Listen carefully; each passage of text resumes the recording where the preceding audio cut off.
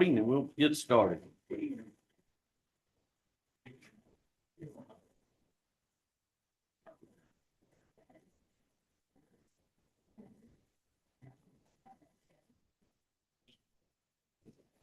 Good morning, everyone. Thanks for joining us again today for the third day of these hearings. We're on the second witness panel still, and we'll pick up where we left off.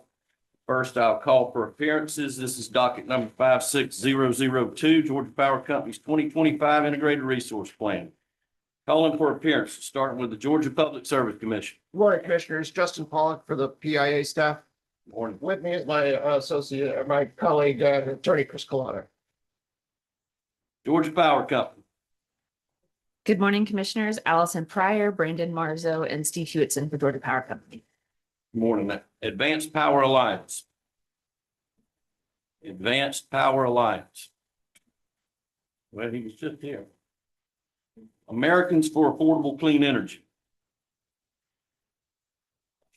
Morning, David Penland, Newton Galloway, Terry Lindell on behalf of ACE. Clean Energy Buyers Association.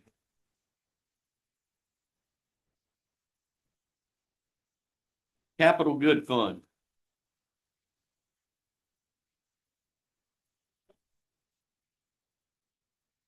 Good morning, Mr. Chairman. Alicia Brown on behalf of Capital Good Fund. Vermata Energy. Georgia Association of Manufacturers. Clay Jones for GAM. Georgia Center for Energy Solutions. Georgia Center for Energy Solutions. Georgia Coalition of Local Governments. Good morning, Commissioners. Corden Smart here on behalf of Georgia Coalition of Local Governments. Georgia Conservation Voters Education Fund. Good morning, Juan Estrada for GCVEF. Georgia Interfaith Power and Light and South Face Energy Institute.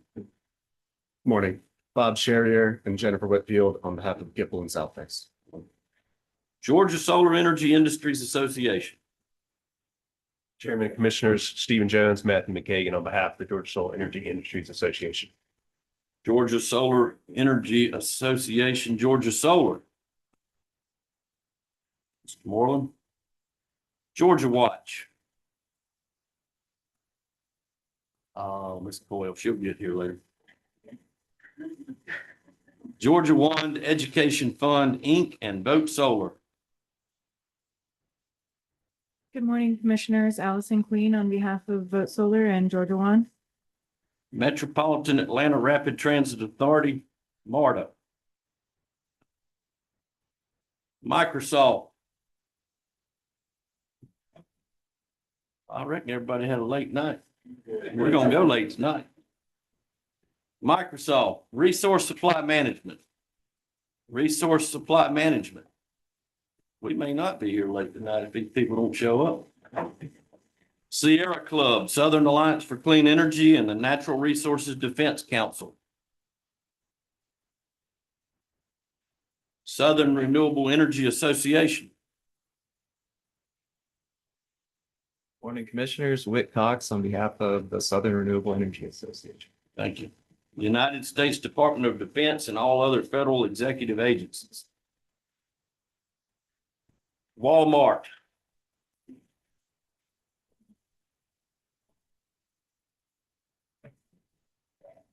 Good morning, Commissioner. Stephanie Eaton here on behalf of Walmart. Thank you. Good morning. All right. I see you, Mr. Carver. We got you. I knew you were here.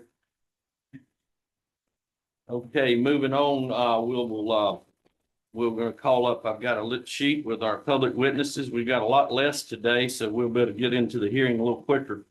I guess That's quality, that's. this is just quality. Best for last. Now, we've had a lot of good public comments this week, so we're going to move on. I'll remind everyone that you got 3 minutes each, but you're not going to get electrocuted or anything if you go past it. We appreciate your brevity. It's popular here.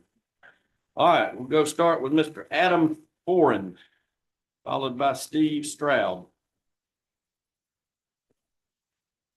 Good morning, Chairman. Good morning, Commissioners. My name is Adam Ferrand. I am the President and CEO of the Greater Perimeter Chamber, representing businesses in Dunwoody, Sandy Springs, and the Top End Perimeter region. I appreciate the opportunity to speak with you this morning about Georgia Power's integrated resource plan and why it is essential to our region's economic future. The perimeter and Metro Atlanta continues to grow at an unprecedented pace, attracting companies that create thousands of new high-quality jobs. But behind every successful business, there's a critical factor that is often overlooked or taken for granted, and that is reliable energy. Our region's success is no accident. It is built on a strong business climate, a highly skilled and diverse workforce, and critically, a power grid that supports such growth. Companies depend on energy that is not just affordable, but also resilient. Technology firms with data centers can't afford downtime in service to their customers. Manufacturers need steady production in service to their customers. Small businesses like restaurants, retailers, and service providers count on a stable power supply in service to their customers. We've all seen what happens when the grid falls short. The winter storm this January was a clear reminder of the impact power outages can have on businesses. One of our chamber members, Vintage Pizzeria, was among those affected. A well-loved local restaurant and an engaged member of our business community, they rely upon refrigeration to keep fresh ingredients ready for their customers. When the power went out, they faced the risk of losing hundreds of dollars in food, not to mention the disruption to their employees and their customers whom they serve. And it's not just one restaurant. Businesses of all sizes felt the hit, from local shops to major employers. Nationally, we know that power outages cost billions of dollars to businesses each year, and the perimeter and Metro Atlanta is no exception. This is why Georgia Power's 2025 Integrated Resource Plan is so important. It makes forward-thinking investments in battery storage, renewable energy, and grid modernization, ensuring backup power during outages, expanding capacity for new businesses, and supporting sustainability goals that matter to our members of our chamber. It's about keeping the lights on for everyone, from a neighborhood pizzeria to global companies like UPS. The 2025 Integrated Resource Plan isn't just about keeping the lights on, though. It's about ensuring that the perimeter and Metro Atlanta remain a top destination for businesses and talent for decades to come. This plan is a strategic investment in a prosperous economic future. On behalf of the Greater Perimeter Chamber and as a member of the Georgia Chamber, we strongly support this plan and look forward to working alongside Georgia Power and the Public Service Commission to ensure that the perimeter and Metro Atlanta remain powered for success. Thank you for your time and your consideration today. Thank you, sir. Mr. Adam, Yes, sir. looked like you had gone through the integrated resource plan pretty carefully. Indeed. There are parts in there that are very controversial. Indeed. Some of it. As you look at that, are you speaking in total that you like the diversification of generation that's in this plan? On balance, the plan is what we believe to be fair and equitable, and to ensure the sustainability, the resilience again, and the reliable energy that we need to continue to grow as an economy, both locally and regionally as well. Reliability. Indeed. Indeed. Thank you. Thank you. Next is Steve Stroud, followed by Aaron Lupaloff. Thank you, Morning. Chairman. Thank you, Commission, for having me today. I am Steve Stroud. I'm a lifetime resident of Roswell, Georgia.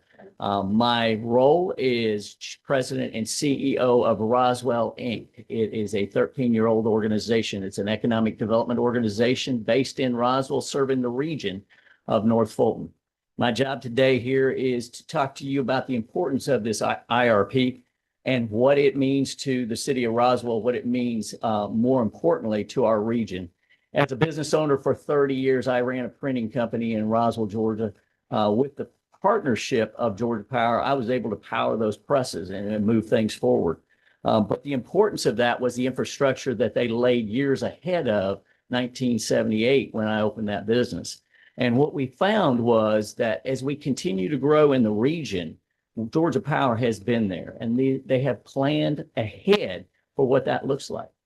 Unbeknownst to a lot of folks that even in Roswell, we're one of the capitals of car sales. $2.1 billion in 2024 in Roswell, Georgia. The importance of that industry and what that industry brings to the state of Georgia is phenomenal. In the city of Roswell, we have key electric dealers, again, that have popped up with their service centers like Rivian that's installing right now. Key pieces that are going to be part of the infrastructure of the $4.5 billion that Governor Kemp has put into the budget for Georgia 400. And electricity and the importance of what that does for our region, for companies like GM that had invested in 2017, 1,800 employees and 226,000 square feet, all IT employees that are building the infrastructure for autonomous cars for the what I will call the electric future of GM. So important in Roswell. So we see this as an opportunity for growth. We see the 400 corridor as a growth engine for the state.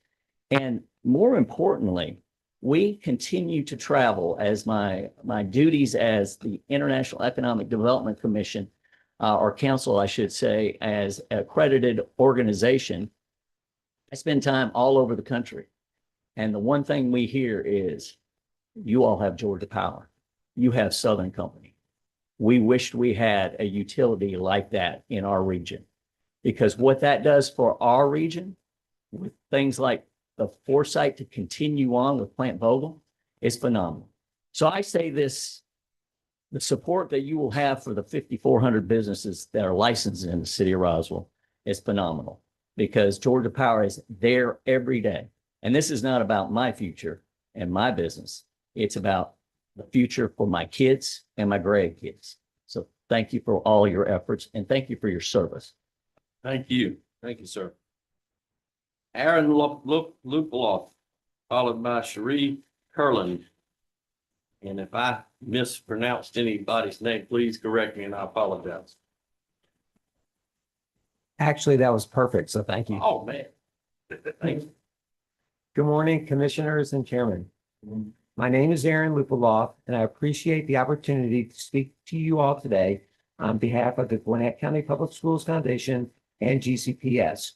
We are the largest school district in Georgia, serving over 185,000 students with 25,000 employees across 142 schools.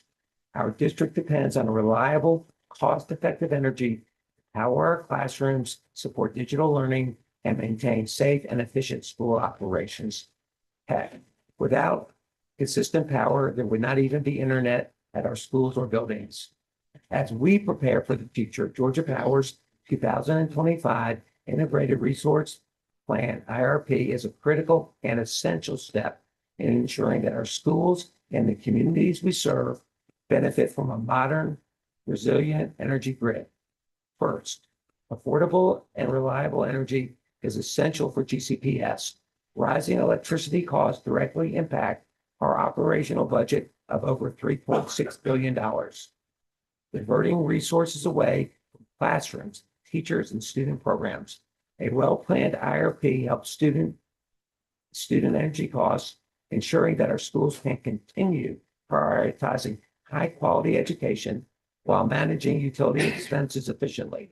Secondly, GCPS is committed to sustainability and preparing students for the workforce of tomorrow. The inclusion of reliable and renewable energy investments, grid modernization, and energy efficiency is important for our curriculum of STEM-based energy education. Many of our students will be the next engineers, technicians, and leaders shaping Georgia's energy future, and we support policies that create learning and career pathways for them. We need to make sure that our students become productive members of society, and without consistent energy, that can't happen. Finally, the safety and resilience of our facilities depend on a strong energy infrastructure, whether it's ensuring HVAC systems function properly or securing school buildings are safe during extreme weather, we need a grid that can adapt to growing demands. Georgia Power's IRP moves us in the right direction by investing in grid reliability and clean energy solutions. On behalf of GCPS students, teachers, and families, I want to thank you for your time and consideration of our state's future and energy it needs to support it. Forward-thinking investment in Georgia's energy future will strengthen our schools. It enhances learning, and prepares the next generation for success. A strong state energy plan ensures that people and businesses continue to come to Georgia. Our Gwinnett County Public School graduates are ready to support the current and future needs of our economy and workforce.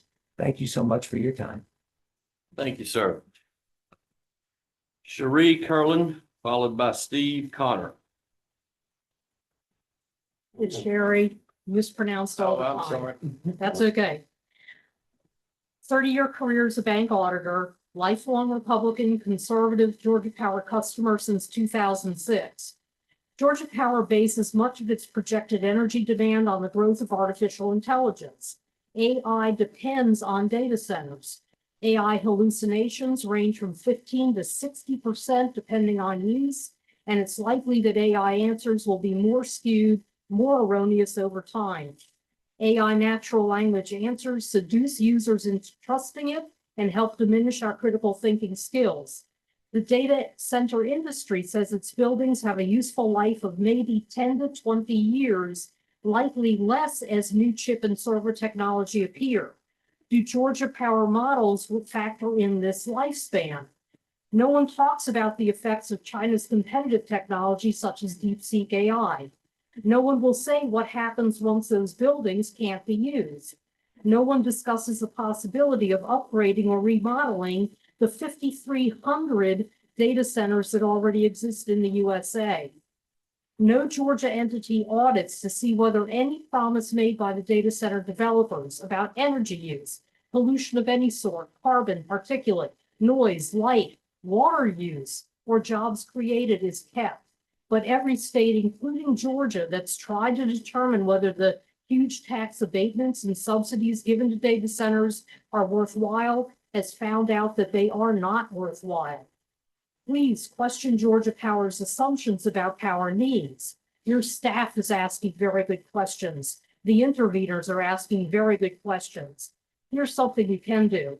The Court of Federal Claims awarded Alabama Power $100 million and Georgia Power $121 million last summer. In December 2024, the Alabama PSC ordered Alabama Power to return the award to its customers. Commissioners, you have the power to order Georgia Power to credit back this $121 million to its customers.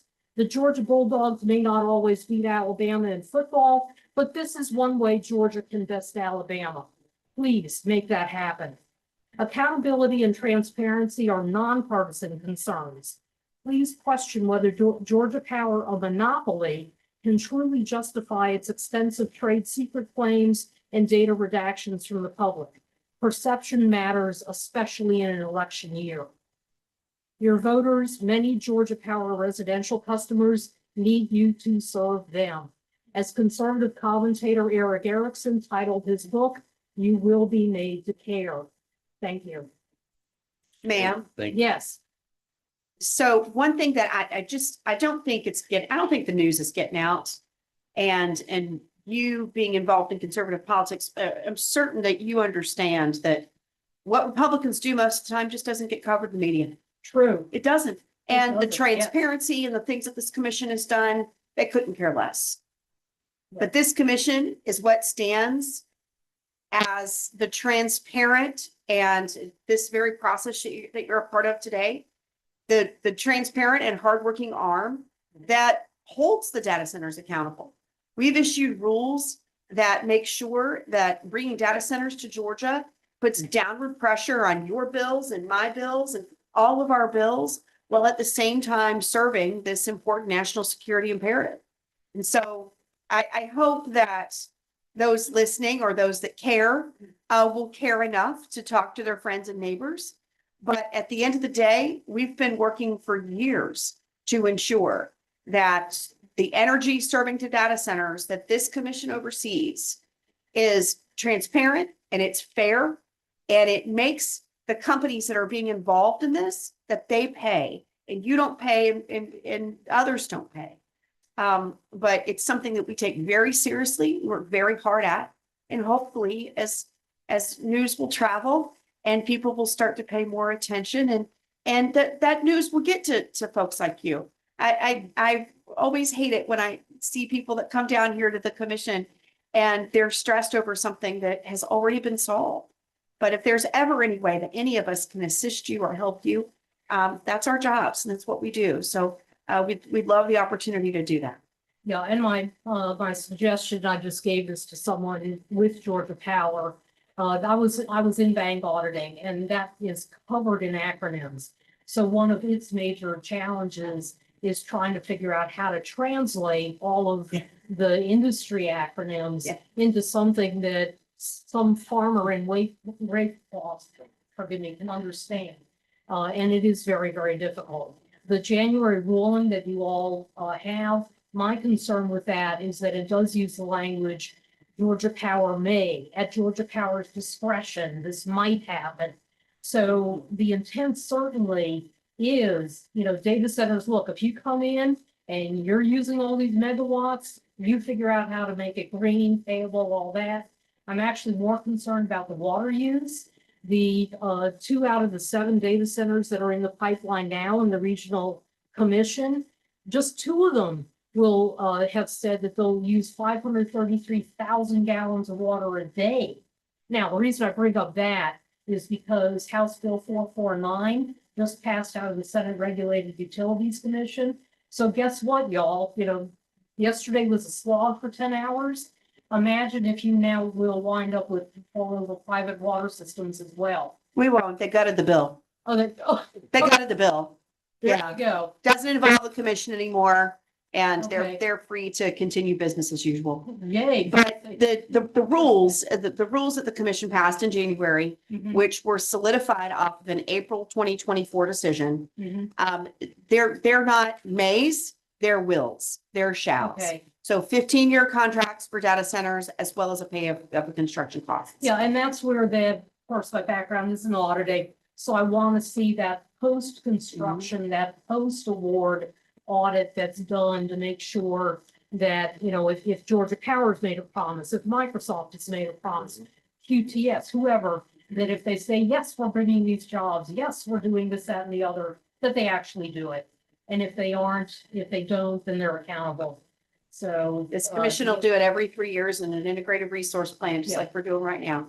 But thank you Thank very you. much. Yeah, Very thank you, much. man. Okay. Steve Connor, followed by Tori Gravely. Good morning, Mr. Chairman and Commissioners. Morning.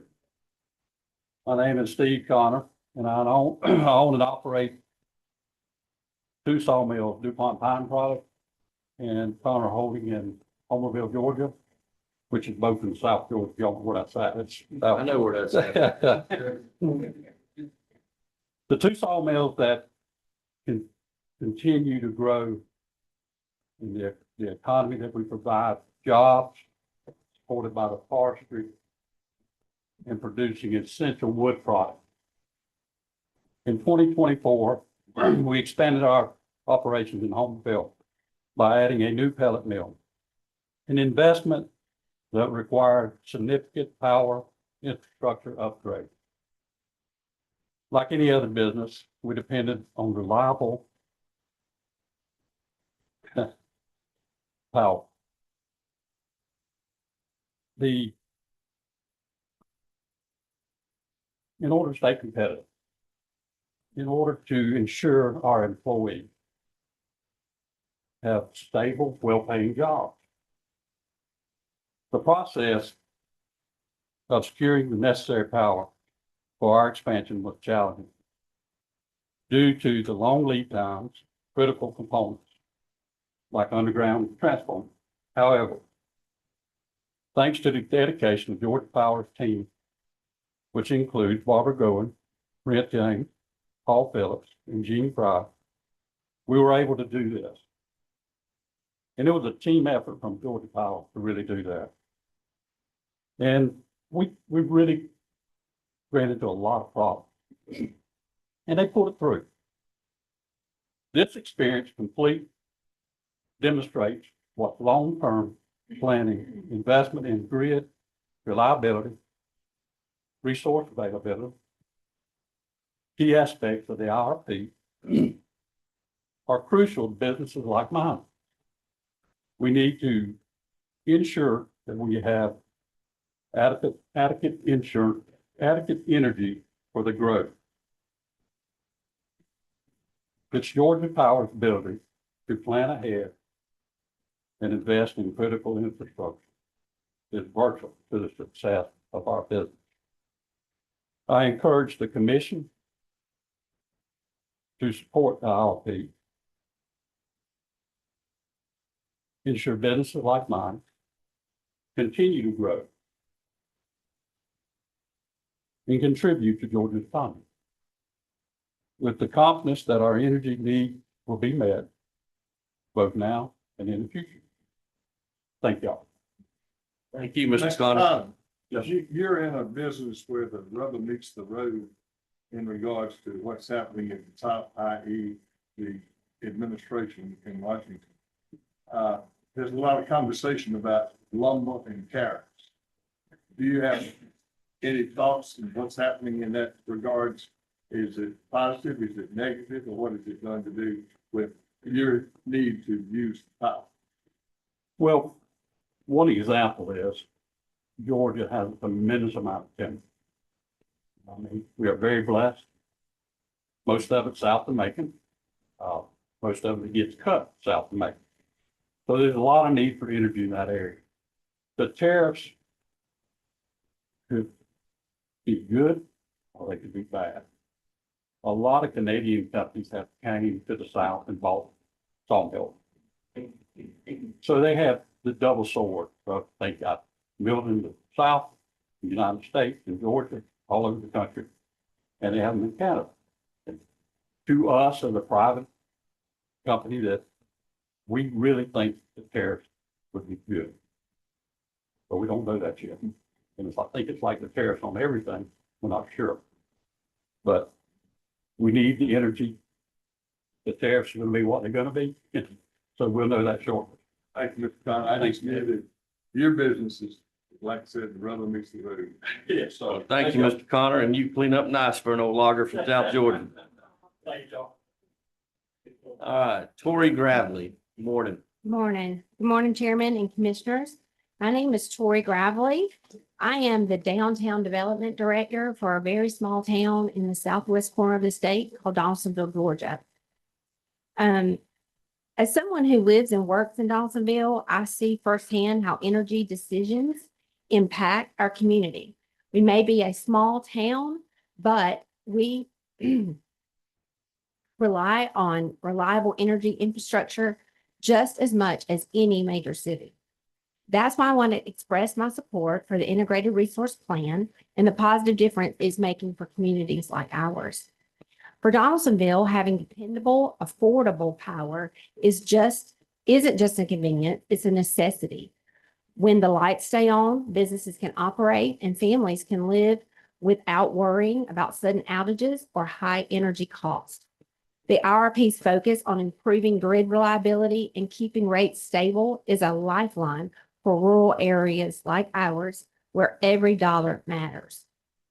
I also appreciate the forward-thinking approach of the IRP. Investing in a balanced energy mix, including renewables, make sure we're not just keeping up, we're preparing for the future. For someone like myself, it is a tool in my toolbox to recruit and attract new businesses in creating jobs and ensuring our residents and future residents have access to affordable, sustainable power right there at home. For example, the EV chargers were brought in to our downtown area about a year ago, and the 84 corridor runs right through the middle of our town, but our downtown area is right off of that. So there wasn't a whole lot of reason to stop and visit our downtown. But now that our EV chargers have been strategically placed in the downtown, we have brought in a lot of out-of-towners through tourism. They stop, they charge their car, and they walk around the downtown. They patronize our local downtown businesses. And as a DDA director, this is a win for us in a small rural town. I urge you to keep rural communities like Donaldsonville in mind as you move forward. We may not always have the loudest voice in the room, but the decisions made here have a direct impact on our daily lives. I thank you for your time and for your work in shaping Georgia's energy future. Thank you, and thank you for taking the time to come up here. I know it's not a short drive, Donaldsonville. It's not, but it's not so much the drive, it's once you get in the inner corridor here in Atlanta. Yeah. I also, It's all called smart, Henry County. yeah, all smart people live in small town, and that's where I'm headed. Thanks for coming all this way. Thank you.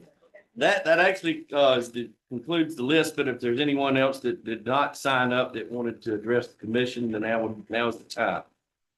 Okay, well, thank y'all to everyone that showed up and took the time to speak to us this morning. We're going to take a quick break.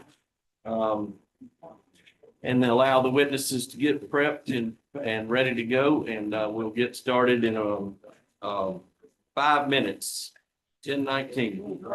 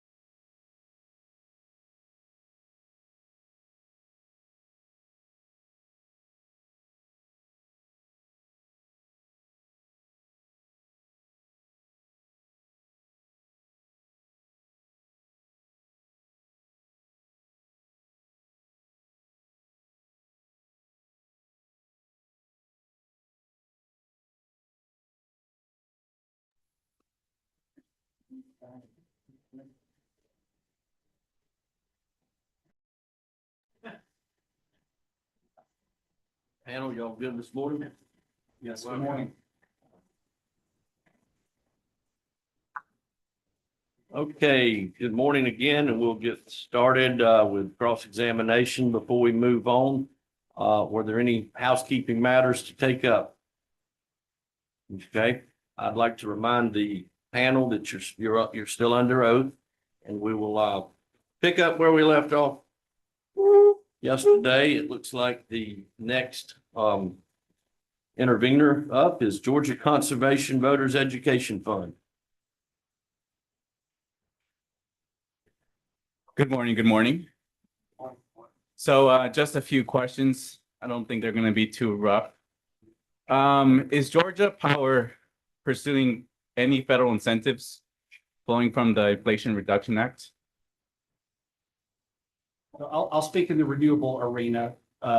Georgia Power is pursuing all applicable funding from the IRA, as well as other funding that might be available from the federal government. As that applies to renewables, that would be for self-build projects. But furthermore, we would expect that projects that bid into our competitive RFPs are taking advantage of all the resources that are available to them. And so that has impacted our RFPs. We talked about that a little bit yesterday. Some of the uncertainty around those funds has created some uncertainty in the marketplace. So we leverage them in the renewable arena for our own projects, but we also expect and know that bidders are counting on either tax credits or grants or other funding as well to support the economics of their renewable projects. And I'll just add that the direct answer is yes, we've designed our programs to be able to stack some of those additional incentives, but not be dependent on those sources of funding for the success. And one more piece of data for you. GFA has been a regular member of the DSM working group process over the last couple of years. So to the extent funds are available, we want to partner in order to make it easy for customers. Okay, just a few specifics on the programs themselves. Anything with the Energy Infrastructure Reinvestment Program? Are you looking for specific examples of funding? Can you just Yeah, so essentially what I'm trying to get at is like how deep are you guys going into it? How aggressive are you guys pursuing it? So I'm just asking specific, I'm going to go line by line with about 4 programs. Just kind of give me like what Georgia Power is doing with each of these programs, if you could. Yeah, okay, so please repeat. The Energy Infrastructure Reinvestment Program. Yeah, so I know the company is in pursuit of funds as it relates to supporting some power delivery activities, not our area of expertise. We're not going to have very much additional information about that, but I can confirm that the company is active in pursuing funds to support some great investments. Fair. What about the Transmission Facilitation Program?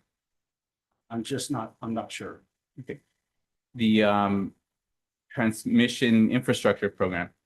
Yeah, I think the transmission funding sources probably would have been better addressed to Witness Robinson on panel 1. Okay. And the Grid Innovation Program. Just got to get these questions out. Same there. Okay. So your testimony included some of the programs that were up for decertification. I'm just going to go down the list of a few of them, just ask a few questions about them. The Residential Refrigerator Plus program. Could you just tell us what that is so that we can have a good base? Sure. So that was a program that we're currently implementing this cycle where essentially customers who had a second refrigerator or dehumidifier could get that picked up by the company for a fee. And so that resulted in energy savings, as we recycled those old appliances. Now that is one that we're asking decertification of. What we've seen in the market is that the vintage of the appliances we're picking up are newer. And so there's less savings associated with what we're picking up. And in addition to that, the costs are the same. So the cost effectiveness of that program have really diminished over time. Adding on to that, the contractor network has also been challenging. So it's really created a not the best customer experience. And so for those reasons, declining economics, not cost effective, and the customer experience has declined. We are seeking decertification of that program. Do you guys have specific numbers as to how many people used this program? I'm confident we have those numbers. I don't have them here today. Okay. Do you know what area of Georgia would be the primary kind of consumers? Could you say like urban, rural, this county, that county? Could you tell us that? I'm so sorry. I know our implementation team would have all those details. I don't have them with me. Okay.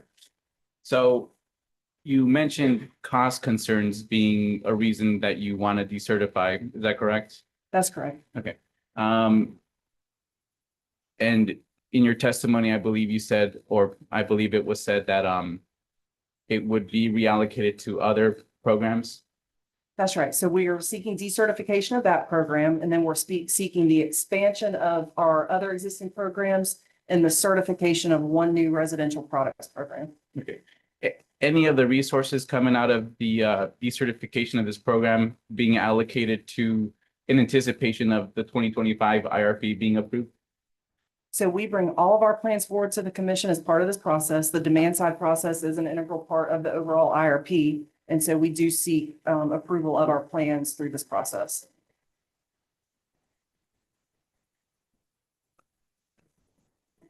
So I'd like to move on to the residential specialty lighting program. Testimony cites that resources are being allocated to the program. Could you tell us what those resources are? Is it monetary? Is it capacity? Is it what would that look like? Do you have a reference in the testimony? Somewhere. Yeah. One sec.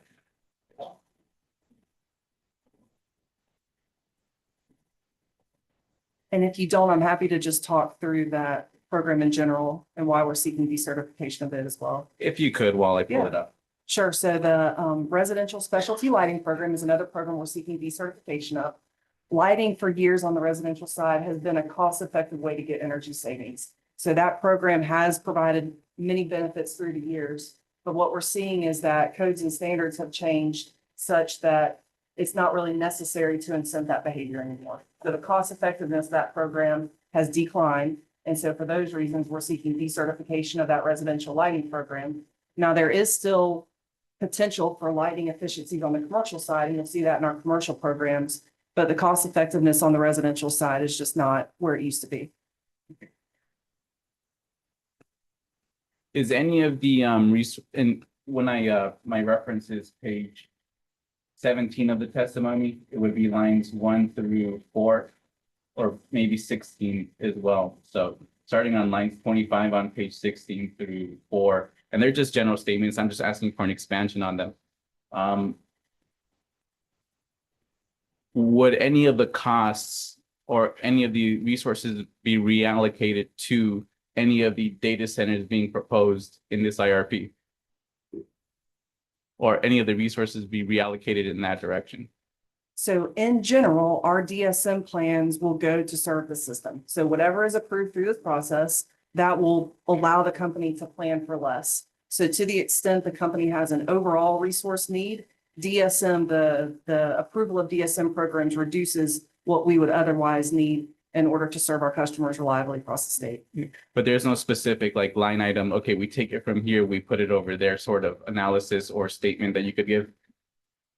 So we do put, and Dr. Bethel or Mr. Phillips could add to this, our demand side, our dispatchable demand side options go on our resource ledger as DSOs.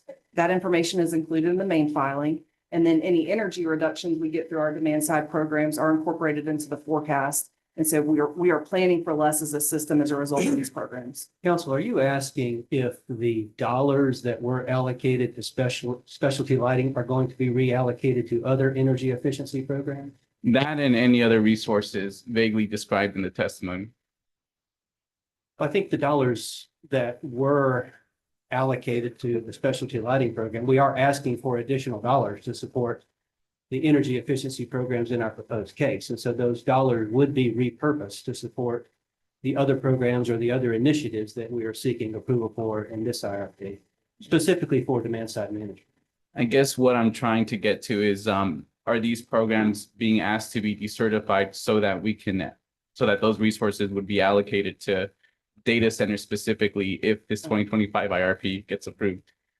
And when you, when you say reallocated to data centers, could you be more specific in what you're asking there? Well, it's more so like a direct, is there a direct proposal, like a one-on-one proposal from is there a reallocation of the resources from these programs to what's being proposed in this 2025 IRP? Is there a specific kind of transfer dollar? Do you guys have any sort of data on that or any plans specifically? No, we are not, we are seeking decertification of these programs because they're no longer cost effective. That's not driven by the data centers. That's just driven by the economics of the programs themselves. And so, as Mr. Phillips described, those programs are coming out of our budget requests to the commission. And then we've introduced new programs and the expansion of other programs in our demand side plan for this process.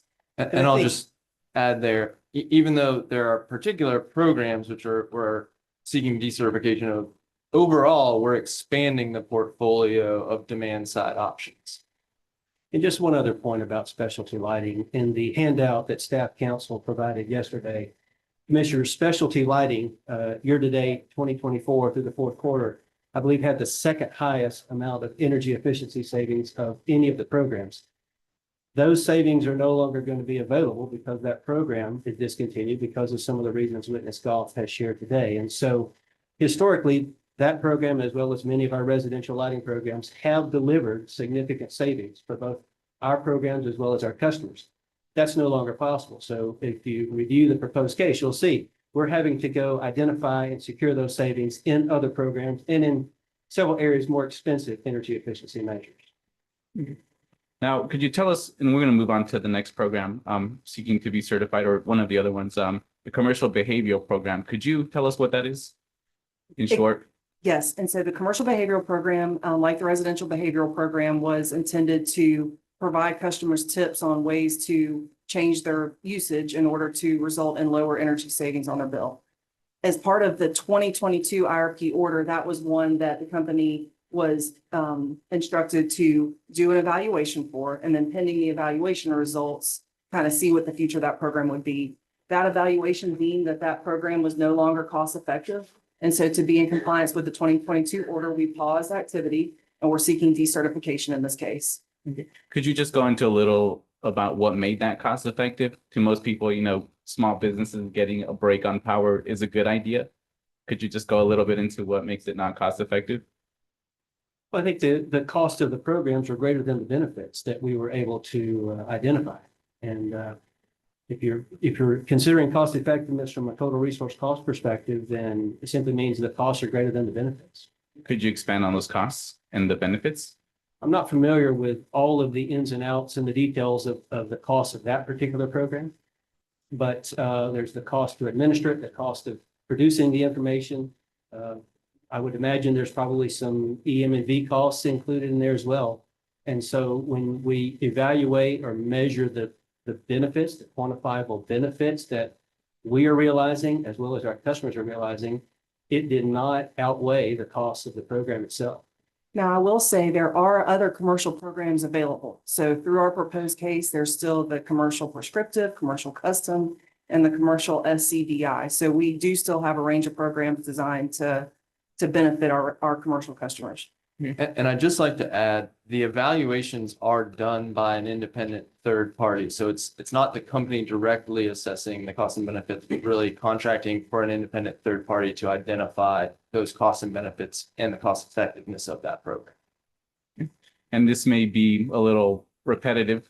Any of the dollars, resources go into that program, or that were going to that program being reallocated directly towards the data centers proposed, or the increase in the data centers proposed in the 2025 IRP? No, data centers are not driving our decertification request. Our decertification request on that program is based on cost effectiveness. Those funds have come out of our proposed case, and then we have new funds included in the proposed case to hit that 741 gigawatt hour goal. Thank you all. No further questions. Thank you, sir. Next is Georgia Interfaith Power and Light and South Base Energy Institute. Morning. Morning, Mr. Chairman. Good morning, Commissioners, panel. Morning.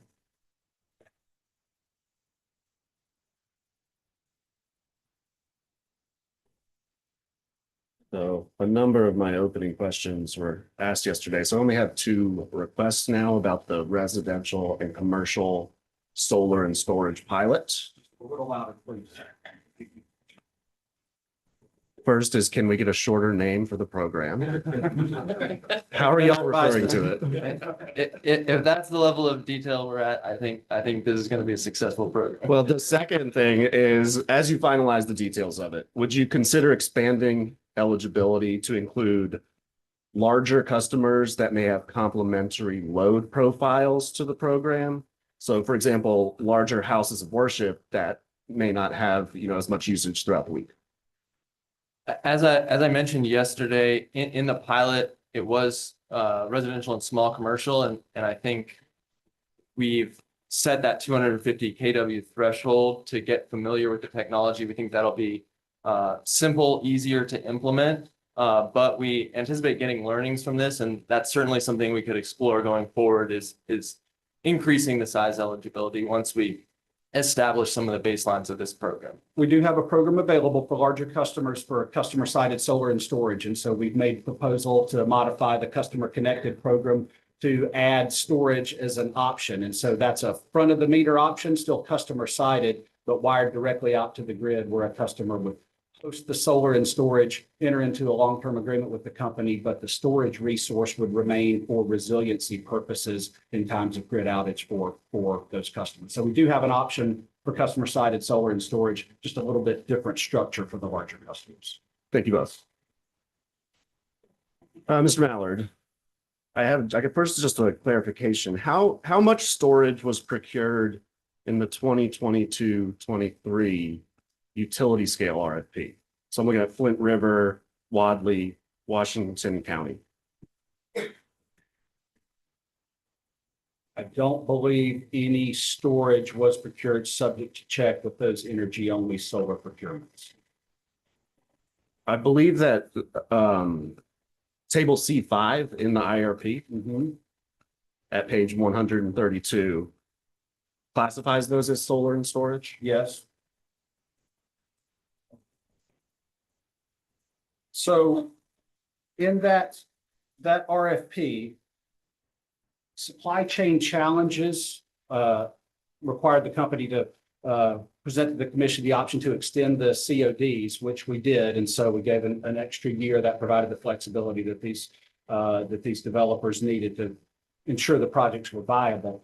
Additionally, even though the projects were bid with solar plus storage, they had some challenges through supply chain to get the storage resources. And so we made a modification to the PPAs that allowed the projects to come forward without storage, even though the requirement that initially was to have storage.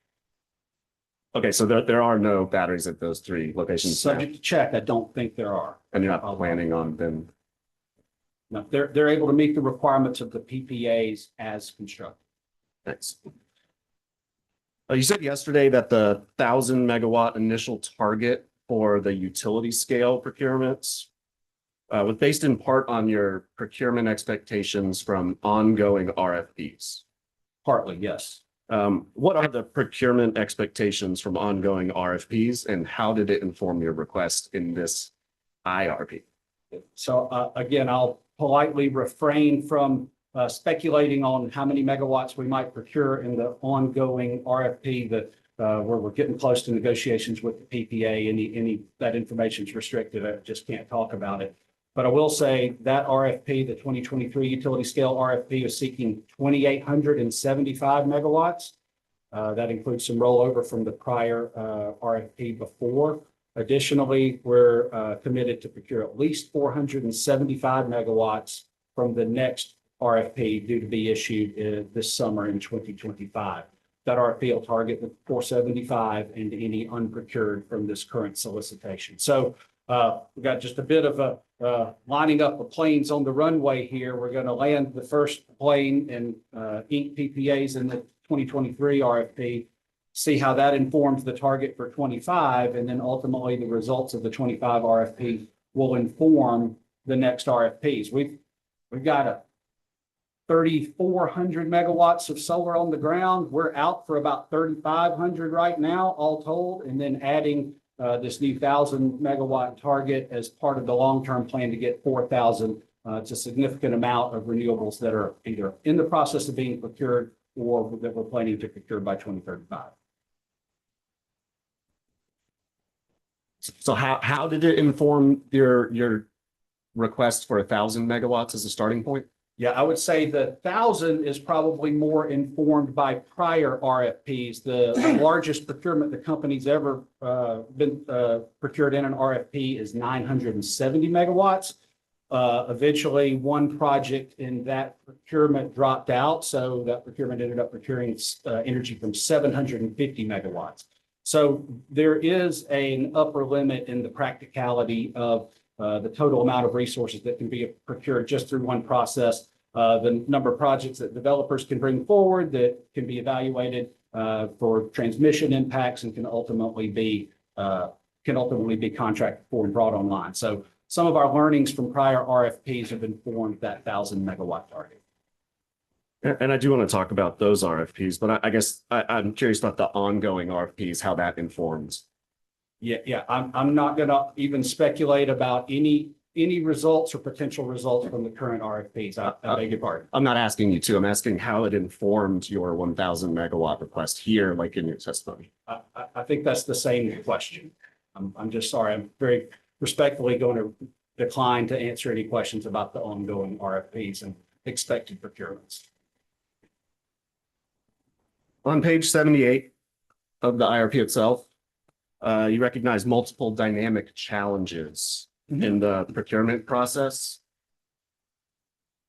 I want to walk through a couple of those. What is Georgia Power's proposed solution to the transmission system capacity constraints? I think we heard a lot from panel one about the strategic transmission initiatives and how Georgia Power is planning to expand the transmission system, both to serve customer load and to facilitate additional generation. So I really don't have anything to add beyond what panel one went through in a good amount of detail on the first couple of days. So you expect that to unlock additional solar capacity? I do, as well as some of the tools that we're putting forward, both utility scale and DGRFP. Yesterday, the mention of the site tool, which we think is a really big improvement that'll help utility scale solar developers identify locations on the transmission system that are more favorable for interconnection. I was playing around with that tool last night. It's great. Yeah, it is cool. What's Georgia Power's proposed solution to the changing interconnection processes and requirements, that challenge? That really is referring specifically about the changing FERC governed cluster interconnection process. So it's brand new. Just very quickly, transmission interconnections traditionally have been through a serial process, or first come, first serve. And through FERC Order 2022, that whole process has been revamped such that now it's really targeting first ready, first serve. And they do that through a cluster process. And so once a year, projects will be gathered together in a cluster application period. That's actually happening right now. First one that we've conducted here in the Southeast. From that, those projects will be evaluated for their local interconnection costs. From there, projects will then understand what those local costs are, and then we can evaluate them in our renewable procurement processes for additional costs that might be needed to deliver that energy to our customers. So it's still somewhat uncertain exactly how that process is going to play out, given the first one. This is the first one. We want to make sure that our RFPs dovetail into that new process. We want to make it as viable for developers as we can for them to get the projects interconnected and then successfully compete in our RFPs. So what I heard is that you're hoping the second cluster will be smoother, I guess, like, just to simplify it. Even beyond that, we're down in the weeds. What the company has proposed that hasn't been approved by FERC yet is something we came up with called a resource solicitation cluster. This would be a cluster that would be specifically around projects that we're bidding in competitive RFPs. This overall process was developed by FERC, probably based more on being responsive to other markets, deregulated markets across the country. And so with our competitive process, it's important to line up the timelines of interconnection with the RFP analysis. And so one day we hope to modify to this resource solicitation cluster process, not approved yet. And so until it is, we're gonna go with the pro forma cluster process. We're gonna make sure that we nest our RFP timelines into the timelines for that interconnection process as best we can. Thank you.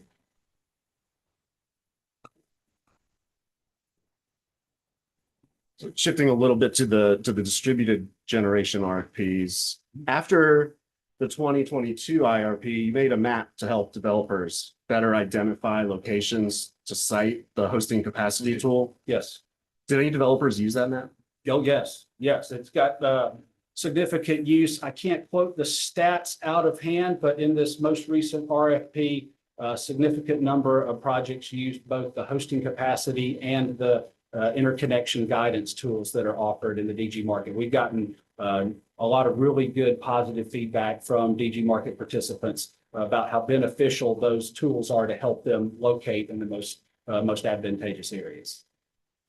And so have you seen different outcomes because of it? Did it reduce the amount of interconnection costs that bidders faced? I think yes, and just as importantly, it made the projects more successful. The number of projects that were not successful drastically reduced because bidders were able to get this knowledge ahead of time and use that to inform siting decisions and maybe avoid some locations. Whereas in the past, without that information, they might have submitted a bid that would have been unsuccessful. So I have a much higher success rate with the use of these tools. Glad to hear that.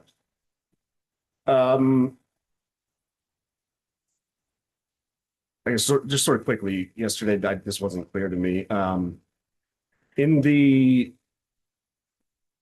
second phase of the subscription process, in the first phase, you say there's a $5,000 fee and collateral for the utility scale. And I'm asking, do the fees and or the collateral requirements apply to residential subscriptions? No, they wouldn't. So let's parse it out. For utility scale CARES, it has been a $5,000 application fee. We're not proposing to change that, although feedback from the marketplace and from participants could change that eventually. For DG subscriptions, we haven't identified the amount yet, but it'd be somewhat less than 5,000. For residential customers, it likely wouldn't look anything like that. It would likely be something more akin to a fee that aligns with residential commitment and the value that they would get from a subscription that would likely be from a 1 or 2 kW block, that type of thing. So we haven't developed that yet. It'd be a much lower amount. And just one more comment on the collateral. The collateral, if that wasn't clear, that will only be required in phase 3 projects if the PPAs are out of market. So if we're able to get PPAs to bid in down to that market price, that total net benefit, there wouldn't be any need for collateral. But if we're going to enter into a PPA that's higher than that market price, and we're counting on the customer subscription to offset that over time, those things could have different terms, they could have different conditions. We want to make sure that if the customer in some way defaults or doesn't live up to their end of the agreement, that we've got that money on hand to draw on and protect other customers from any negative economic impacts.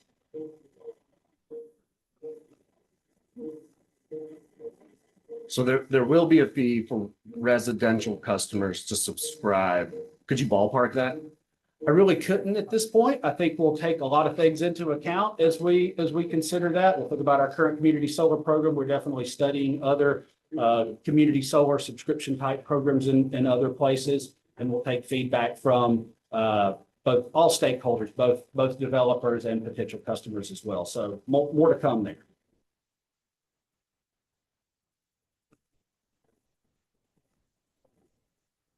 You don't ask the commission to make any changes to the existing community solar programs in this IRP. That's right. And I want to follow up on Commissioner Eccles' question from yesterday. But the income qualified community solar program that was approved 3 years ago. Yes. Where Georgia Power would find a corporate sponsor to pay part of the subscription so that the customer would see bill savings. You said yesterday that you still haven't found any sponsors, but that you have had and are having conversations with prospective sponsors. What feedback have you gotten? Generally, the feedback is that either the sort of the connection, the sponsorship value of being able to point to additional carbon savings or rec procurements, that type of thing, is maybe not close enough. And then also the economic proposition, the amount of the buy down in relation to the value of the recs and the goodwill that would be earned from a sponsorship. Are those the only two reasons that folks have turned away? I wouldn't say that's an exhaustive list, but those are the ones that come to mind. How have you incorporated that feedback into the new program proposal?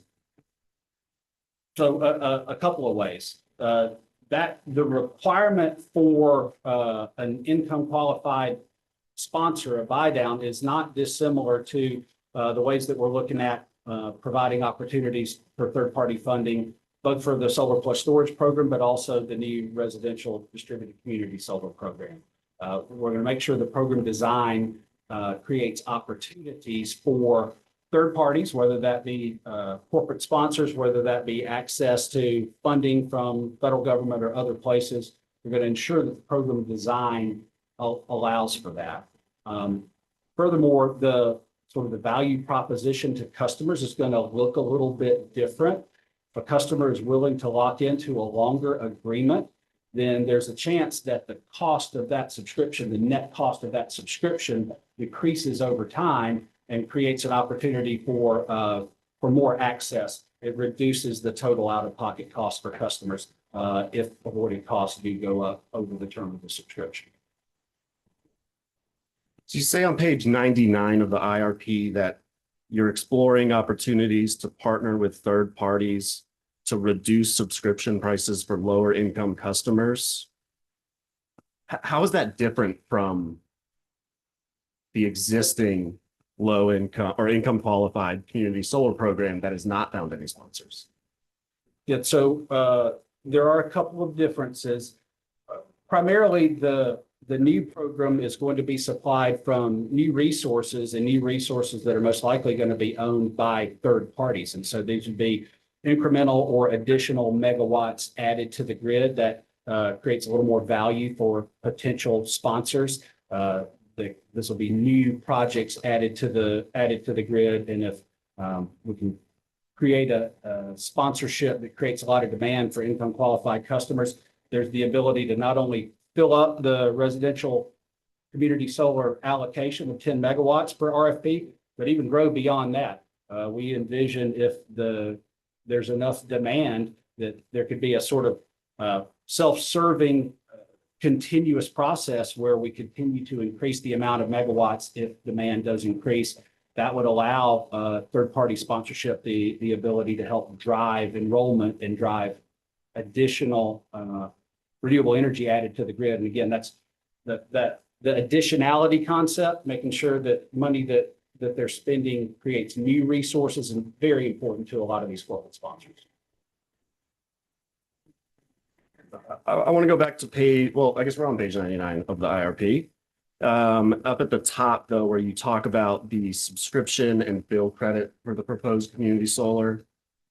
Yes. Ms. Brown asked you to translate it yesterday, and I'm going to ask you to translate it again today, because I still don't understand what a credit calculated from the annual average value of the distributed generation facility's production based on the company's hourly operating costs of incremental generation per kilowatt hour means.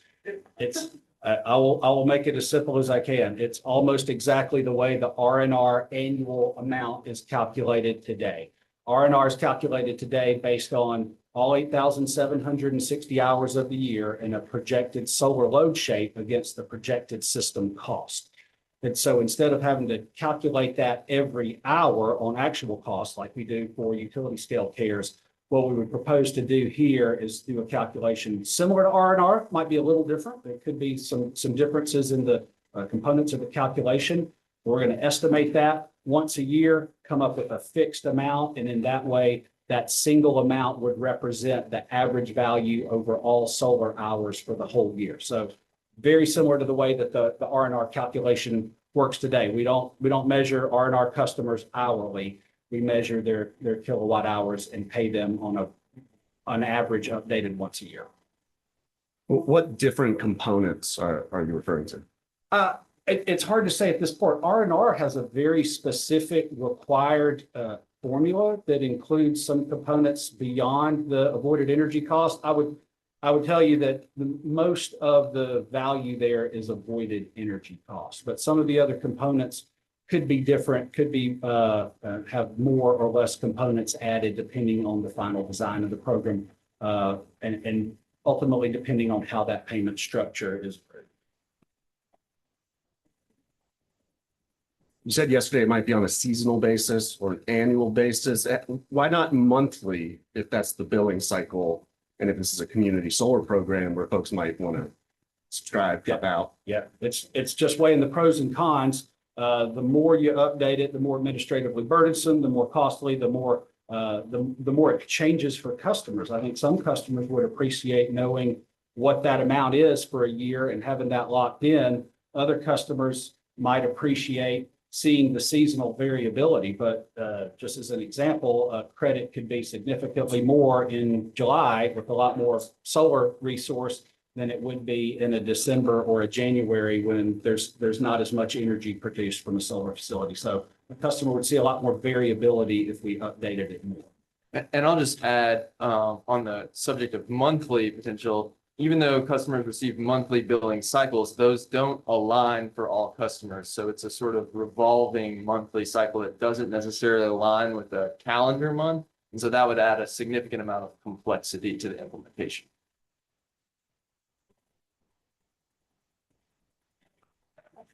Yeah, I suppose they thought that it was for their billing month, but you mentioned avoided costs going up. And then yesterday you said that because of that, there might be a threshold or cap on the credits that subscribers could see here. Could you explain that a little more? Yeah, I think that would likely be applied to the utility scale and distributed generation subscriptions more so than the residential, but we haven't completed that analysis or made that final suggestion. The point of instituting protection against cost shifting is if avoided costs go up more than what we have projected, there is a risk that subscribers credit could be more than the subscription price that they're paying. And in that way, that shortfall could flow through the fuel bucket and impact non-participating customers. So what we're proposing here, and again, just in concept, but is a cap or a collar or some term limits. We've got a few ideas that we're working on that would be fair and reasonable improvements to the subscription methodology that would protect non-participating customers.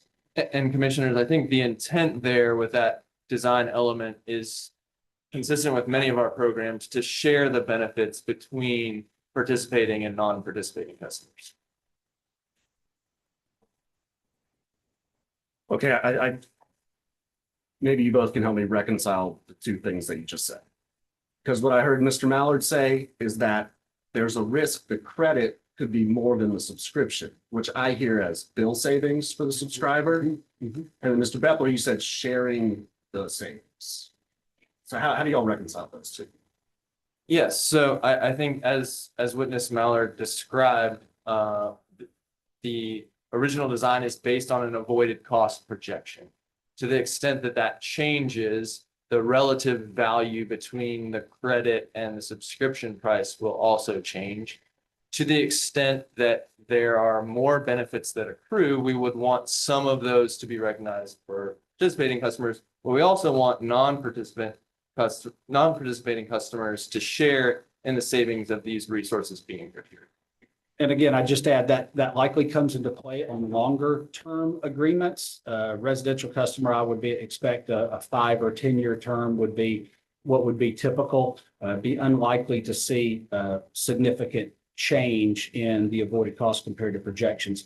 What we're looking at are some long-term projections. We offer subscriptions through CARES anywhere from 10 to 30 years. And so if a customer subscribes for a really long term, there's a chance that in the out years, especially, the credit that they're getting is significantly more than the subscription price that they're paying. That's the sort of potential cost shift that we want to make sure that we address through a subscription change.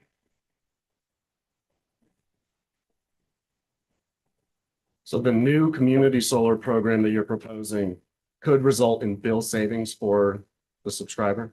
I think it could, yes. Depends on the trajectory of the avoided cost and the price of the solar that's procured. The price of the solar that's procured through the competitive RFP is the basis of the subscription price. And then the avoided costs are what they are as costs change through time. You described the new program yesterday as providing optionality, like an additional choice in reference to the current community solar program. Yes. Which you don't recommend the commission modify in this docket. That's correct. Why would anybody subscribe to the current premium program where they're paying more if they could subscribe to this program where they might see savings? I think customers have a lot of different drivers for what convinces them to participate in a renewable energy program. The current community solar program is meant to provide optionality for customers who want to support solar, who want to access the benefits of solar and get those renewable energy credits retired on their behalf. It's provides that optionality. It's from existing resources around the state. There's 3 facilities, 8 megawatts. It's available right now and today. Once the other alternative, if approved, gets in place, I think the company would take into account, are both options needed? Do they serve any different customer needs? Would there be ability to sunset or modify the existing program? We just don't know that yet. And it's going to be a few years before we do. If these programs are approved, the next DG solicitations would be in 2026 and 27 with resources not coming online until 27, 28 timeframe. And so we've still got a while before subscriptions would be available through the new program if approved. Okay. It's Georgia Power's position that the renewable cost benefit framework, the RCB framework, establishes the value of energy that renewable resources deliver to the grid. Yes. In the RCB framework, you look at the costs and the benefits of solar resources. Yes. Including distributed generation resources like those in the community solar program, right? Yes. And the RCB framework, whether we agree on the specifics of it or not, has found every time that solar resources provide a net benefit. Depends on the price you pay. So you can't calculate whether there's a benefit or not until you know what you're paying for that resource. And so a resource that's procured competitively when compared against an MG0 avoided cost or different scenarios of avoided cost, that's what informs whether a benefit is created. So that 3 to 4 cents number, how does that fit with your statement? Yes, if we can procure solar at that number, then benefits are created. Okay.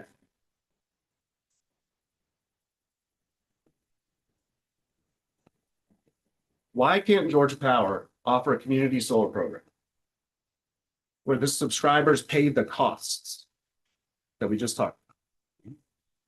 And those same subscribers see the net benefits as bill savings. That's exactly how the new distributed generation community solar program is designed. That's exactly what it's intended to do. Procure solar at the least possible cost, allow the subscriber to cover the cost of that procurement, and then get a benefit based on that renewable cost benefit framework calculated avoided cost. That is the essence of the proposed program. The essence, but are you saying that the proposed program will result in bill savings? It depends on the avoided cost. It depends on the relationship of the cost of the solar. And so utility scale solar, for a long time, we were procuring at the 3 cent range, maybe 4 cent range. inflationary pressures are acting on everything these days, including utility scale solar. Same with DG solar.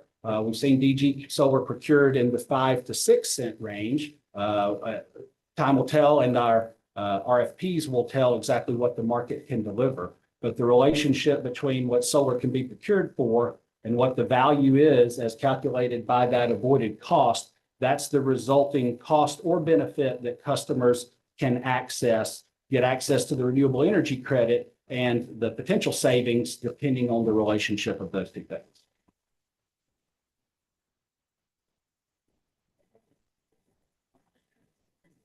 But staying with the RCB framework. There's a category now that says energy only solar resources, which you're treating differently based on a quote obligation to perform. So you're saying we're going to pay energy only solar resources less because they don't have an obligation to perform. Can you point me to where you're referencing? I'm not on the same page. This is the RCB framework at page 2. In the main document. It's in the technical appendix. Yeah, I'm sorry, I don't have a copy of that with me. No, I'm sorry. Are you aware of the new energy only category in RCB? Yeah, yes, I am. I'm generally familiar. You define the obligation to perform there as having specific performance obligations and remedies for non-performance? Yes, basically a solar resource either under company ownership or control or procured through a PPA that has appropriate remedies that ensure the performance of that solar resource. Do current solar PPA contracts meet those requirements? Yes, they do. All of them? Well, I can't say all of them. Over time, we continue to evolve our procurements. And so older PPAs might not have quite the same teeth in them that the new ones do, but I can confirm to you that utility scale RFP procured solar, DG RFP procured solar, all of those PPAs have appropriate remedies and requirements for the counterparts to perform. And going forward as well? Yes.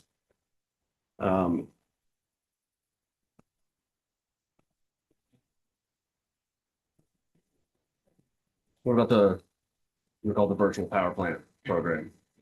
Are those going to get the capacity credit as well?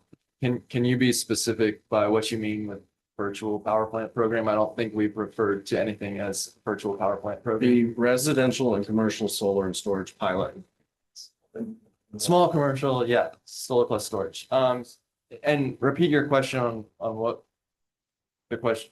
Are those considered energy only, or are they considered to have an obligation? By definition, those have storage associated with them, which would be beyond just energy. We do anticipate the contract language to have performance requirements and for appropriate remedies for if the projects don't perform. Can you give me an example of when a solar resource on the system now has failed to perform? Yeah, I can't give you specifics, but commissioners, my team is responsible for the administration of all of the company's power purchase agreements. On a monthly basis, a significant number of these counterparts fail to meet their performance requirements. We work really closely with these counterparts to come up with solutions. There's any number of things that can go wrong. We've got inverters that go out. We've got tracking mechanisms that fail to perform, damage from storms. There's a never ending now. I think we're up to nearly 600 DG PPAs these days to administer, and a pretty continuous stream of projects that for one reason or another fall out of compliance. We work with them to either get them on a different program, move them off to another program that better meets their availability, or work with them as they work on remedies to be able to bring their project back in compliance and produce the amount of energy that we were counting on when we chose those projects through a competitive RFP. Are those developers paying liquidated damages when they don't comply? Is that something y'all are enforcing or not enforcing? No, we are. There's a little bit of a grace period. In fact, so 1 year out of compliance and you get a warning letter on the second year, then we trigger some action. We're working on something right now that will be before the commission pretty soon, which will be an alternative. There's a lot of these older PPAs way back from, gosh, I sound old, 10 years ago now, where those projects are getting some age on them. Some of them are owned by counterparts that are not used to being in the solar business, just somebody who might own one at their home or business, not a professional long-term solar owner. We're working really hard to come up with a creative solution so that we can keep them under contract and keep that energy and those RECs coming to us, but that we pay them a different price, a discounted price based on the production that they're actually able to achieve. Don't they typically overbuild a little bit though to compensate for that? I think typically they do, and we have the very old PPAs, Commissioner, just have an annual capacity factor that they have to meet and they have to stay within that range. The newer ones, they give us an annual delivery percentage, so they estimate what they're going to give. Then the concept is the same. They have kind of a dead band. If they stay between 90 and 110%, the payments go as contracted. It's the ones that fall below 90%, and then some of the PPAs have default provisions if they fall below a certain production below that. This is my last little question for you. So, has Georgia Power reconsidered whether to include fuel as a hedge, capture the monetary value of the fact that generation from renewable resources lowers the cost of fuel? You reconsidered whether to include that as a benefit in the RCB framework? You know, we have it. The RCB gets teed up and evaluated every RFP and approved. Fuel hedging is something that was talked about last cycle or a couple of cycles ago.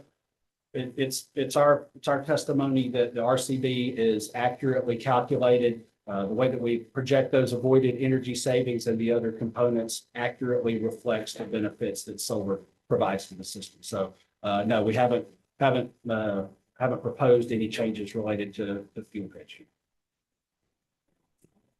Thank you.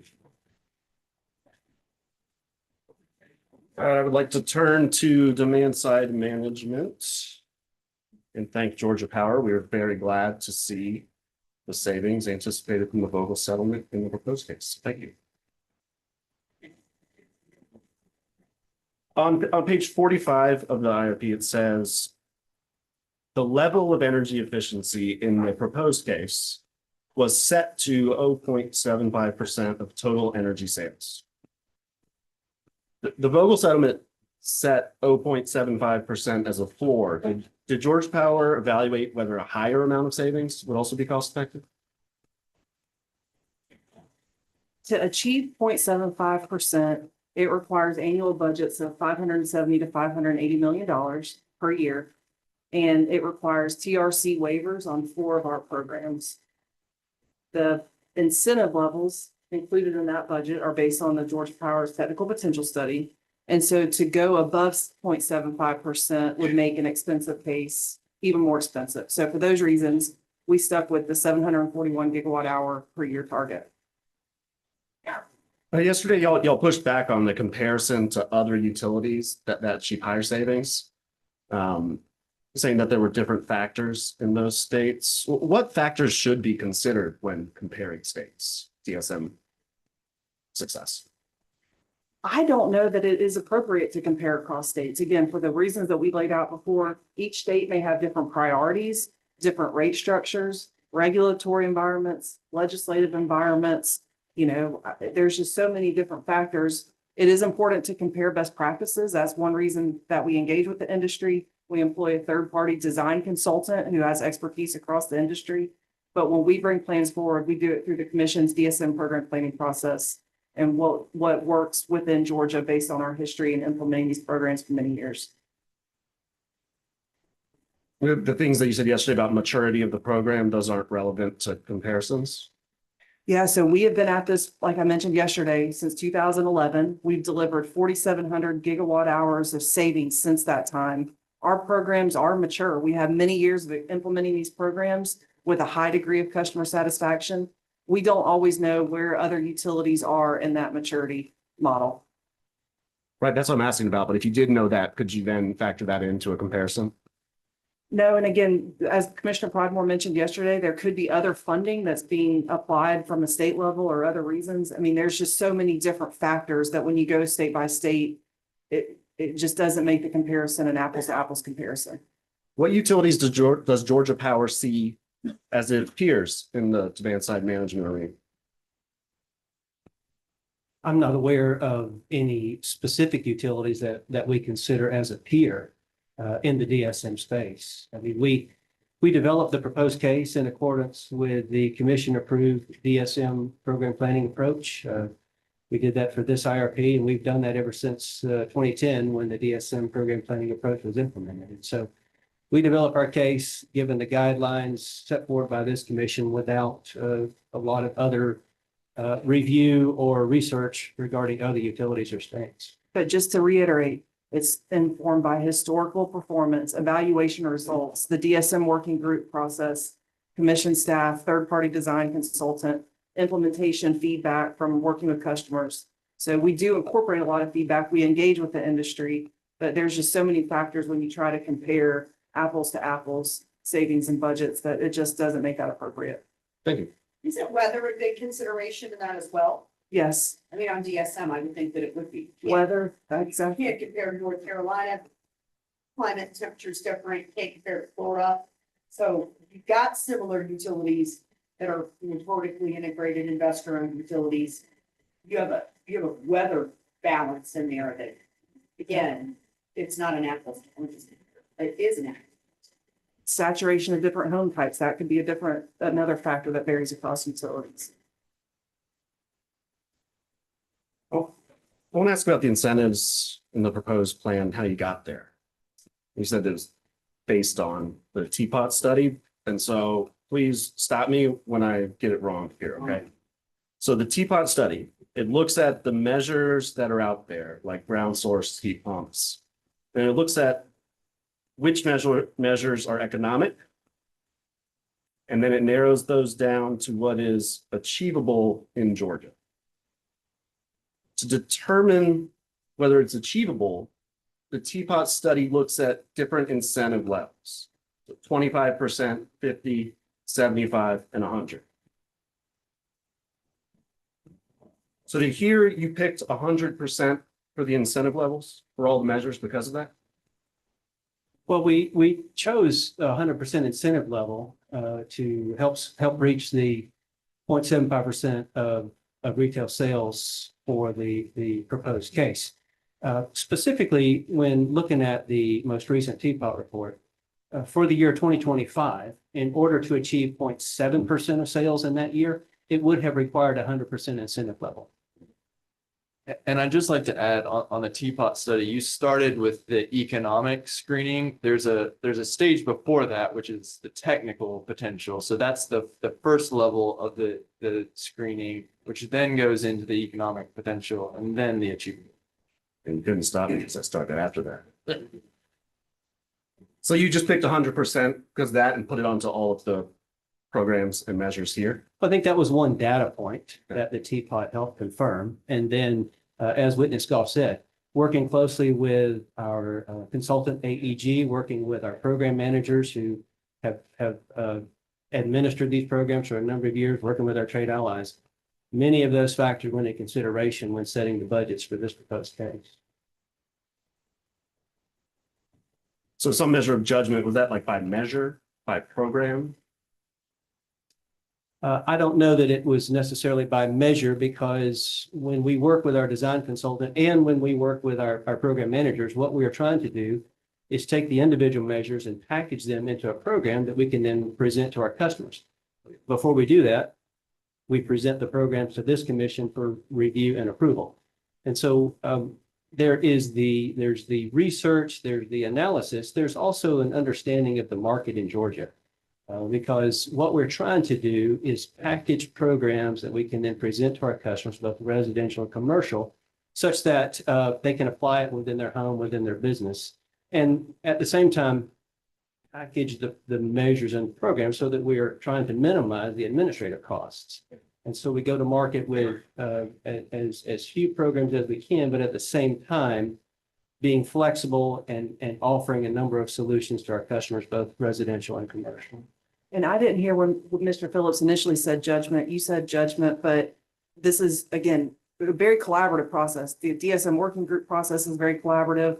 As we go to an RFP to select an implementer, all those design plans are shared with staff prior to us going and implementing to get feedback from them. And so it is judgment, but it's not just the company's judgment, it's the culmination of the entire process. In your testimony on page 13, lines 24 to 28.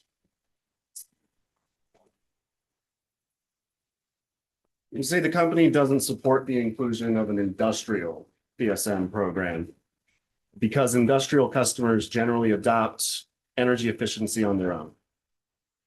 Do you recall in the 2024 Teapot study we were just talking about, what % of achievable energy savings were industrial? Right offhand, I don't know. I know that that information is included in the Teapot study. But you're correct. There are no industrial programs in the company's proposed case. And as noted, we know a number of our industrial customers are installing energy efficiency measures in their facilities without having a customer-funded, company-sponsored energy efficiency program. We engage with our industrial customers every day through our managed accounts organization, our external affairs organization. We're plugged into them, to their business. We have a significant impact on their business from a reliability standpoint. And so we have strong relationships with these customers. We know that they are making these improvements. And so they're doing that without having incentives offered by the company that are also funded by the customers. We also consider when developing the proposed case, past guidance from this commission. And in previous IRPs, this commission has approved orders that did not include industrial programs, only residential and commercial. So that's also considered in developing the proposed case. But is it fair to say that based on commission market research, Teapot study, that there is cost-effective and achievable energy and demand savings in the industrial sector? Yes, that is accurate. And I think that's not only accurate for the most recent Teapot study, previous Teapot studies have also quantified the potential for energy efficiency in industrial customers' facilities. And Witness Phillips mentioned this, but these are large, sophisticated customers whose energy usage has a significant impact on their bottom line. To the extent that they identify cost-effective improvements for their own individual businesses, they are continuing to make those investments outside of a utility-sponsored program. Right. So it's not that anybody's arguing that there's potential in the industrial space. It's that there's not a need for a utility-funded program in order to incent that behavior. Y'all mentioned the program planning approach to develop the DSM cases, right? But this plan is different, right? It includes a fourth case, you're calling it the capacity and affordability case? It does. In this IRP, consistent with past IRPs, there are various options for the commission to consider. And so in the company's application, we have included our proposed case, the supply side options, the advocacy case, and then the capacity and affordability case. Has Georgia Power filed 4 cases in any of the last 5 IRPs? Not that I'm aware of. We have filed additional sensitivities to provide the commission guidance on how economics could change depending upon whether you are evaluating it in an MG0 or in the previous IRP, we evaluated economics in an MG0 and MG20. In this case, in this IRP, we're evaluating economics on an MG0 and a 111 MG0. And so we have provided additional sensitivities, but I'm not aware that we've provided or filed 4 cases previously. But it's not unusual for the commission to have options to consider. When did you inform staff that you were filing a 4th case? I don't recall the date. Why didn't you inform the demand side management working group that you were developing a 4th case? So the capacity and affordability case is a sensitivity. It's not a brand new case. It's a subset of programs that are in the company's proposed case. So just to kind of level set, in the company's proposed case, we're targeting 741 gigawatt hours per year at annual budgets of $570 to $580 million. That compares to $90 million in our current plans. That's a lot to ask. And so the capacity and affordability case is a subset of programs. It includes programs that benefit, that generate the most capacity benefit and target customers in the most need. It has annual budgets of $140 million per year. So it's just a subset of programs.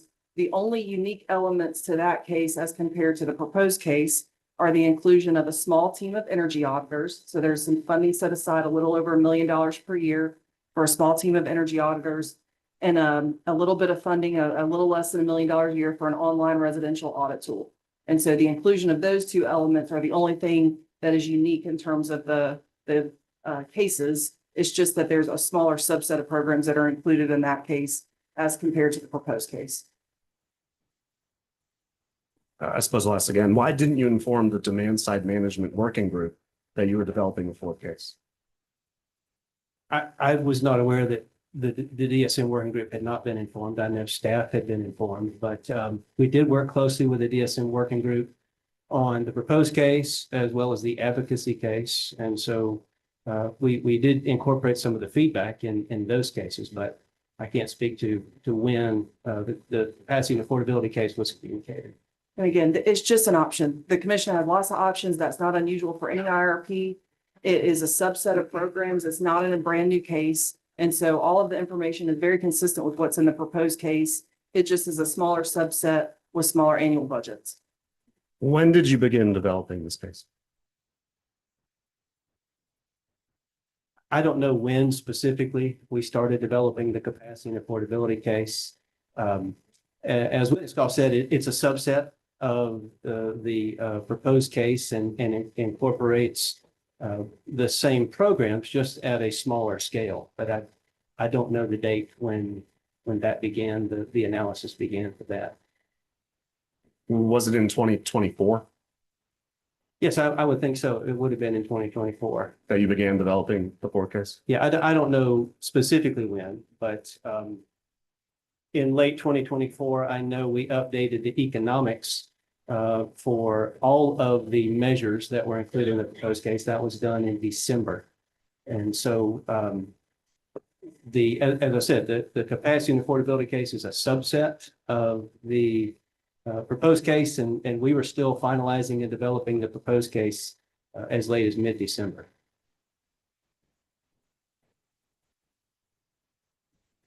Shifting gears, when you predict savings in the proposed case, say you do efficiency upgrades at an old house, how do you measure that? Like the old house itself, that one got this many kilowatt hours saved, or do you compare it to some other baseline?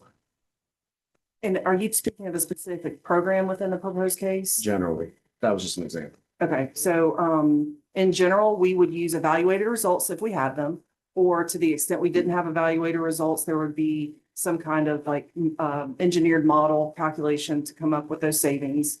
And each program may have different requirements, you know, that savings are generated in order to receive those incentives.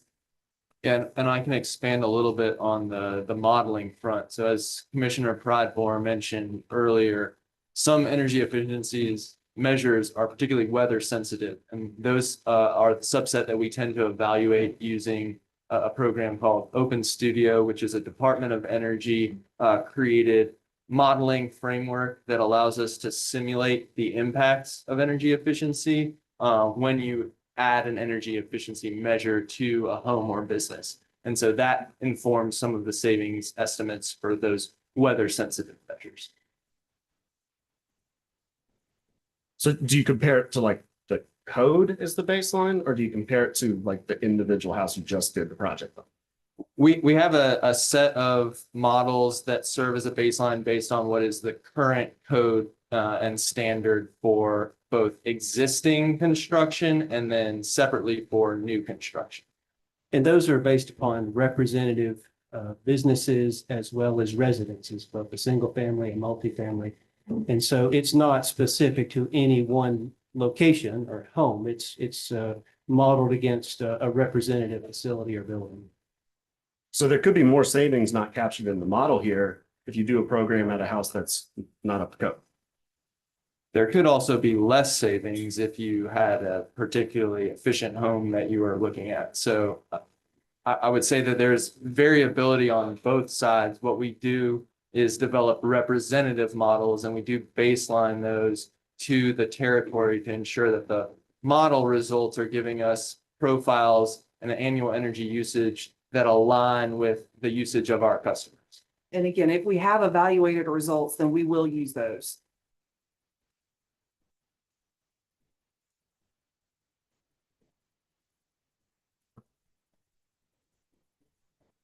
Do you think measuring from code captures the above and below? Is that why you use it?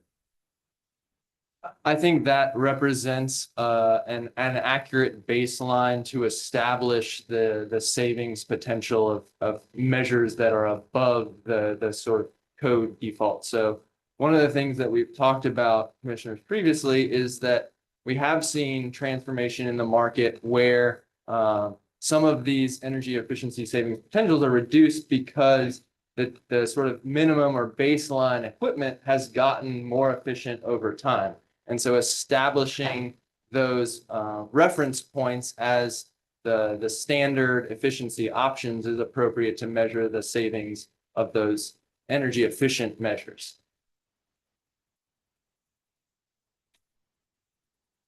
Shifting again, looking at the proposed commercial custom program. If so this is where you go to like a commercial business and you work with them to make specific changes in their property. Shouldn't that by definition be cost effective? Why does it need a waiver? For the commercial custom program? Yeah. So at that program, just backing up history, the commercial prescriptive program is almost like a menu of options. It's, if you install this measure, you get a certain percent or certain incentive. For the commercial custom program, that's for larger projects or more complicated projects where customers may want to go deeper or have something specific to their facility. And so the program has been operating under the same incentives for a while now. And so we have expanded the caps associated with that program in order to generate larger projects, to get larger savings, and to really incent the customers to be able to go deeper if they're able.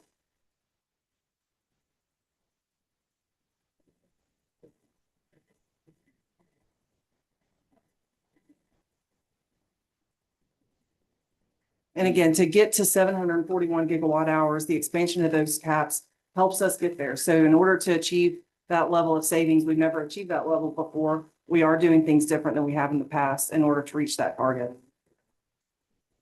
When was Georgia Power's most recent commercial saturation study?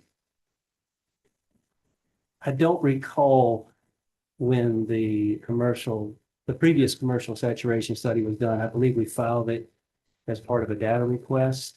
And so I don't recall that date. I do know that we just have recently conducted a new residential saturation study, and that has also been provided in a data request. And that was in response to the 22 IRP, which directed Georgia Power to update its residential saturation study. Is it fair to say the commercial saturation study wasn't in this 3-year cycle?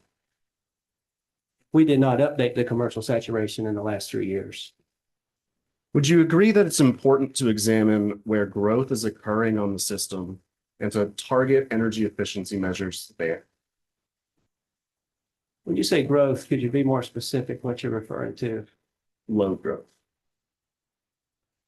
I think growth it's a variable that needs to be considered. As Dr. Bepler stated, in our modeling, we model representative facilities. We model both residential and commercial facilities when trying to calculate the potential savings.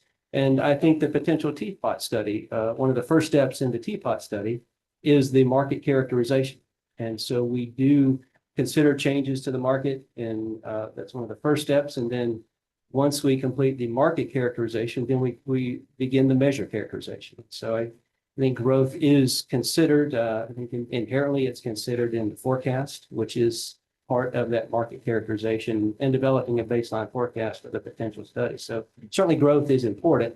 And I think we capture that to some extent in our analysis. And But at the end of it, I'll just add there, when we're talking about growth, we're often talking about new facilities which are installing measures or equipment that is more efficient or is based on the latest building codes and standards. And so there actually is more potential available in the existing market for customers who maybe don't have as new of equipment or whose buildings were built before some of the recent evolution in codes and standards. that's right. At the end of the day, we want to go to where the potential is in the most cost-effective manner that we can for the benefit of our customers. Did y'all watch the panel 2 days ago? First panel, but the first day? Yes. They said that improvements in efficiencies, like in service, this isn't a quote, I'm paraphrasing. And improvements in efficiencies in like servers at a data center will just lead to more densely packed data centers. That if servers improve, they'll just add more. Is it Georgia Power's position that there are no energy efficiency gains to be gotten from data center customers? No, I don't think that's the company's position. There are certain measures included in our commercial programs that I think would data centers could participate in. But in general, what we hear from the data centers and working with them, and I think this is what panel one expressed, is the data centers are very efficient. And as they continue to get it more efficient, then they're going to take that extra capacity to add more to their operations. So I don't think that we're saying there's no efficiency. I think that to the extent that they can be more efficient, that's great. But to your point, what we're hearing right now in the market is that that will be kind of taken up with additional usage on their side. Yeah. Ms. Goff, let me ask Yes, you, in the conversations, I mean, these are new buildings. So the SEER rating on the HVAC units that they're putting in, are they putting Energy Star units in? Do you know, are they lower SEER, higher SEER? Have you had any conversations about that? I don't know the SEER specifically. I saw some metric and I wish I could remember what it was called, but it was essentially a metric around the efficiency of their non-server usage. And that has gotten dramatically more efficient over time in one of the presentations I saw. So I can't equate that to a SEER rating for you, but they have shown, I've been in a meeting where they've shown how they are getting more efficient with their non-server, the parts of their facility that are not the servers. I went to the data center conference over here in Midtown, and there were a number of vendors there who were touting insulation, different energy efficiency things for data centers in terms of technology and efficiency. I don't know how many of them are doing it, but the vendors are paying the fee to get over there and be in front of them. And I think to Dr. Pepper's point, and this point was also made by panel one, we are working closely with many of the new data centers, the ones that are selecting Georgia Power as their energy provider. We have a number of existing data centers that we serve today and have served for a number of years. And data centers, being commercial customers, are eligible to participate in any one of our commercial energy efficiency programs. We've got hundreds of measures out there, and then the custom program can be something custom to their facility. And I just want to be clear, and if you'll indulge me a little bit, I know there were some economists in the room earlier.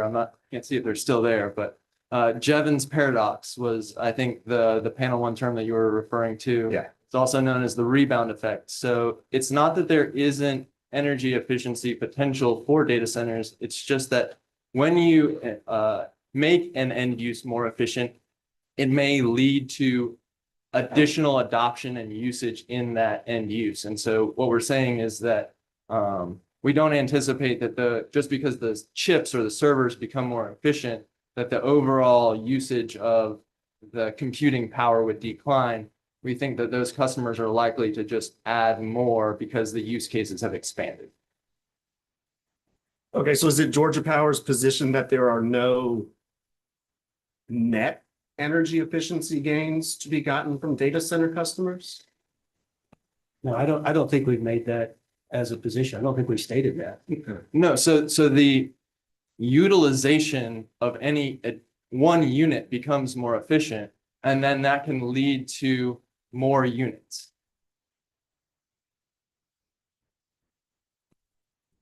But at the end of the day, we're going to continue to monitor. We have a flexible process. And so as we learn more, we will incorporate that into all of our assumptions and continue to bring forward plans to this commission based on the latest and greatest information. The Teapot study from this cycle found that Energy Star servers and data centers had the highest achievable potential savings by 2035, right?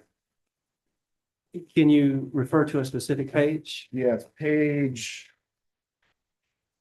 It's table 2-12. I think it's on page 4. At 14. Did you say page 4? Yeah. Unless it cut off. Weird. Table 2-12.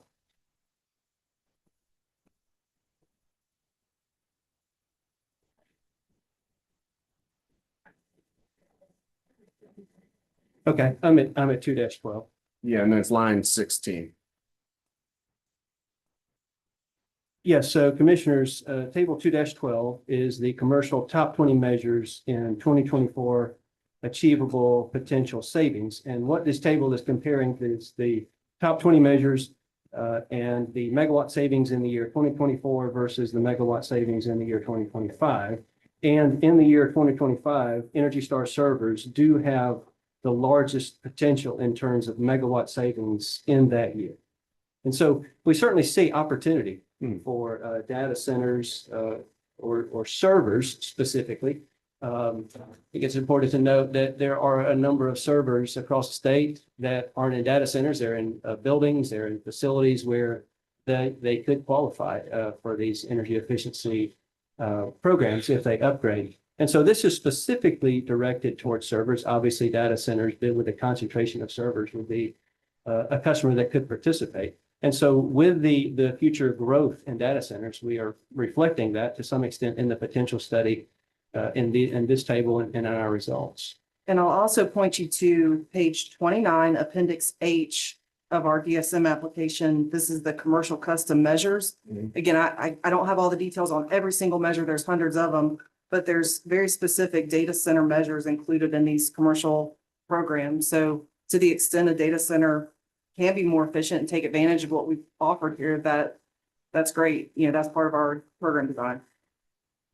Am I reading the proposed plan right, that the plan is for under the commercial prescriptive program for Energy Star servers, that the estimate is 34 servers each year?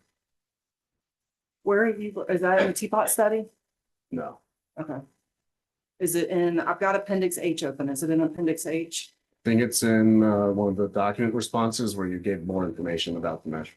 Okay. I don't have all the data requests here on there. I know there was a lot of work papers provided too. What I've got here is there are a list of measures in Appendix H, if that's something that you're asking about. Happy to look. Well, yeah, could you tell me about the best practice measures for data centers? What does that mean? I don't know specifically. I'm very confident the design team and the implementation team would be able to tell you, but I do know that there are at least 3 measures on this page, both on the top and then 3 on the bottom, that have data centers associated with them. So there are options out there in addition to things like, you know, building shell and other HVAC. And again, the custom program is great because if a customer has something that's specific to their facility, they can come to us with what those ideas are and work with a contractor to qualify for those incentives. So data centers are not the focus of our program design, but there are certainly options out there available for them if they want to participate. Thank you. They can come to you. Do you go to them? I'm sorry, say it one more time. You said they can come to you to participate. Do you go to them? Heck yeah. I mean, we work with our customers every day. We have people in the customer choice group, national accounts group, our region external, our sales group. I mean, we're working with customers every single day. Sorry, I like it. Everybody's laughing. That's good. Heck yeah. Heck yeah. I mean, yeah, bring it on. anything that we can. about what you do, why do it? Anything we can be more efficient for the benefit of our customers is something we all should be passionate about.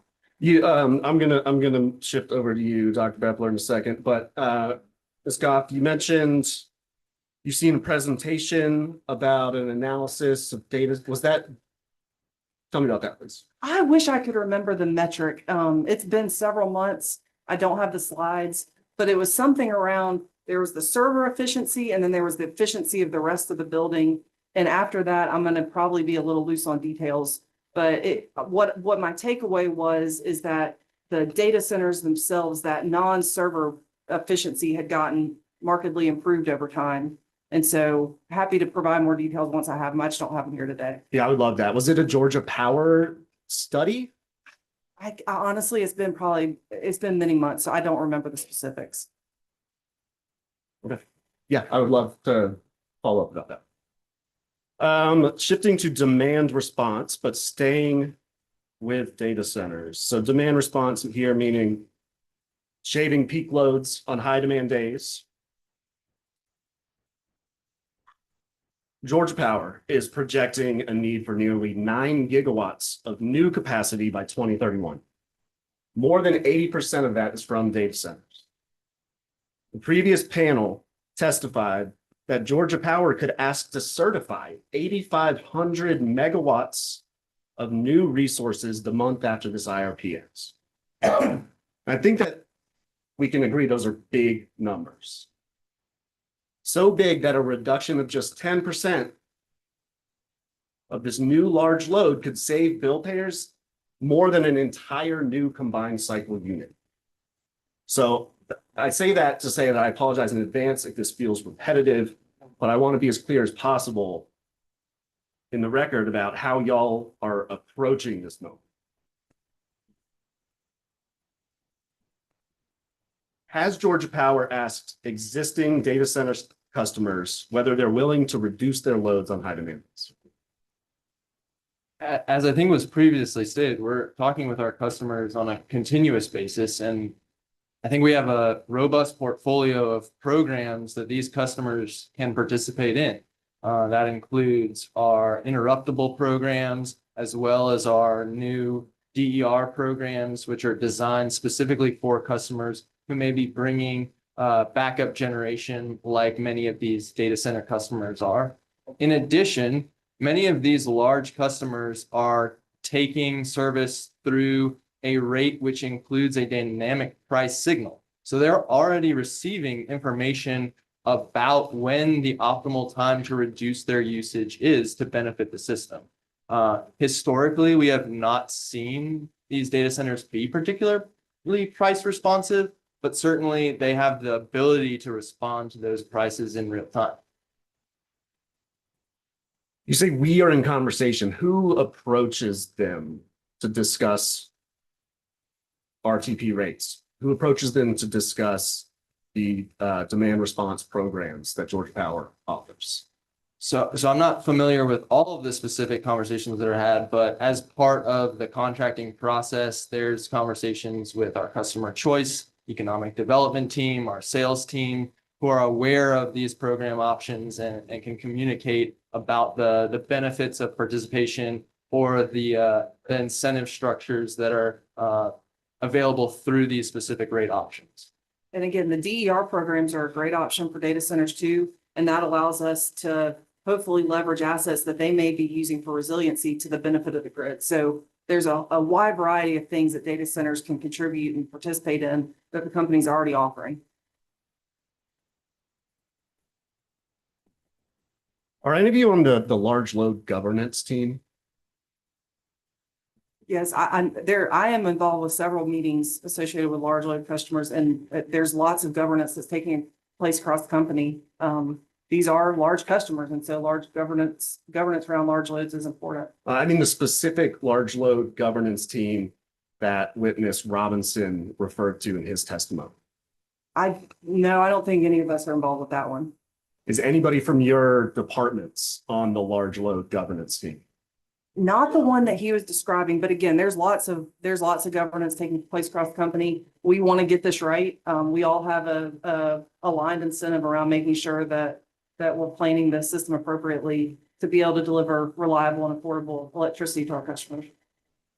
Yeah, and I'll recall, I think, witness Robinson testified in many of those conversations with data centers. I believe he said they're often looking for 5-9 reliability. And so that is a paramount importance to them. To the extent that they have the willingness or ability to participate in programs, we have options available for them. And we think that provides value, but we are certainly not mandating participation in any programs. I'm going to come back to a lot of the things that y'all said, but I'm going to go through this list.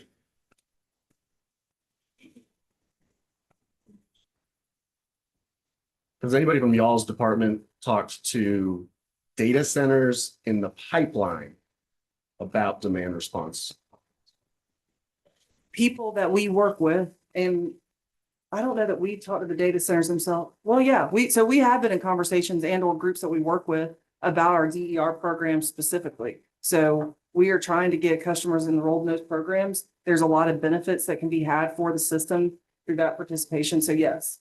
I would agree. Yes, we have been in conversation with data centers or the companies that are driving some of this data center growth. Mm-hmm. When you talk about the demand response, are you talking about 2%, 5%, 50% of their load? I'm not sure I follow it. When you describe the options to them for demand response, do you talk through different percentages? And again, 10% of 1,000 megawatts is a lot. So the structure of our existing demand response and DER programs enables flexibility in the amount of demand response that a customer would want to enroll in a program. So there's an option. They could enroll to use your numbers, 2% or 50%. The structures are designed to be flexible for their arrangements. Are you in discussions with committed customers, committed being the Georgia Power's term, about whether those data center customers are willing to reduce their loads on high demand days? I can't speak to specific conversations, but I think as we've stated a couple of times, there are a number of options available for them to participate in programs, as well as incentives through the underlying rates to encourage them to reduce their load during those high demand periods. So the company already has 2 DER programs that are supply side programs. The larger of those 2 is the one that would probably be most applicable to data centers. That's already been approved. What we have included in this filing is a new large customer owned option that would be more akin to a demand response option as you're describing. Hopefully that will be approved. I know the commission will consider it. And then that would be another option that we would work with data centers to see if that's something that they would like to participate in. As Dr. Bethler mentioned, there's RTP, there's the curtailable load tariff that's already out there. There's a variety of options out there for our customers, whether they're large load, small load. There's a lot of options out there with the benefit of trying to create the most efficient grid that we can for the benefit of all customers. You'll put together like a data center package of here's your demand side options. I don't know if there's a specific package, but there have been a number of proposals and we do have some decks that outline the specific program options available for customers to participate. Our sales and implementations teams are having regular conversations with customers utilizing those resources. And hopefully this flexible framework is a economic development tool. I mean, hopefully the fact that Georgia Power has such reliable service, rates that are, affordable for our customers and a variety of options for data centers to participate in these type of programs, that should be something that's very attractive for the state. When new services requested, what efforts does the company make to encourage the customer to build to higher efficiency standards than code? I don't think that we're in the practice of dictating to our customers what equipment they should be installing, but certainly we have programs available to them that might incentivize more efficient end uses. Of the committed data centers, how many megawatts of load flexibility is Georgia Power planning for? Can you be more specific with load flexibility? How many demand side option, demand response option megawatts from these data center customers is Georgia Power planning for? I don't believe that we have any for any megawatts on the demand side ledger for new projects or these new programs to this point. We do have some megawatts reflected for customers that are enrolled in our existing demand plus energy credit program, which is one of our longest standing interruptible programs. In addition, we do take into account the historical response of customers in developing the forecast. And so to the extent we've seen customers respond to price signals through things like RTP, we would incorporate that in the forecast as well. In the structures there, the company has proactively brought programs forward to this commission in order to have those flexibility options available for our customers. So we want these programs to be successful and hopefully create efficiency again for all customers.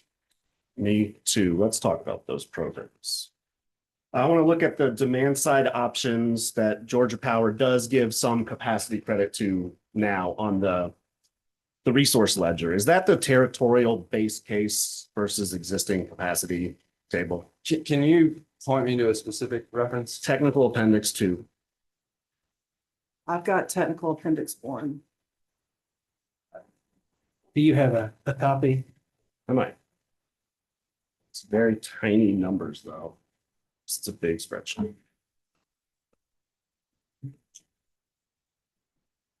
I have 2023 and 2022, which I will give y'all in a moment, I suppose. And but I don't have the current one. Y'all okay? Where is it? The technical appendix 2, the territorial base case versus existing capacity. But you're familiar with the resource ledger.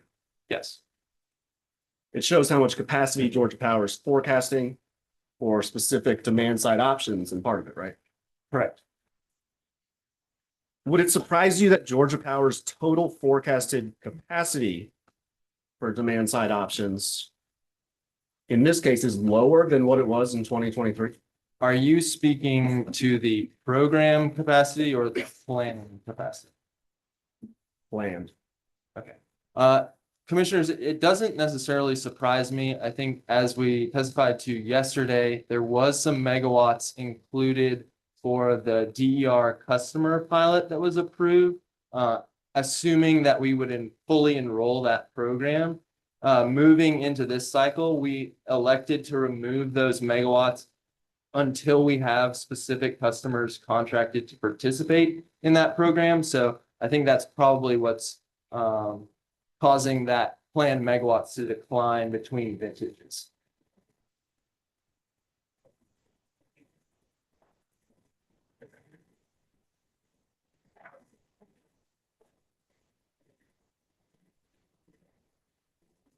We'll look at the demand plus energy credit and the real-time pricing DPEC, RTP.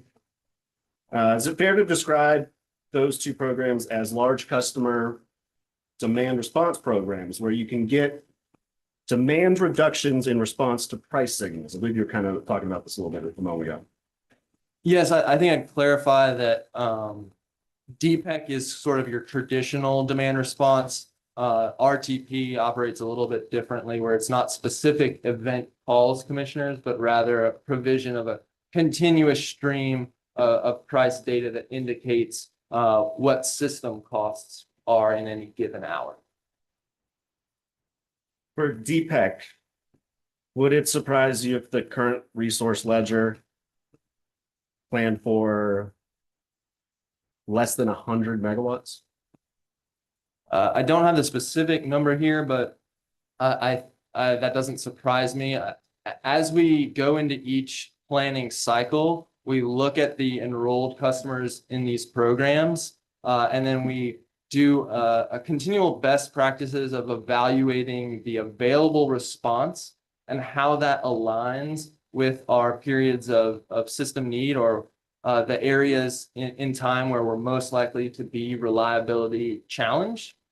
and see how those megawatts of the customer load shape align with the system needs. That enables us to provide an ELCC, effective load carrying capability for those programs. And so that's updated each vintage, commissioners, and can result in a little bit of difference between vintages in the actual number of megawatts that we reflect for planning capacity on the ledger for those programs. And if you zoom out, I think on page 9 of our testimony, lines 19 through 20, or let's see, 18 through 20, it says by 2028, our DSM portfolio, now that includes things like DSM, DPEC, CVR, RTP, other things, that's 1,400 megawatts or approximately 8% of the current peak demand. So, you know, that is that when you kind of zoom out and do a culmination of all the things that are available, that's the number that's available through our testimony.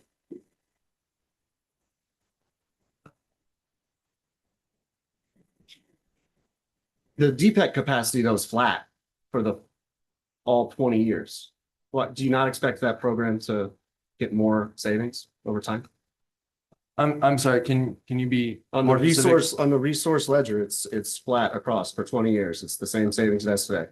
You mean the projections of future savings on the ledger are capacity. consistent Yeah. through time? Yeah. So commissioners, based on our best available information, we continue to reflect those savings out into the future because we anticipate that those customers who are currently enrolled will stay enrolled in the program.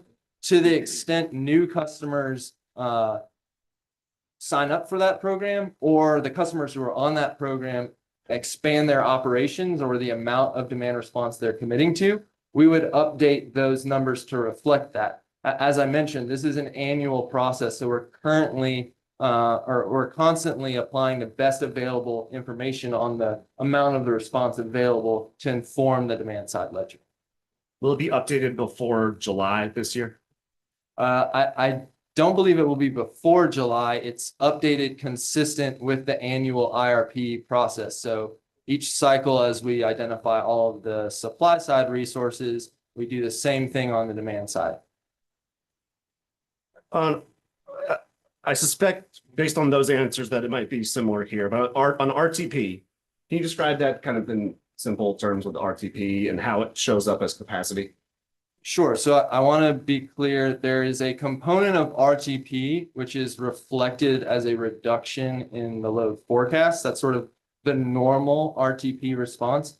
What's captured in the ledger, commissioners, is what we sometimes refer to as extreme response, but essentially that is a response that would be anticipated if those RTP prices got above the normal or typical threshold that we see for those costs. And so that is reflected separately as a demand side option. It reflects larger response that you would anticipate when prices are higher. A lot of Georgia Power's retail sales are under the RTP tariff, right? That is correct. I believe the figure is roughly a third of Georgia Power's retail load. It receives a dynamic price signal. And that includes data centers. Do you expect data centers to also enroll in that tariff? Have you seen them do that to date? I believe some data centers are being served through RTP or a dynamic rate, yes. So why is the RTP capacity credited in the resource ledger also flat for 20 years? Again, the ledger reflects our best available information, and historically, we have not seen data center customers that we have today on the RTP rates be particularly price responsive.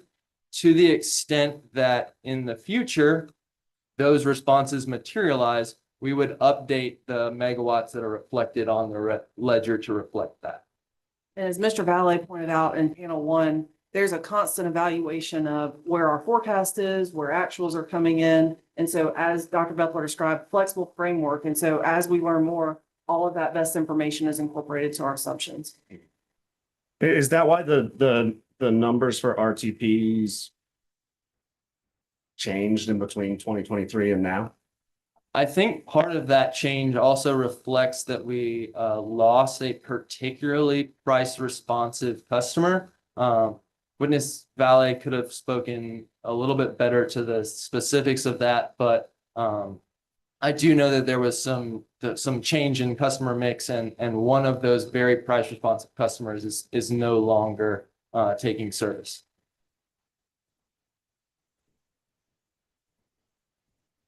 Thank you. That does explain that. Um.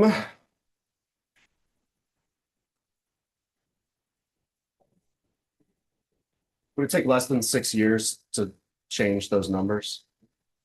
Like, could you increase the capacity of those in under 6 years? You got better price response signals out? When you say better price response signals, what do you mean by that? Of a third of the sales, it's like 100 megawatts is responding to the price. No. So the clarification, as I mentioned before, that's just a portion of the price response. Some of it is captured in the forecast. That is just the portion that is above the standard price deviation that we see currently in RTP. So it reflects those extremely high priced scenarios where RTP prices would be above the traditional thresholds or what we've seen historically. And so with those higher prices, we would expect to see some additional response on top of that is captured in the forecast. And I think that's very consistent. Mr. Valet and Dr. Bepler can confirm, but I think these processes are very consistent with the processes that we've been employing for many years now.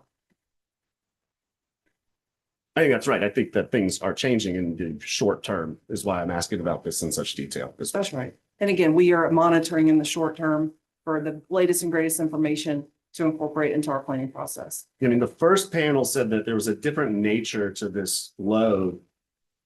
Excuse me. And that Georgia Power is talking to other utilities about best practices, how they're responding to the data center requests. What are there other new programs in the works that aren't in the IRP yet? I think section 10.5 specifically discusses that we're having ongoing conversations and trying to meet customer needs. So what we've put forward in this proposal is a new large customer-owned resiliency option. I think that is the only new large customer or DR program, but we are continuing to look at best practices, available options, listen to the needs of our customers, and making sure that we're not only meeting the needs of those potential participating customers, but that by offering these programs, we'll be able to deliver benefits to all customers as well. Has Georgia Power considered requiring all new large loads to do some kind of demand response, given the scale of this? I'm not aware of any sort of mandate to participate, but we do think that there is value in having options available to these customers. And again, the programs we offer, they offer benefits to the participating customer and they offer benefits to all customers. And so we do have a suite of programs that are available for all of our customers, large customers and small customers. But what about temporal and spatial workload shifting? Have y'all worked with data centers about reducing demand through those ways? Again, I think many of these data centers already have those incentives through the rate that they're taking service under. They can reduce their operating costs by shifting their usage to lower cost hours, which correspond to hours where it's more efficient and cheaper to operate the system. It's not in the capacity plan yet. Again, as I've stated, we continue to update these based on the best available information. So some portion of that response is baked into the forecast. There's some additional response that's also captured on the resource ledger. And as we see response change over time, be it through new customers added to the system or changing behavior of those customers, then we would reflect those changes in the resource ledger. And I will say, we are here to talk through the programs that we're offering how the ultimate capacity plan and the supply side plan comes together, that really is a panel one topic. On the demand side, have you looked at maybe quicker interconnection times for large loads that are willing to do load flexibility? One of the advantages of the new program that we've introduced, the large customer owned resiliency program, is that it will be on the demand side as opposed to the co-location program, which was previously approved. The intent of that is to shorten the interconnection timeline. So we've heard discussion of FERC Order 2022, which mandated that cluster study process. That extended the timeline for supply side resource interconnection. This new program will provide faster interconnection timelines because it won't be subject to those same FERC mandated interconnection processes. Turning to the distributed energy resource programs that you all have mentioned. And apologies to everybody. That is RAS, DRC, DCL, and DCO. Yes. None of them have any subscribers? Currently, no. As we testified yesterday to some questions from staff, we are in a series of ongoing conversations with interested customers. So we have seen that customers are interested, and we've continued to make progress in discussing sort of more specific details around contract language and equipment types and things of that nature. So there's momentum building, and we see interest from our customers, but we don't have anyone enrolled to date. Based on all the smirks, maybe it's the names of the programs. Maybe we need to update our acronyms. But yeah, I don't know. I'm not a branding person. Are you considering other design changes though, in addition to names? So we did request approval from the commission in this proceeding for a change for the DER customer owned program. So that's DCO, if we're following along in the acronym alphabet here. And that is to extend the potential contracting duration from through 2031 as the language currently is written to up to 15 years.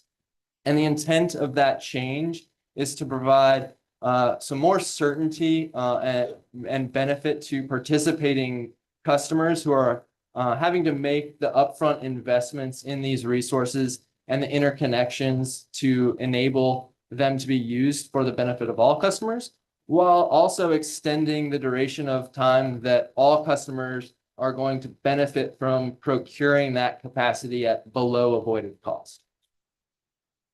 Why aren't you recommending any changes to the other three?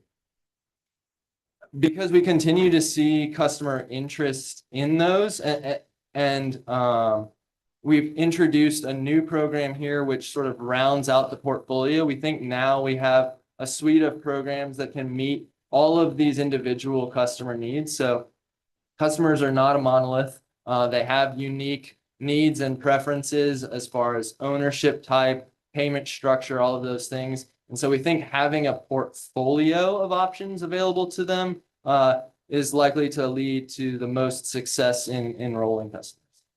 You mentioned that you're in discussions around DCL and DCO. Is it accurate to say that of the 11 customers you're in discussions with, none of them are greater than 50 megawatts? I don't recall specifically the megawatt numbers, but subject to check, I'm willing to accept that. So is it fair to say that no one in the large load pipeline is in discussions about the 4 existing programs? I would not agree with that statement. As we testified to earlier, commissioners, we're having conversations specifically with some of these large load customers about the options available to them. We may not have made firm proposals to any individual site for those customers, but they are certainly aware of the options to participate. The other thing I'll highlight is sort of beyond the specific customers in the pipeline. We're also engaging with these customers in a number of collaborative exercises. So one of those that I think was mentioned yesterday was an EPRI initiative called DC Flex. And so that is conversations between utilities and these large load or data center customers about how to best take advantage of any potential flexibility in their operations for the benefit of the system.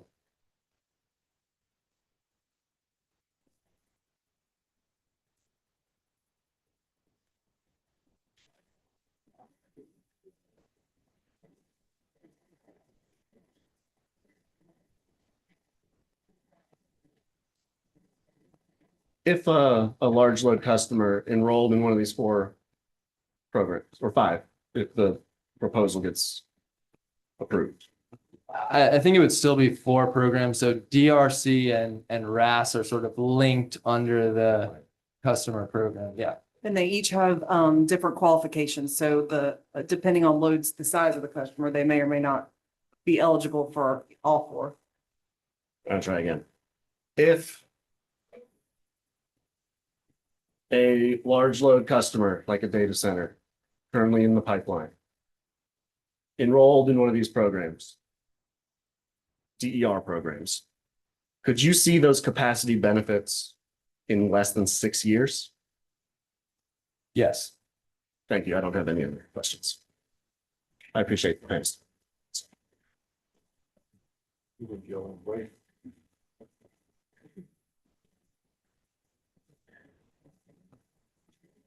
Let's try to go to 12:30. Panel, do y'all need a break now? Sure. Doing fine. Thank you. Jones, we'll go ahead and call the Solar Energy Industries Association. Unless you would want to wait till after lunch. How much time do you need? I'd like to bring somebody else up that can fill in this gap.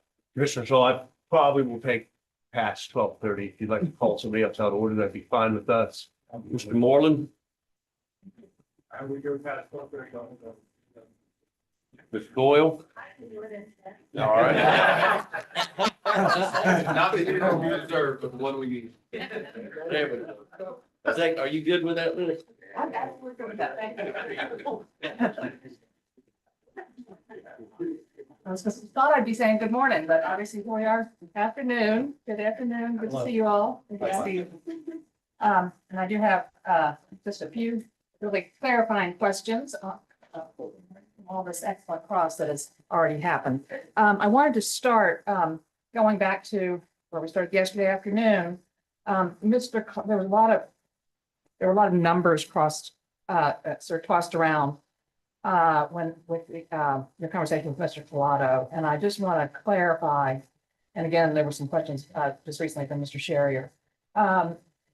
Your expectation to achieve the 0.75%, the 750 gigawatt hours, would increase the current budget from roughly 94 million to 570 to 580 million.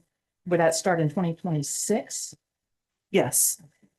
And you put that yesterday, you put that in the context of some supply side spending comparisons. You compared, and you mentioned again this morning to Mr. Sherrier, you compared the amount of, you said that since 2011, 4,700 gigawatts of savings have been achieved. And I heard you compared that to plant one of unit to. So coming into this, I wanted to have an analogy of what is 4,700 gigawatt hours of energy reduction compared to. And so I asked my friends in resource planning, and it's the Georgia Power share of what Vogtle Unit 2 produced last year. So that's the amount that we've achieved since 2011 to the benefit of customers. So 1 year of one That's Vogtle right. unit and one of the older units. Okay, But significant. but significant. And so would you say that in that context, and so, you know, if you're looking at a budget next year of 570 million, could you put that in the context of what it would cost, you know, as opposed to building another plant, Vogtle, for example, if you put it in the context of the potential cost of the entire supply side program that's included in this IRP? I can't do that. I don't have that information. I apologize. You couldn't, so if you're okay, maybe one of your other, if it's 570, you're estimating 570 to 80 million for these programs starting in 2026. You have no way of comparing that to the potential cost of the entire IRP that's been. No, the only comparison I have is that currently our budgets are about 90 million. So the budgets to achieve 0.75% are 5 to 6 times what we are implementing today. But would you say that this is a budget that's in current one is in the millions, looking ahead, it's in the millions. Wouldn't you say that previous supply side budgets have been more in the billions range? That's probably a better question for panel one. But again, through these IRP processes, we bring forward the most economic proposals to the commission to be able to reliably and affordably serve our customers across the state. In a cost-effective way with these programs, you feel that these. The cost effectiveness measures are included in what we file for the DSM programs. And I just wanted to, again, follow up some cross from Ms. Brown yesterday. You mentioned yesterday that you were looking to, she asked you about the definition for LMI. Yes. And you answered that you hadn't fully decided how you were going to define that. But you mentioned the possibility of trying to expand the program to increase eligibility and to potentially going up to 300-400% of federal poverty level. Is that correct? That's correct. That's specific to our EASE program. And so it's just to EASE, not to the other programs, just to EASE. That's right. HopeWorks is a 501c3, so we can't dictate to them what their income qualifications will be. But as we go through an RFP to select an implementer for EASE, make sure I said that. HopeWorks is the 501c3. Did I say that correctly? Yeah, correct. And then EASE is the one that we're working to expand the definition of that income eligibility. Okay, so it would be the Georgia Power EASE program only, so HopeWorks would not, what you define for the EASE program would not apply to HopeWorks. No, because they're a 501c3, we can't dictate those eligibility requirements to them. So what we have proposed is the expansion to low to moderate income in our EASE program. Okay, and so so how will you, what will your marketing, I guess is the question, how will you work to expand the program to serve those additional customers? So we will go through an RFP to select a implementer for these programs. And the caps on EASE and HopeWorks are designed to be set at $5,000 per home. We are expanding the measures. So there's lists of all the measures are included in our filing. So we've expanded the measures that are included in those programs. And like I mentioned, we've expanded, as we've been discussing, the eligibility requirements for EASE itself. And how many more customers do you think you'd be able to serve? It's like 17 times more homes than what we're implementing today. And then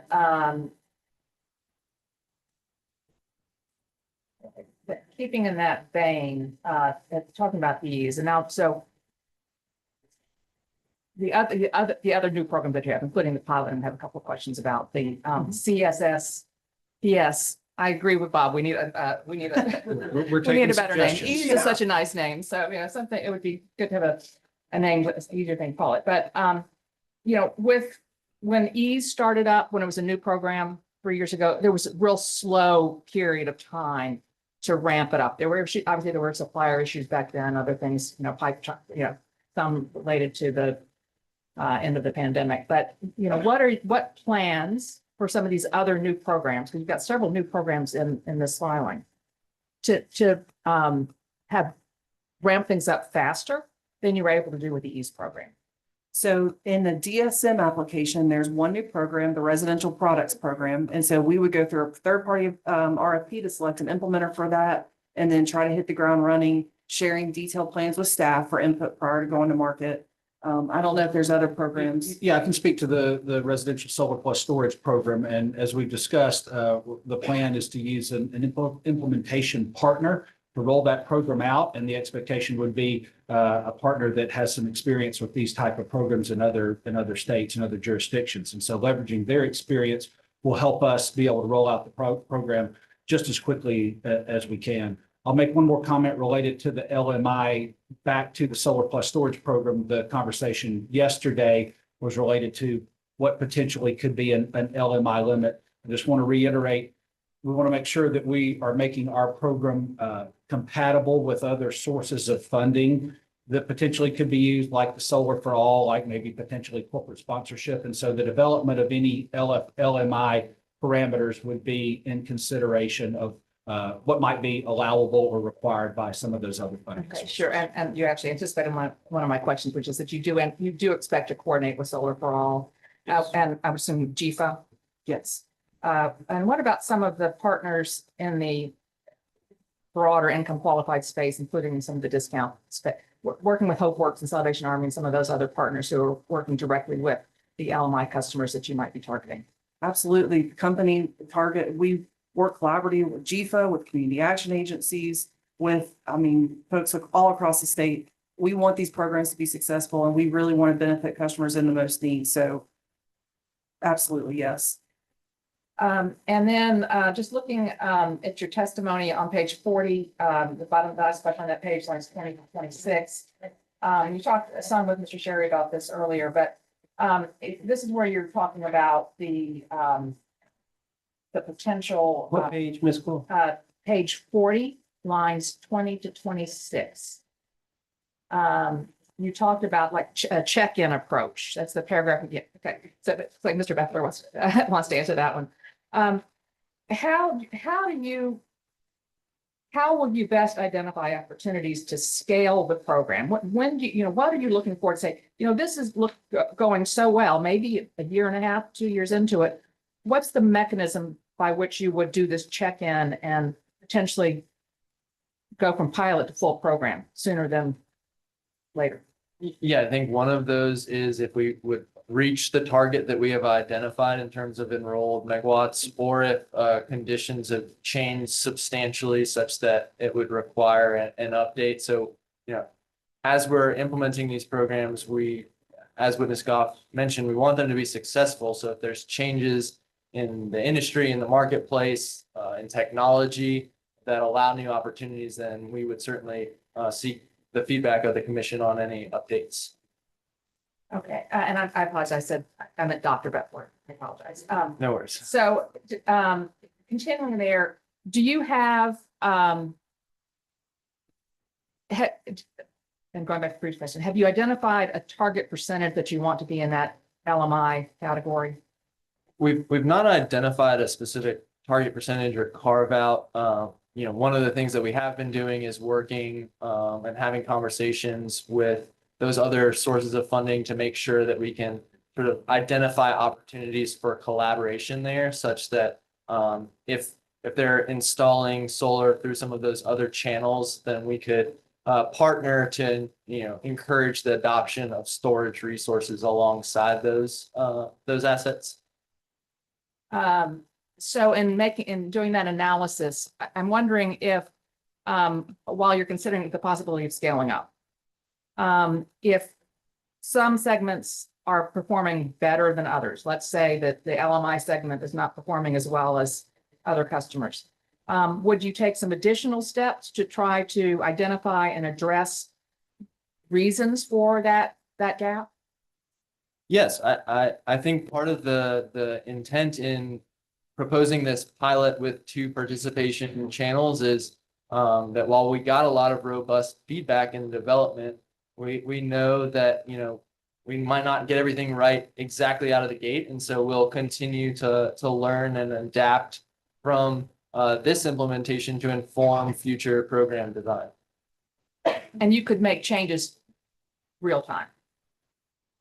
I don't know if I want to commit specifically to real time, but as we get new information, we continue to update our program designs. Yeah. Well, and going back to ease in the early days of ease, there did need to be some tweaks, without necessarily even going back to the commission. Are you all going to have the flexibility to, I'm not saying you're not going to inform the commission, I certainly assume you're going to inform the demand side management working group when I was in staff here. But, if you identify some real challenges, maybe it's in the marketing, you can take steps earlier in the process to try to correct those like you did with ease. Is that right? Yes, I think what we've outlined here is a framework. There are some details that we will still need to work through with the implementation partner that we select to go and implement these programs. So certainly as we come across any future barriers to implementation, we'll try and make adjustments or changes as necessary to make sure that these programs are successful. Great, thank you. No further questions. Thank you. And I did it. Yeah, thank you, Ms. Coyle. All right, y'all, we're gonna break. We're kind of got a long way to go, so we're gonna break for let's say 50 minutes and come back in at 1:20. And well, let's say 1:25. Let's try to get in at 1:25. And just to give you a little info on what we're thinking, I think we're gonna be going probably late tonight. And I'm considering maybe, and I'll finalize this when we come back from lunch, maybe taking like a 30-minute, 45-minute break somewhere around 5:36, just so everybody can get a little snack and DoorDash if you need to, whatever. But we'll see y'all at 1:25.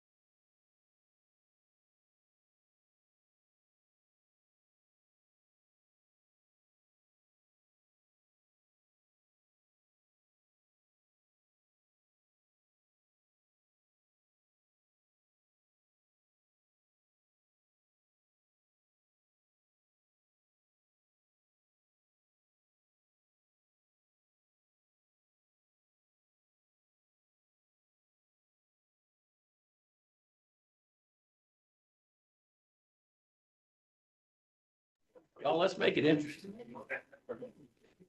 All right. Okay, thanks, everybody. I hope everybody had a nice little quick lunch break. We'll get started again. Before we do move on to the panel, was there any housekeeping matters to take up at this time? Chair, I do have one housekeeping matter.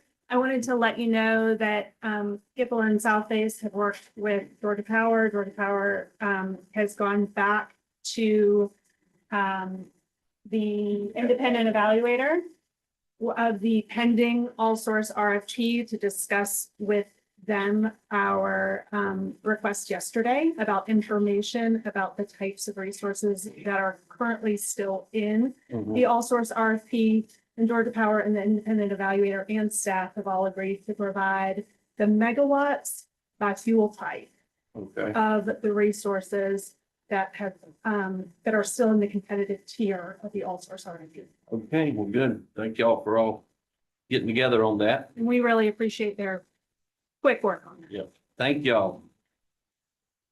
Hopefully that same spirit will continue today. All right, we'll pick up where we left off. Panel, I'll remind you that you're still under oath. Georgia Solar Energy Industries Association.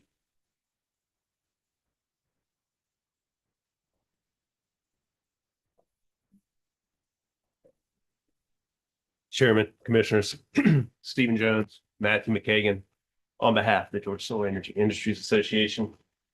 Hello, panel. Hello. Again, my name is Stephen Jones. Thank you for opportunity to ask you some questions today. Sure. I'll address my questions generally to the panel, but somebody in particular, maybe one person I'm thinking wants to answer, let me know, and feel free to answer. Just some foundational questions here. The IRP, you would agree, recognizes the need for additional clean energy? IRP recognizes the need for procure a portfolio of resources to serve our customer needs, made up of dispatchable capacity resources as well as energy benefiting resources that are renewable. Yeah. Do you have a specific amount that you'd like to achieve by a specific date? So we talked about the modeling a little bit yesterday. The Aurora model now does have the capability to select energy benefiting resources to supplement the dispatchable capacity resources. The Aurora model indicates that an additional 4,000 megawatts by 2035, if approved at economical prices, would provide benefits for customers. And the Aurora model calls for that because of it sees that renewables can be cost effective and provide value to customers. That's right. Again, if procured at economical prices. As well as, and you've talked about this a lot, the sustainability goals of certain customers. Yeah, that we're definitely informed by customer needs, and to procuring renewable resources allows us to offer subscriptions to those customers.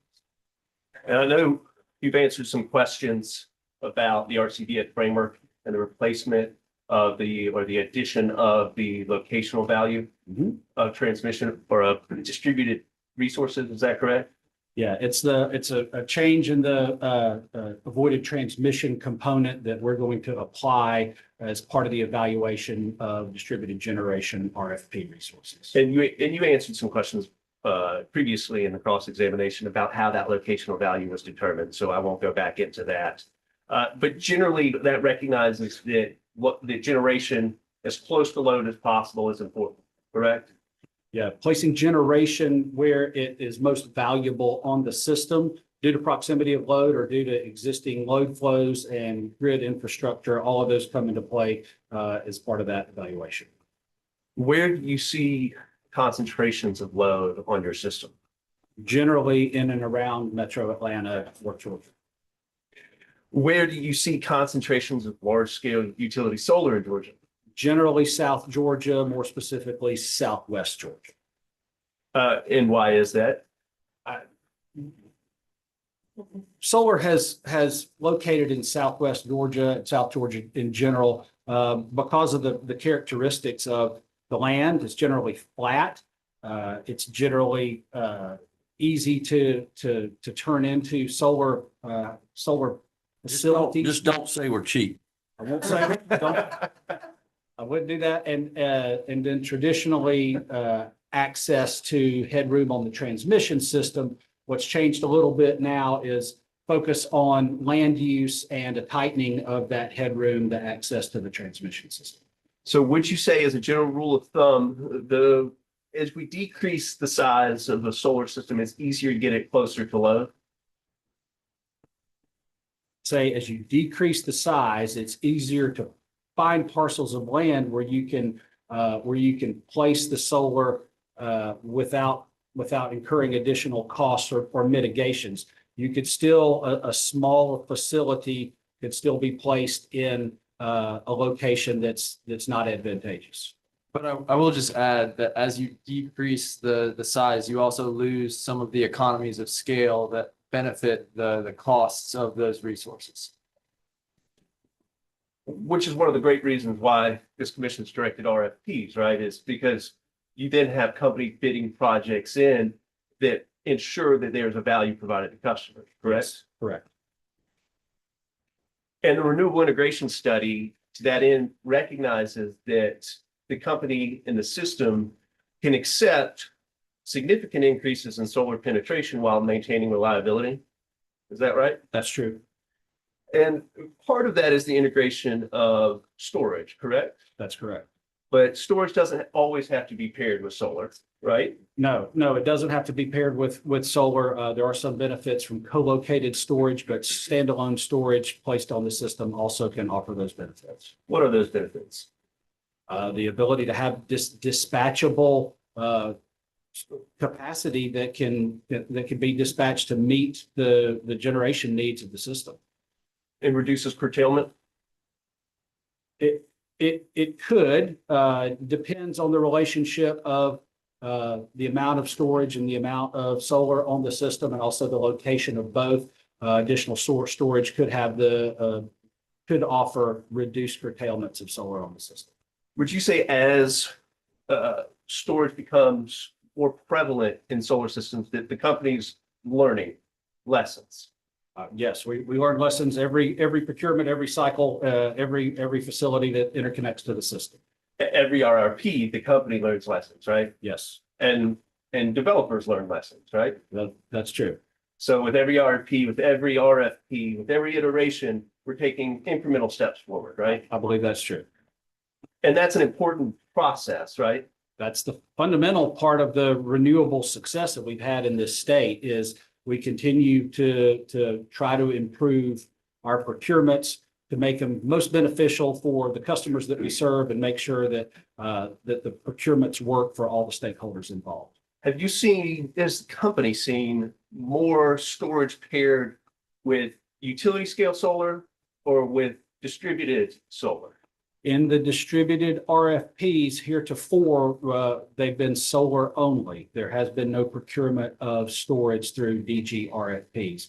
We see storage installed at customer sites, at customer locations, but there has not been storage, has not been the ability for storage to be paired with solar through the DG procurements. In any other type of resource procurement, does the company have any PPAs for DG solar paired with storage?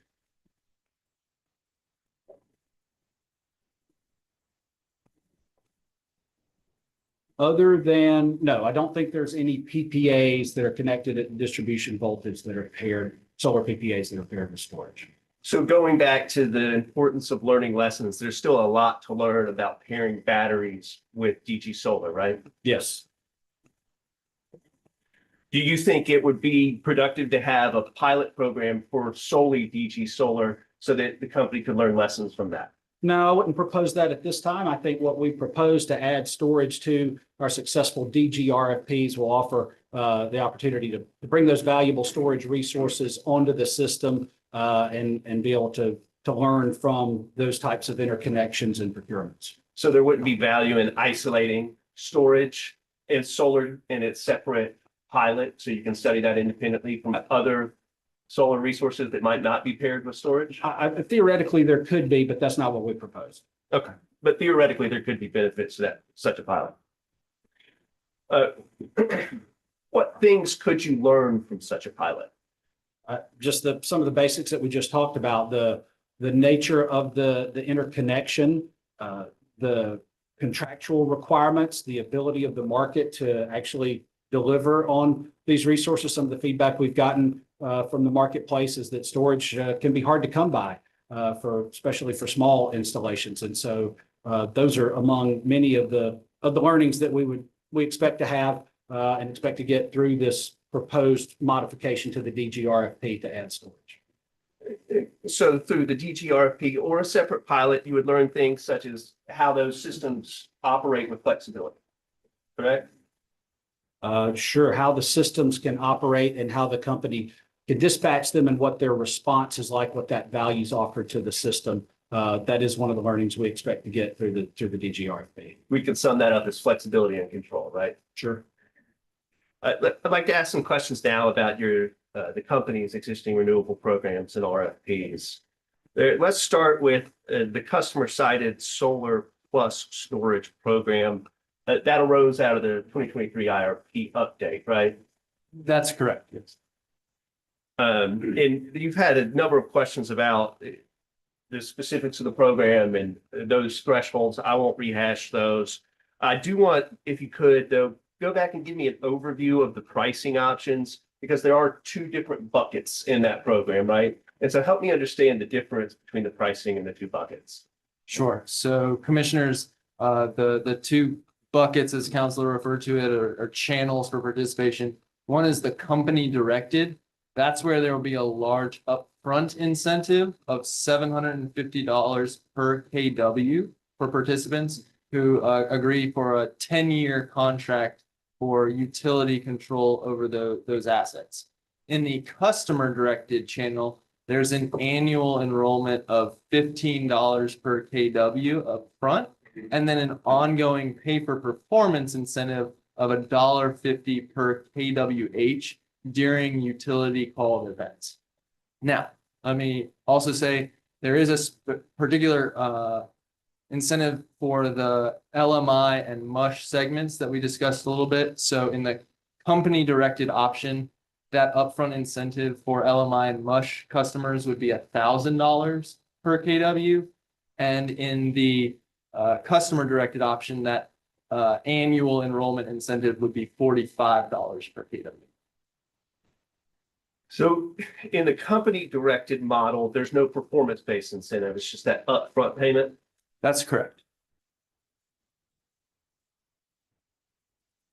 And that's because the company would be directing the use of that battery during that time. But in both buckets or in both, what you call them, participation channels, pathways, okay. As long as we're on the same page. With the ongoing performance incentive, the capacity values decreased to 75%, correct?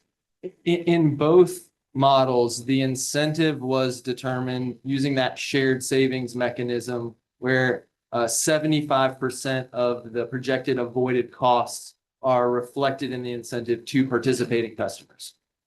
So you're not paying full avoided costs for the capacity of those batteries. That's correct. And the design there is to ensure that non-participating customers, those who might not be able or eligible to participate for one reason or another, are still deriving value and benefit from the company offering this program.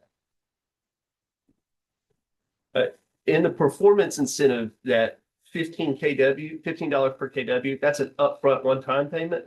No, that would be an annual enrollment incentive.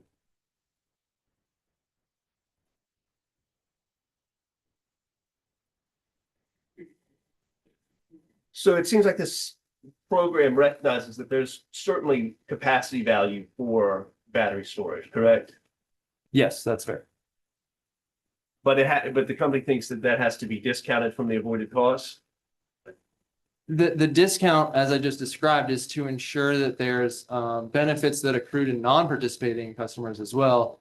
And it takes into account that there's additional costs associated with implementation and administration of these programs. Ultimately, we want them to be cost effective as a whole. And so the benefits need to exceed the total costs, not just of the incentives, but also of the implementation and program administration costs. I'll just contrast that to how we procure through competitive RFPs, where We cover a lot of the administrative costs of the program through bid fees, winners fees, other payments for the interconnection guidance and other things like that. This program is going to rely on that discount of the total capacity value to cover some of the costs of administrating the program. Again, trying to make sure we're recovering the costs from the cost causers. Has the company done calculations to ensure that the 25% will only cover program costs in administration? No, I don't think it's specific to just covering those costs. Like we've said a couple of times, the intent is that benefits accrue not just to participating customers, but also to all customers from offering these programs. So other resources that are paid at avoided cost, is there a discount on that avoided cost for administration of those resources? I'm not sure I followed the question. So if I have a resource, let's just say it's a QF or something else, it's paid avoided cost, is their payment discounted for administration? No, and those are fundamentally different structures. I think this shared savings approach is consistent across our suite of customer programs. So we see that in the DER customer programs. There's similar mechanisms with other certified DSM programs. But QFs and other structures that Witness Mallard can speak more to are a very different structure. Yeah, and we do collect administrative costs from QFs. QFs are going to pay monthly administrative fees, monthly metering fees. Proxy QFs that are procured through capacity solicitations pay similar fees, similar bid fees and winners fees that we collect from other RFP participants. So just a difference in the mechanism of covering the administrative costs for these programs. And commissioners, I'll just highlight in the design of these incentives, we did do some benchmarking across peer utilities. We think these are competitive incentives to encourage adoption. Those incentive levels should enable the company to cover roughly a third of the upfront costs of these storage assets. So we think that's a sufficient incentive to help move the market and motivate additional adoption of these technologies. Is this pilot's really about addressing system peaks, right? You dispatch the batteries to reduce peak? I think that is one of the primary use cases, yes. What are the other use cases? I think as we continue to get familiar with these resources, there's other value stacks that we can explore as far as ancillary services and reserves and things of that nature. Being able to unlock some of those value streams is predicated on having control of these assets. And so Witness Robinson in the previous panel talked about the investment in utility-centric Derms. And that's one of the technology platforms that will enable us to potentially unlock some of those future value streams. And one other value stream is the value that accrues to the host customer through resiliency. And so customers that want to host batteries at their site likely also are driven by a resiliency need. A battery is still a premium resource. A customer-sided battery is still a premium resource. Customers who are interested in their own resiliency needs, what this program offers is the ability to get more value, not just have the battery in reserve for the few hours a year when there may be a power outage, but to be able for the company to extract that value, share it with other customers, and reduce the total cost to participate by the host customers. In terms of resiliency in both buckets or both opportunities or channels, whatever we're calling them, customers would experience that resiliency benefit. Yes. In terms of when you're calling those batteries for use, and the customer directed, they have the option to opt out, but in the company directed, they would not have the option to opt out, correct? That is correct. Do you think the company is fairly good at being able to predict when those peaks are that they'll want to call on those resources? Yes, I do think we will continue to get the best information available. So we do have currently approved with our Derms capability the option for visibility and predictability. So those will help understand when the peaks are occurring on the system. One of the challenges in the customer directed model, and we spoke a little bit yesterday about the ELCC associated with that, is that it requires 24-hour advance notice, or maybe in an emergency situation, 75. So the requirements to give customers advance notification, there could be some variation in when the exact peak occurs, but generally, yes, the company is good at understanding and predicting when those peaks are going to occur. And really, this whole program is about getting resources closer to load, right? Resources that you can dispatch. I think the intent of the program is to unlock additional value associated with dispatchable resources and encourage those to be used in a manner that aligns participating customer incentives with the benefits to all customers. You So think you know, participating customers get a benefit, and then all other customers get the benefit of procuring that capacity for less than we otherwise would.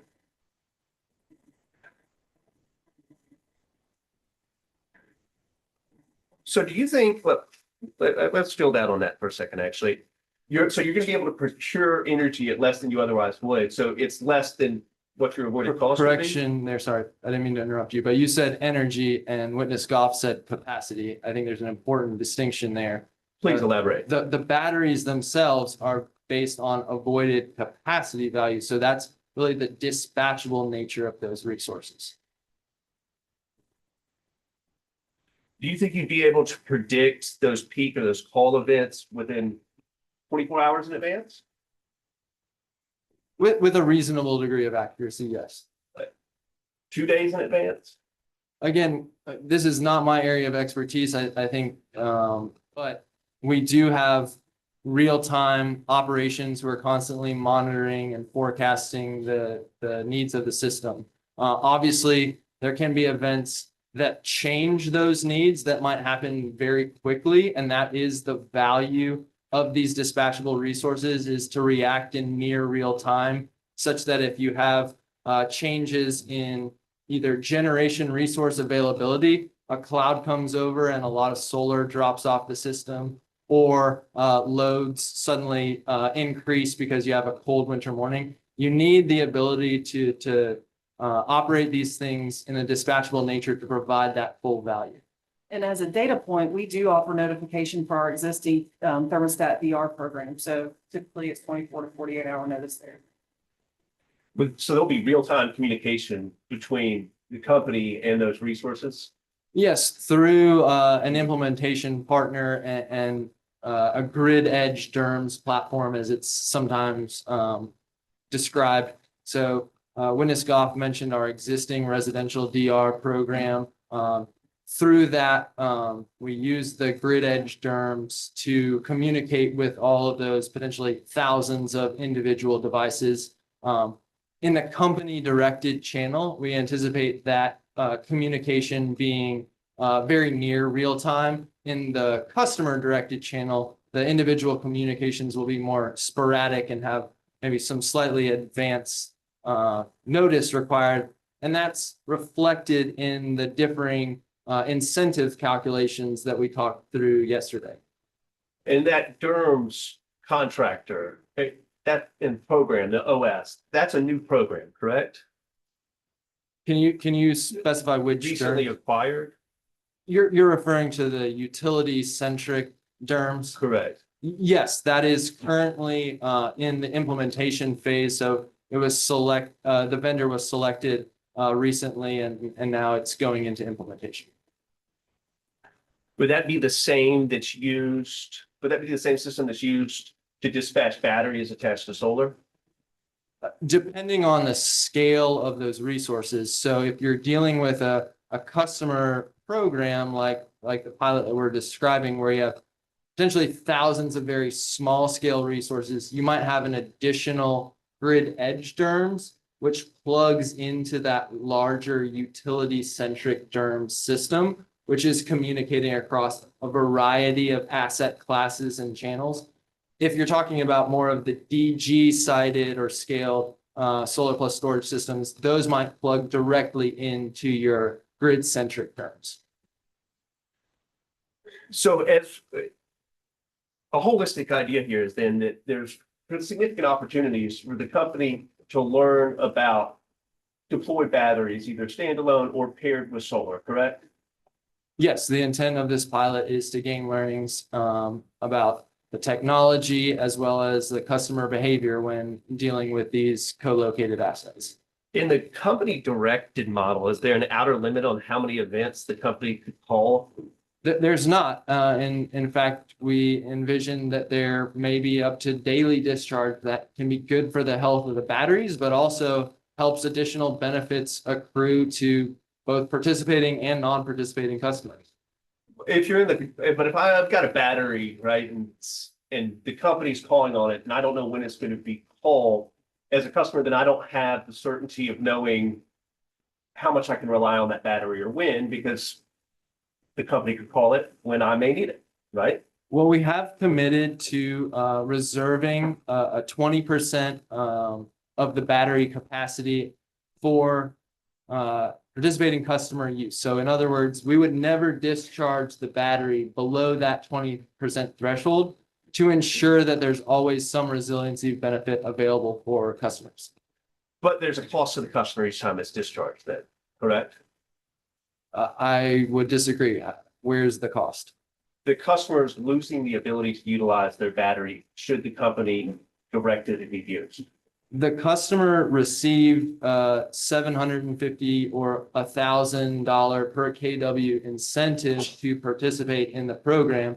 And part of that contractual relationship is that benefit was provided to the participating customer in exchange for the use of that battery. Well, let's contrast the two channels again, because I want to make sure we're not mixing. The company directed gets the larger upfront incentive.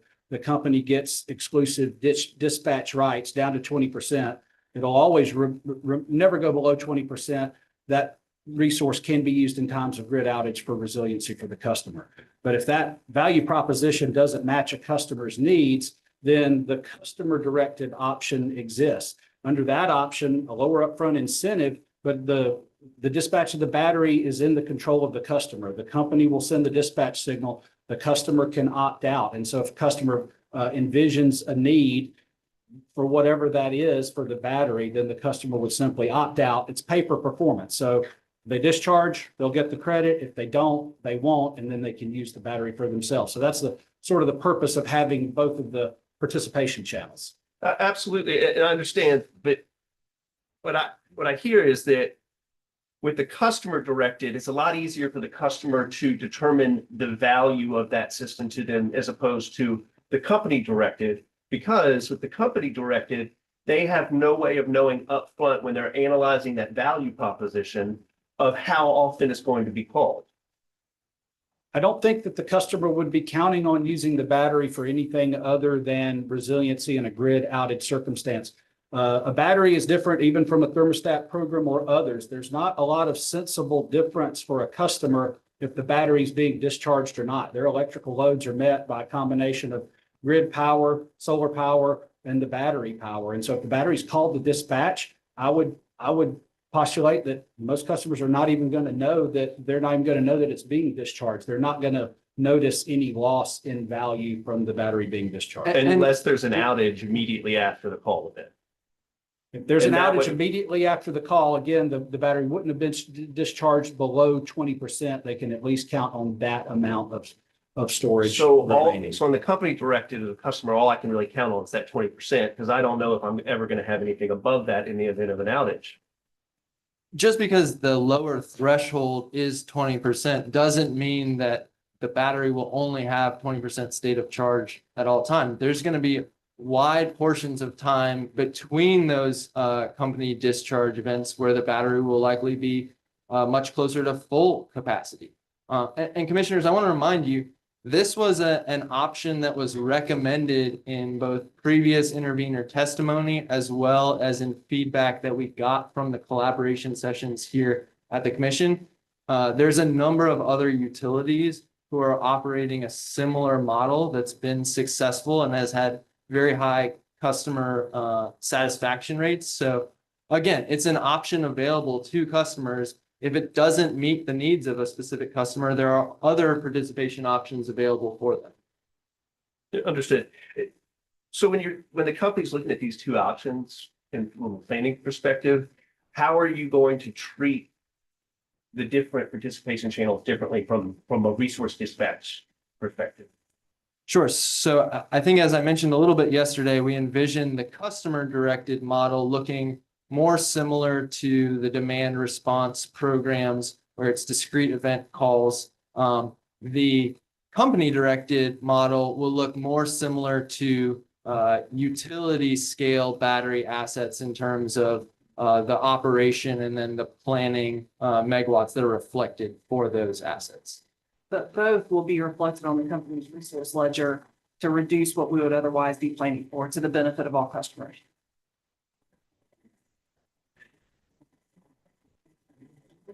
Let's switch gears. Let's talk about the customer connected solar program.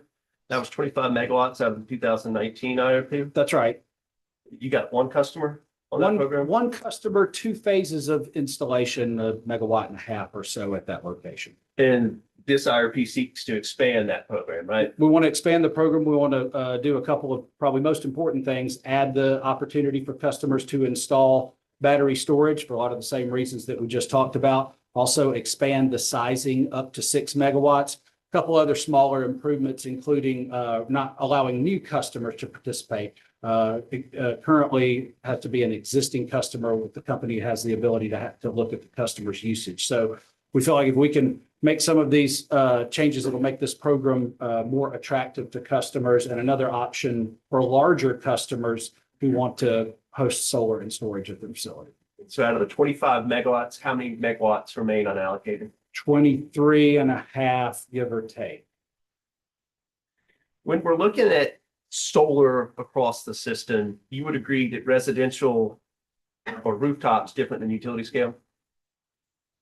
The panels themselves are the same. The way photovoltaic energy is converted from sunlight into electricity works the same. The nature of the installations, their efficiency, how the energy gets to the system, those things are different depending on the type of installation. Right. So can we break? In terms of categories, we can look at residential solar, right, as one bucket. Mm-hmm. Could we look at utility scale as another? Sure. I might even define them by interconnection. A utility scale interconnection is transmission generally. A DG project is distribution system interconnected. And then further, we could break it down to customer sided, which you might even divide into residential or commercial industrial. And further into behind the meter or in front of the meter. And they all have different attributes that you've got to plan for, right? That they all provide solar energy to the system. Again, how it gets to the system, how much we can count on it, what the contribution is to avoided cost, avoided energy and capacity costs are different depending on the type of installation, but also the type of contract that the company has with the generator. In the IRP at page 102, I read that only 17% of customer sided solar is paired with storage. Let me rephrase that. We've got 17% of our solar installations that have storage now. I think that's a pretty big number. Fair enough. And I'm just trying to get metrics here. What percentage utility scale is paired with storage? I'm not going to have that information in front of me. Would you mind getting that information and getting back to me with it? Sure. Make a hearing request for it. Thank you. Sure. And what about standalone DG? Do you know what percentage of that is paired with storage? Standalone DG, again, currently, those are solar only procurements. There's no storage that's been included. That's one of the basis of the change that we're proposing is to allow storage with DG facilities going forward. And what about customer sided?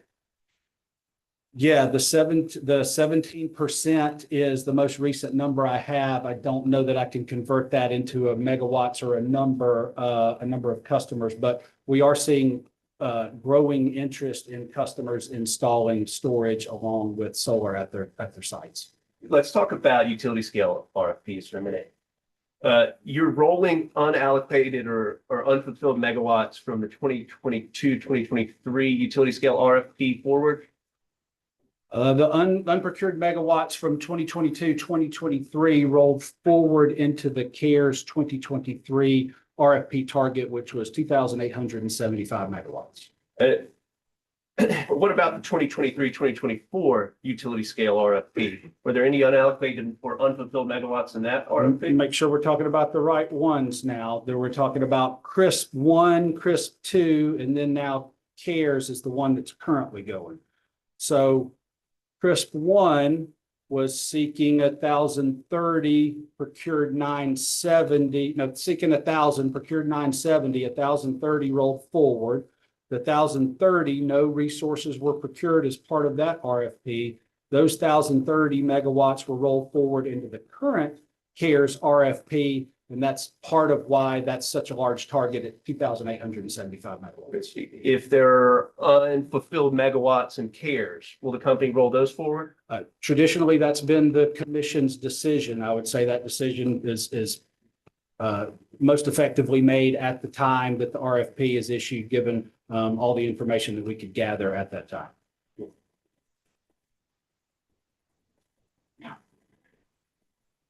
If there, and the company's got RFPs, or it's got procurements of solar that it's seeking in this IRP, correct? Correct. If there are unfulfilled megawatts from those RFPs, will the company ask to roll those forward? I think again, that would be past precedent and the expectation. The exact nature of the request and how those would be allocated would be most efficiently made at the time of the RFP, taking into account the current conditions. Are there unfulfilled megawatts from DG RFPs that the company previously issued? Yes. Can you tell me more about those? Probably not quite as well as I could recite the utility scale, but I can say DG RFPs out of the 2016 cycle procured just under 90 megawatts when the target was 150. So some megawatts rolled forward into the 2022 cycle. Again, about 85 megawatts procured then. So we issued the 2023 DG RFP with a target that was 100 megawatts plus the rollover. That RFP procured 42-ish megawatts. Those additional megawatts rolled forward, and the current RFP was seeking in the neighborhood of 250 megawatts. So in the DG, that, again, without the specifics of the exact amounts, the unused megawatts have rolled over and are currently were part of the target of the ongoing 2024 DG RFP.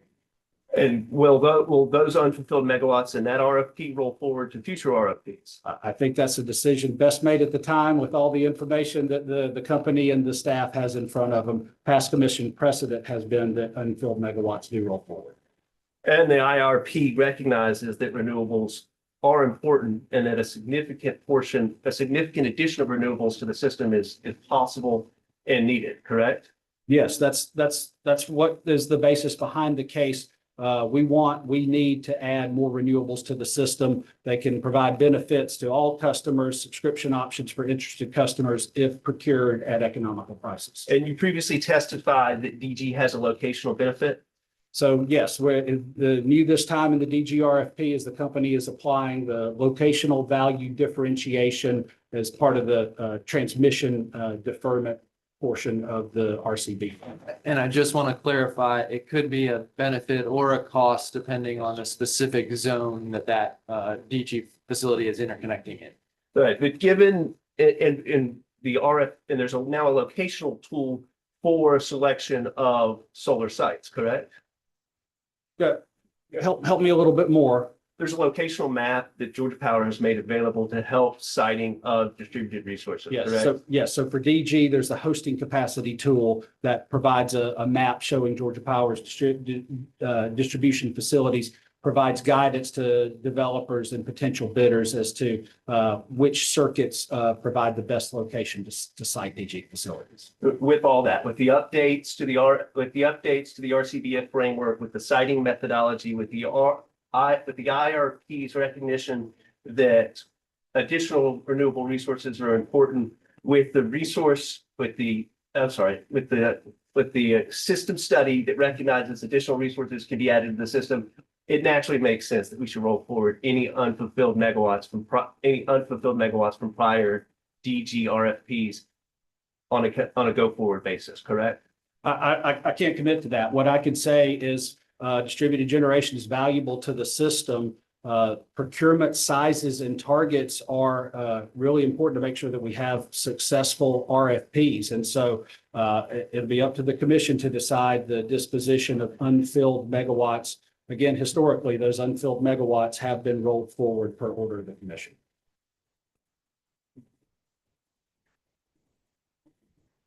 Utility scale, the utility scale RFP proposed in this IRP has flexible required commercial operation dates, correct? Yes, that's what we proposed. The DG RFP has targeted commercial operation dates of 27, 28, and 29. That's right. Why does the DG RFP not have similar flexible commercial operation dates? Actually, that 3-year window is sort of a flexible window. That's more potential COD dates than what the company has offered before. And There's- sorry, go ahead. There's less uncertainty around interconnection to the DG system. And so we have not experienced the same potential limitations around interconnection timeline and maybe a misalignment in the time you can build a solar facility and the time it might take to build the interconnection facilities. That's more of a transmission issue than a DG issue. And so there's not really any problem to solve on the DG side that a flexible COD would allow. You view this then as an enhancement or an adaptation in this IRP over this RFP over prior RFPs? The RFP in general or one of the particular components?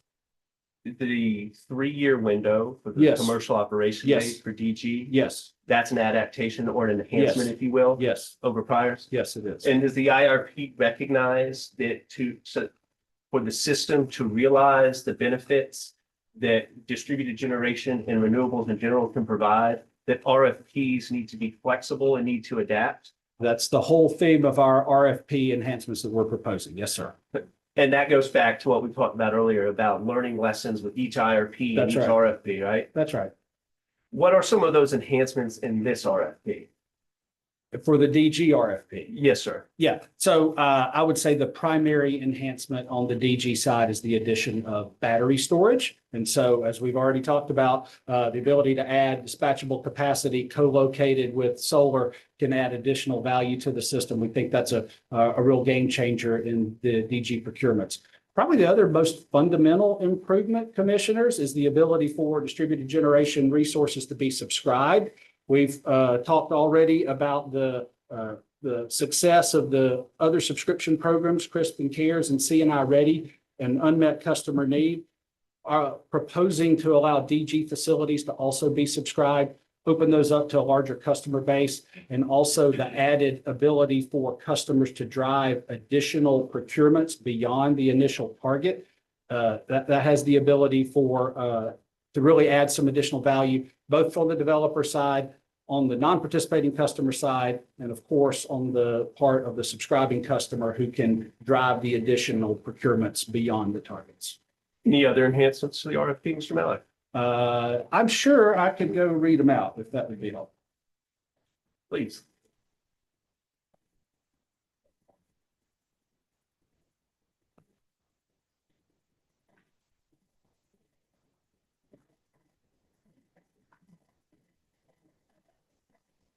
Just a second.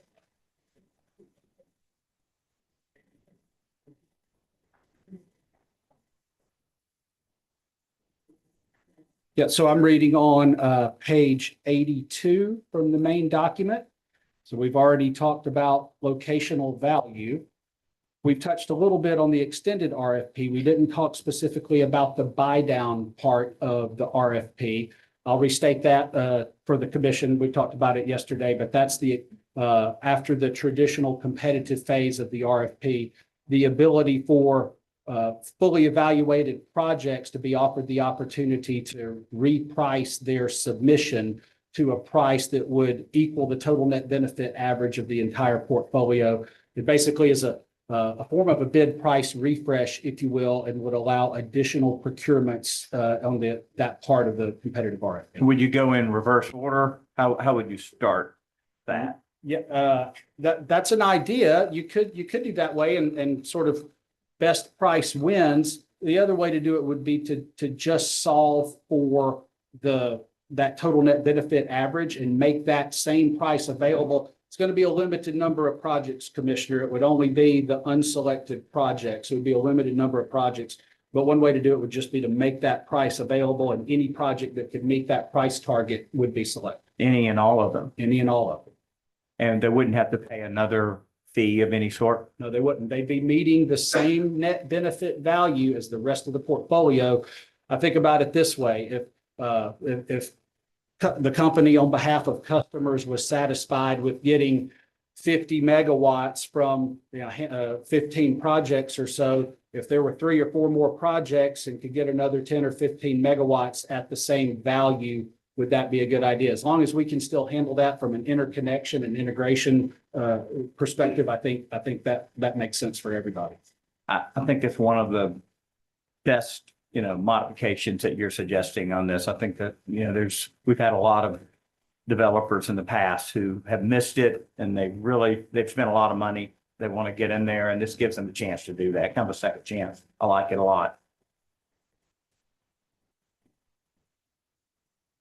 These are RFP enhancements. How did the company develop those, or how did you figure out that those would be good on a move forward basis or future RFPs? But we get that feedback pretty regularly from DG market participants. Coming out of the last IRP cycle, there was the DG working group, met a half dozen times or so, got some feedback directly from the market. We've then taken that forward, and over the course of the last year, the company has hosted feedback sessions with multiple solar market participants, customers, rooftop solar developers, but most with DG developers. And so these enhancements are based directly on that feedback.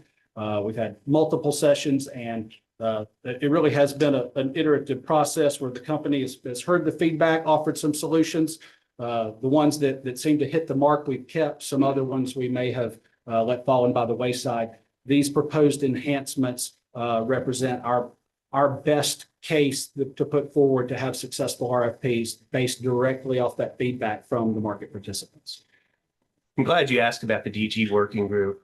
Explain more about that process. How many meetings did you have? When did it start? Come on, walk us through that. Yeah, I don't have all those details. I think there's a data request maybe that offers that. I can tell you they met a handful of times. It was representatives from the company, from the staff, from the solar development community. Commissioner McDonald put this forth in the 22 cycle to ensure a robust feedback process. And like I said, I think it's been successful. I think we got a lot of learnings from that process. And now, by my way of thinking, it's morphed into this more specific feedback process hosted by the company with direct feedback from RFP current and future participants. And how did that exchange of information happen out of the meetings? What did the company create a report based on those meetings, identifying the feedback and its responses and analysis? Are we talking about the DG working group? Yes, sir.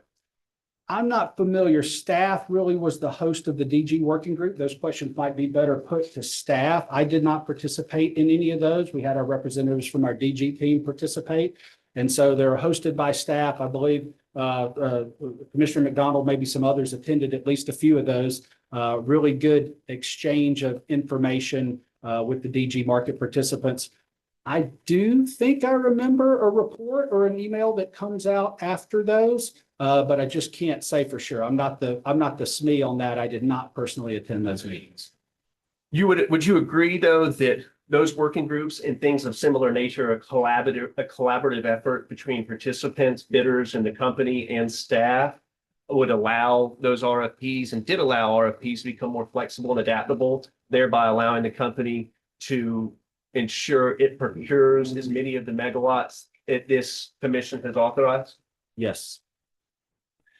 So that proactive feedback and that proactive adaptation of RFPs is a good thing, right? Yes.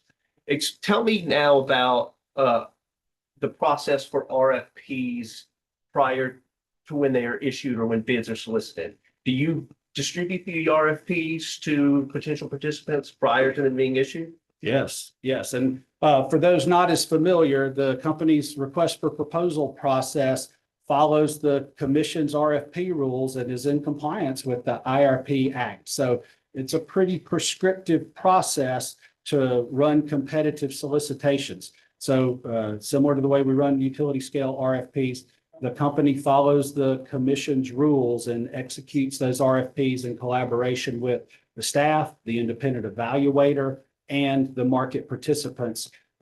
Documents are developed based on that feedback we just talked about, shared with staff for feedback, ultimately posted to the IE website for the market to comment. In conjunction with that, there's a bidders conference. Ultimately, all that feedback is taken into account. The company and staff put together the final PPA and RFP and PPA versions, and then those are put before this commission for approval before they're issued to the marketplace. Great. And that sounds really collaborative and productive. And the resulting RFPs for DG, we still found that some megawatts have been unallocated and unfulfilled. Is that correct? That is correct, but I think that's a feature, not a bug. The company is procuring resources that provide value to customers. That depends on the price of the bids, the viability of the projects in particular, where they're located. And so the allocation for DG is more of a regulatory decision, not a model-driven decision. It's based on the feedback that we've gotten from the marketplace and the success of the last few RFPs. Pretty evident that the market is delivering somewhere in the neighborhood of 90 megawatts or so per 3-year cycle. I think that's really successful. I think that's a lot of distributed generation being added to the grid at prices that benefit all customers. So that's was foundational to the basis of proposing the 100 megawatt target going forward. But I think those targets are just that. They're targets that allow the company to offer the opportunity to bid the best price to the marketplace, and then the company selects those projects that provide benefit to customers. Did you recognize the need for RFPs to become more flexible and adaptive to ensure that the system captured the value of renewable resources and those values that can be offered to customers? Yes. So anything that can be done to ensure that the company, along with participants and in conjunction with staff, are tailoring those RFPs to be as successful as possible is important, correct? No, I wouldn't agree with that. So you don't think that every effort should be taken to ensure that the RFP procures the resources that this commission has directed? No, and the word anything is really wide open. No, everything has a cost. Running RFPs has a cost. The cost of the employees that work on it, the cost to the development community to go out and find the project locations, the cost of the independent evaluator, the time it takes. There's absolutely an efficiency to the RFPs that has to be taken into account.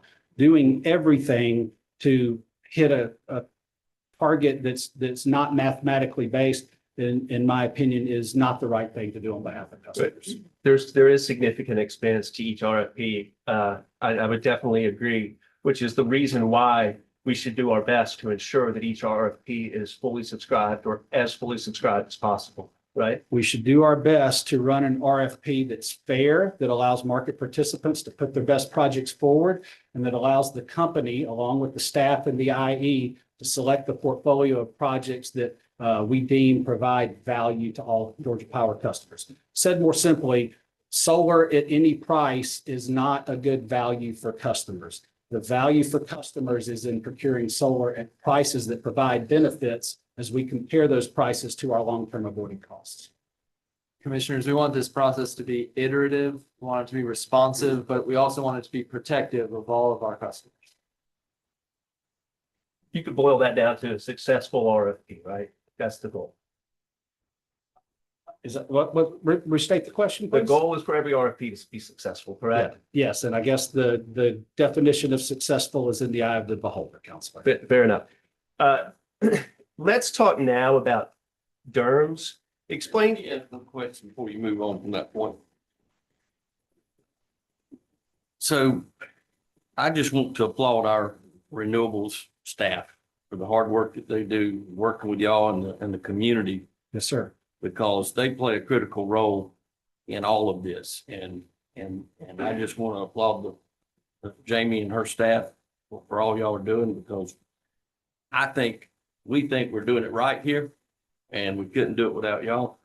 But Wilson, you know, feel free to elaborate on how hard our staff works. I would be glad to. The collaboration with the staff is critical to the successful procurement, not just through these RFPs, but look, the way that our overall renewable portfolio and strategy has developed over the last 10 or 15 years. we are doing it the right way. We're not going after some mandate that's not based in science. We're procuring resources at the speed that we can do it that makes sense for customers. Georgia Power, working with staff and the development community. I want to give them a lot of credit too. The folks that are active as stakeholders in the state of Georgia, they're the hard workers out there finding sites, developing projects, getting the project built and interconnected. Takes all of that to bring these projects in before this commission for approval and for guidance as we continue to expand solar. I'm a little biased, I know, but I think we've got one of the best markets for renewable energy in the whole country in Georgia. And on behalf of the Georgia Solar Energy Industries Association, we applaud staff too. They've been wonderful and instrumental in fulfilling the renewable procurements that this commission has ordered. And I'll just add, I don't think the positive interaction and relationship with staff is isolated just to renewables. Staff has certainly been responsive from a DSM perspective as we continue to try and meet goals and be innovative and flexible. And we certainly appreciate the partnership that Georgia Power has with staff from a DSM perspective as well. And I got one, maybe two more questions, and then I'd like to talk about Derms, if that's okay. Yeah. Well, I had another idea, but I'm going to move quickly. Derms is my last topic here. Mr. Mallard, you said procuring from a I don't forget your exact words. I won't ask the clerk to read it back, but you said it makes sense to procure renewable resources in a calculated mathematical fashion, right? Would you say that prior RFPs and the amount of resources sought to be procured there were based on that scientific approach? We can just call it that. Yeah, we talked a little bit about the change that happened in Aurora in 2022 that allowed Aurora to select solar resources. That really is a big significant change. And so before that and after that, divide the development of the solar targets into two categories. Now it's absolutely math and science based, and Aurora indicates the amount of resources that the company seeks to procure. It's more of a policy decision how those resources are divided between utility scale, DG, or other types of resources. This commission provided a lot of leadership all the way back in the ASI days by not just procuring the least cost resources, which would in almost all circumstances be utility scale, but instead ensuring a carve out for distributed generation that we've already talked about is providing a lot of benefits to the state of Georgia. And you'd agree the commission's made the right policy decision in the amount of DG resources it's ordered procured in prior RFPs? I will agree, but let me say it slightly different. The commission providing these DG targets and then allowing the competitive market process to show how many valuable projects are out there, that is absolutely the right thing to do. A target is just that, but the commission's approval and guidance to procure resources that are deemed valuable based on their price and their other benefits, that's the real secret that has made our procurement so successful. And you acknowledge the need that procurements have to adapt and evolve and be flexible to reach those targets set by this commission. Yes. The amount of DG resources that the company seeks in this IRP, are those based on that scientific approach? The underlying amount, the 4,000 megawatts by 2035, that's the underlying mathematical target. We then paired that with the practical and the experience that we've had looking at past RFPs and how much we procured. So the long-term target is solved for by math and science. The allocation between DG and utility scale and the exact targets for each RFP, that's informed by our experience in prior RFPs and our expectation for future conditions in the market. And now I'd like to move to Derms. Could you tell me, in implementing Derms, give me a 30,000 foot view just so we can get onto this topic. I know you discussed it in prior testimony, but let's shift gears there. Can you be more specific in the question? Give me your elevator speech, please, on Derms. Sure. Highest level commissioners, Derms is a system of system which provides visibility, predictability, and hopefully with if the request in this cases granted control of distributed assets so that they can deliver value to the system. And what is that implementation? Is that through a company resource or is that a third-party resource? So the company has contracted with a vendor to provide this software platform that will then get implemented by integrating this specific software platform with some of the company's existing systems, our energy management system, our advanced distribution management system, and others to really give us that system of systems so that we can operate distributed assets in the most valuable way for our customers. Derms is about maximizing value of DERs, right? I think that's fair, yes.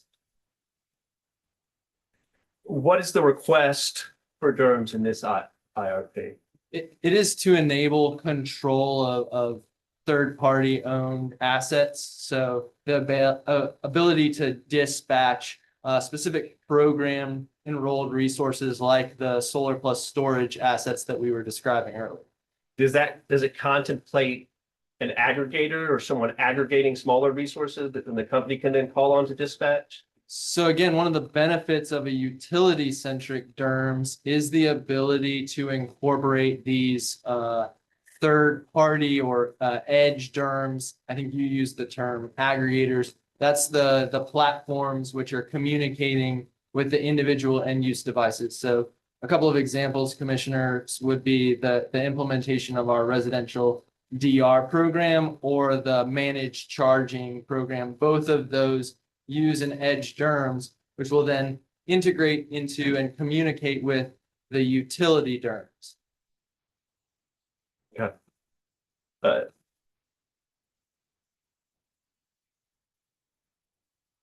Those are all the questions I have. Thank you, panel. Thank you. Thank you, commissioners. Thank you.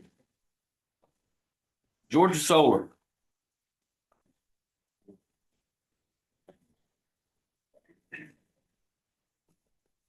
Hey, Commission, thank you.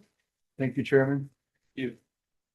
Hey, panel, I have some good news. The topic that I'll be asking questions about is just about the residential and small commercial solar and battery pilot program, so.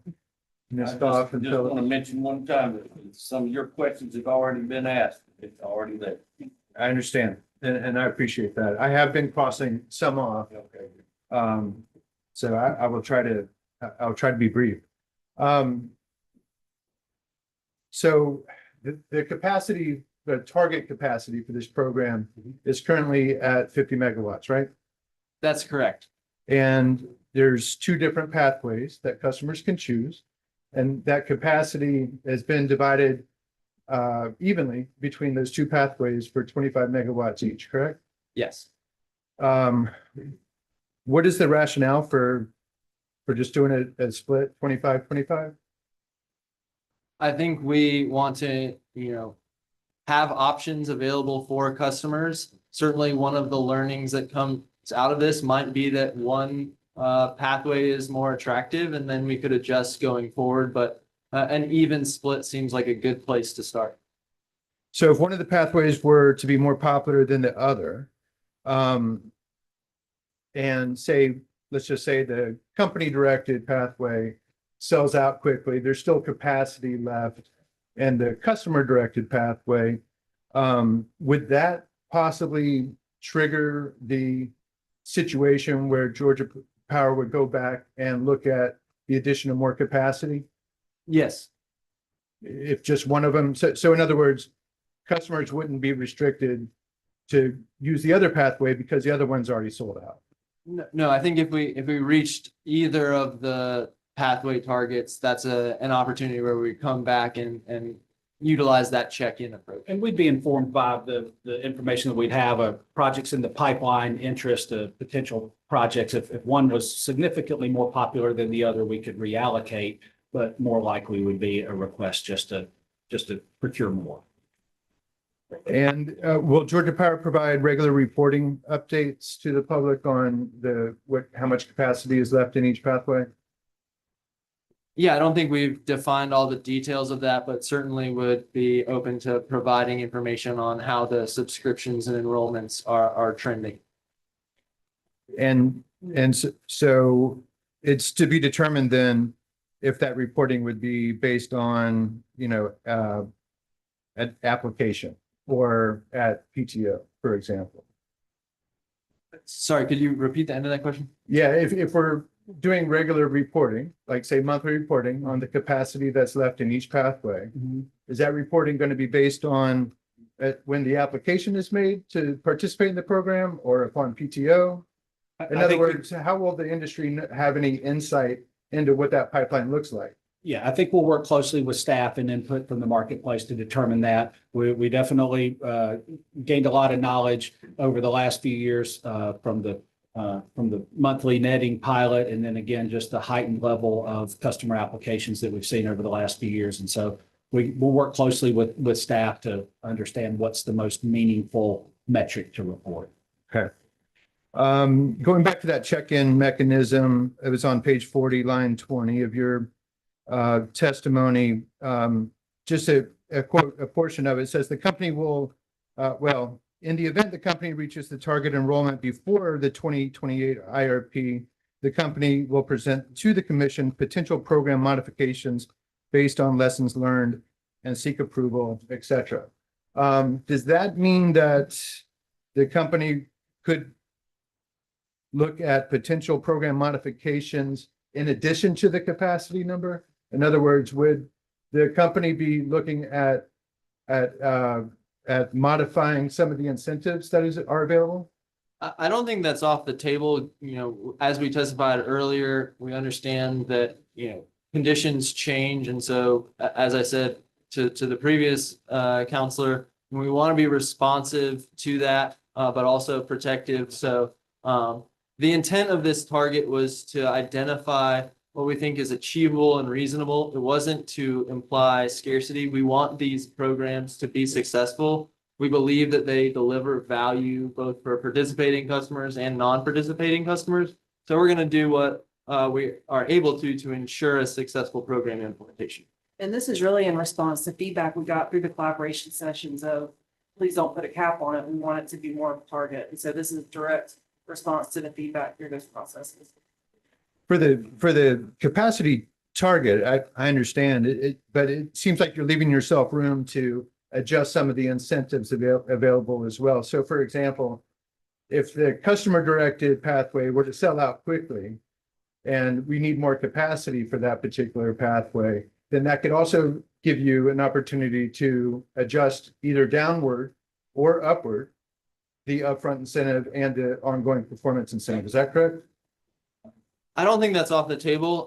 One of the appeals and another piece of feedback we heard is that we wanted a clear incentive structure and this clear signal to the market. So I don't think we would want to be continuously changing that, but to the extent that there's a fundamental shift in market conditions or we have not seen success with certain program elements, then we could recommend changes to the commission if we came back. I think it might be, the changes we consider might be more the mechanics of participation and how the program was working. The values for the incentives are based on long-term system costs. I think those are unlikely to change significantly even within a 3-year cycle. So the changes we would make, I think, and not an exact science, but the type of thing that could be made in an energy admin cycle type of an approval, not a fundamental program redesign outside of the IRP. Okay, I appreciate that. Thank you. Let's talk about the system size requirements. How did the company arrive at 20 kilowatts AC for residential? Yeah, so again, one of the pieces of feedback that we heard is that there was a desire to allow larger systems than just 10 kW limit in R&R. We thought 20 kW was a limit that would avoid triggering incremental costs as far as infrastructure upgrades. When you get much beyond that, then you might have to upsize service levels or transformers to be able to accommodate that potential pushback. So this is a balance of trying not to incur additional costs while being responsive to the feedback that we heard.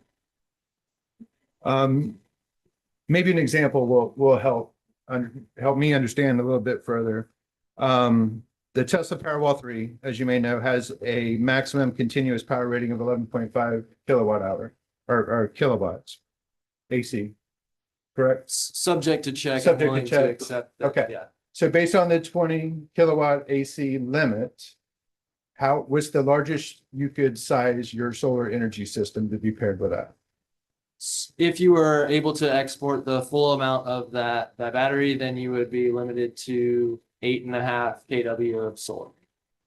Now, I will say that is just to receive the participation incentive. So there's again, there's other options for participating, and we've discussed previously a number of different programs that could potentially stack, be that solar plus storage, R&R. They have some different limitations. There's optionality for customers if the specific restrictions on this program don't meet a customer's needs, then there's other ways for larger systems eventually to participate.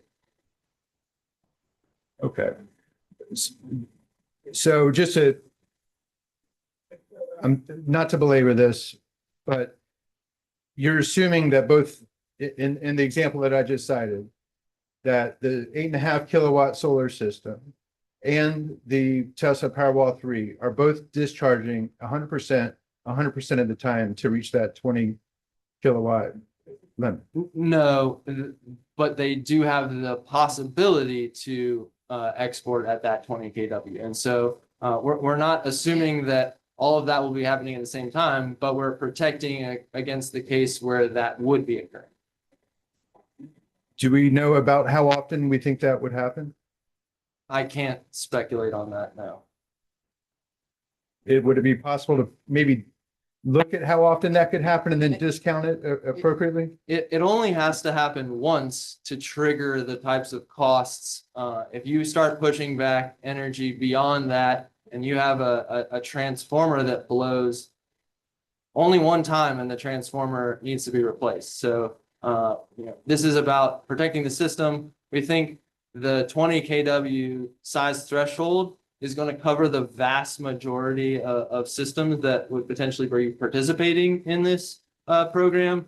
But as I mentioned, there's other options outside of this program if customers are interested in larger systems. Okay, let's look at the incentives, particularly for the customer directed.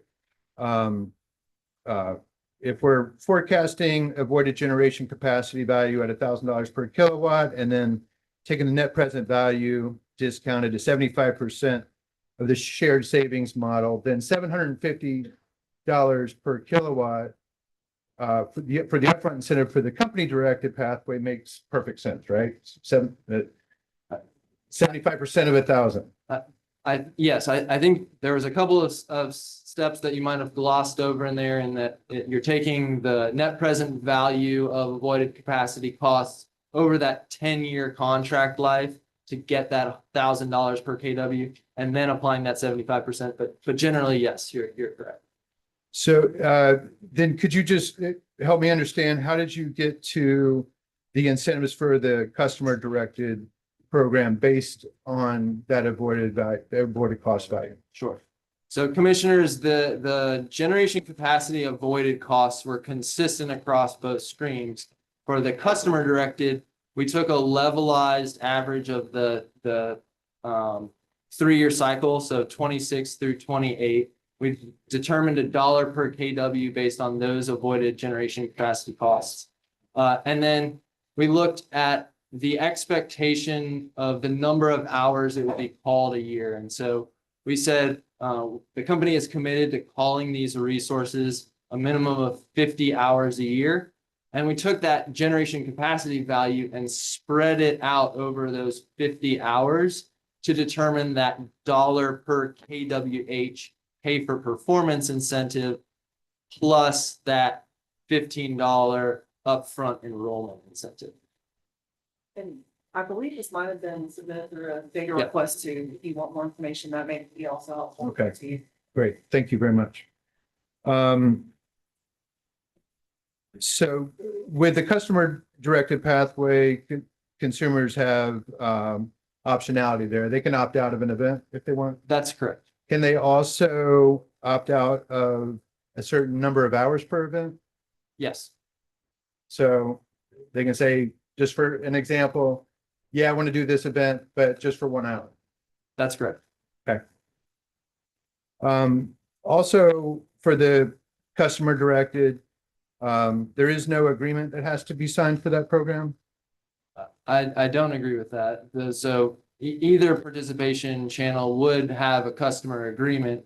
The difference I think you may be referring to is sort of the longer term nature of the contract in the company directed option. Yeah, and all projects would have to follow company current interconnection guidelines and interconnect per Georgia Power and Southern Company direct policies. How long will the upfront and performance incentive be available for the customer directed? We've committed through this IRP cycle, so 26, 27, 28. Did the company consider a longer term for the customer directed program? We didn't. We think there is an option for those customers who are interested in a longer term in the company directed option. Certainly if we hear that feedback through the pilot, then that's something we could consider going forward. Does the company agree that a term with a longer price lock, quote unquote, would likely provide greater certainty for developers and program participants?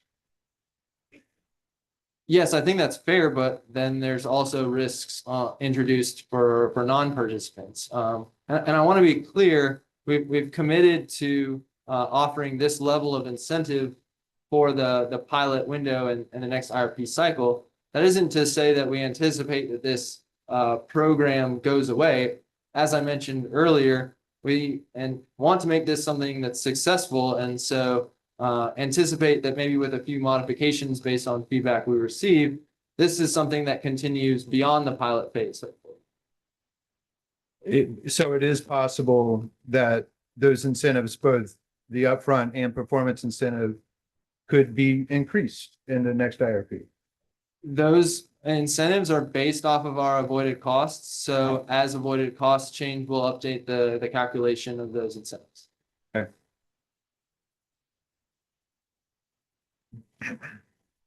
Did the company complete an analysis comparing the total incentive dollars spent under the customer directed option through 3 years versus the upfront incentive payment under the company directed program? In other words, how did those fare from the customer and the benefits to the customer? I don't know that we did that specific analysis. I will say that the source of the avoided costs and the assumptions that were used to derive the incentives were consistent between the two programs. Is it safe to say, just if the incentives for the customer directed program were consistent over a 10-year period of time, then they would land at or around the same as the company directed? Around the same. I will note there is a slightly different ELCC value. So we talked about that a little bit yesterday, commissioners. The effective load carrying capacity differs slightly between the two program options. But outside of that, yes, you would get a similar value from 10 years of participation in both channels. And as far as the 4-hour duration per event, can you tell us a little bit about how we landed on 4 hours for that one? Sure. So we did hear feedback and we looked at peer programs. 4 hours was something that we thought was reasonable given the sort of technological capabilities. That's not to say we'll necessarily always call 4-hour events, but the 4-hour event designation helped maximize that ELCC. So it enabled us to reflect higher incentives for that program participation channel. Is the number of hours, is that directly correlated with how the upfront incentive is calculated? Can you be specific with what you mean by? Yeah, so for the customer directed, the upfront incentive is divided by 4. And Yes. whereas in the company directed, it's divided by 2. And I think we've talked about this before, but just if you could entertain me just for a minute, shortly, what is the difference there and why is there a difference in how that upfront is calculated? Yeah, so again, commissioners, we were trying to maximize the value that we could provide both in terms of to benefit the system, but also reflect in incentives. Under the company directed model, where we're having more real-time dispatch capabilities with the batteries, a 2-hour battery is capable of receiving 100% ELCC at present. And so that is the benchmark that we use to define the incentive level. On the customer directed, as I mentioned, it's going to look much more like a demand response program, and that additional advance notice results in a different ELCC. To try and maximize the value associated with that, we used a 4-hour event window because that has a higher ELCC rating. And so that would maximize the incentive that we could offer through that participation channel. You mentioned there's a minimum number of hours, 50 hours per year. Based on company modeling, can you anticipate what a maximum number of hours would look like?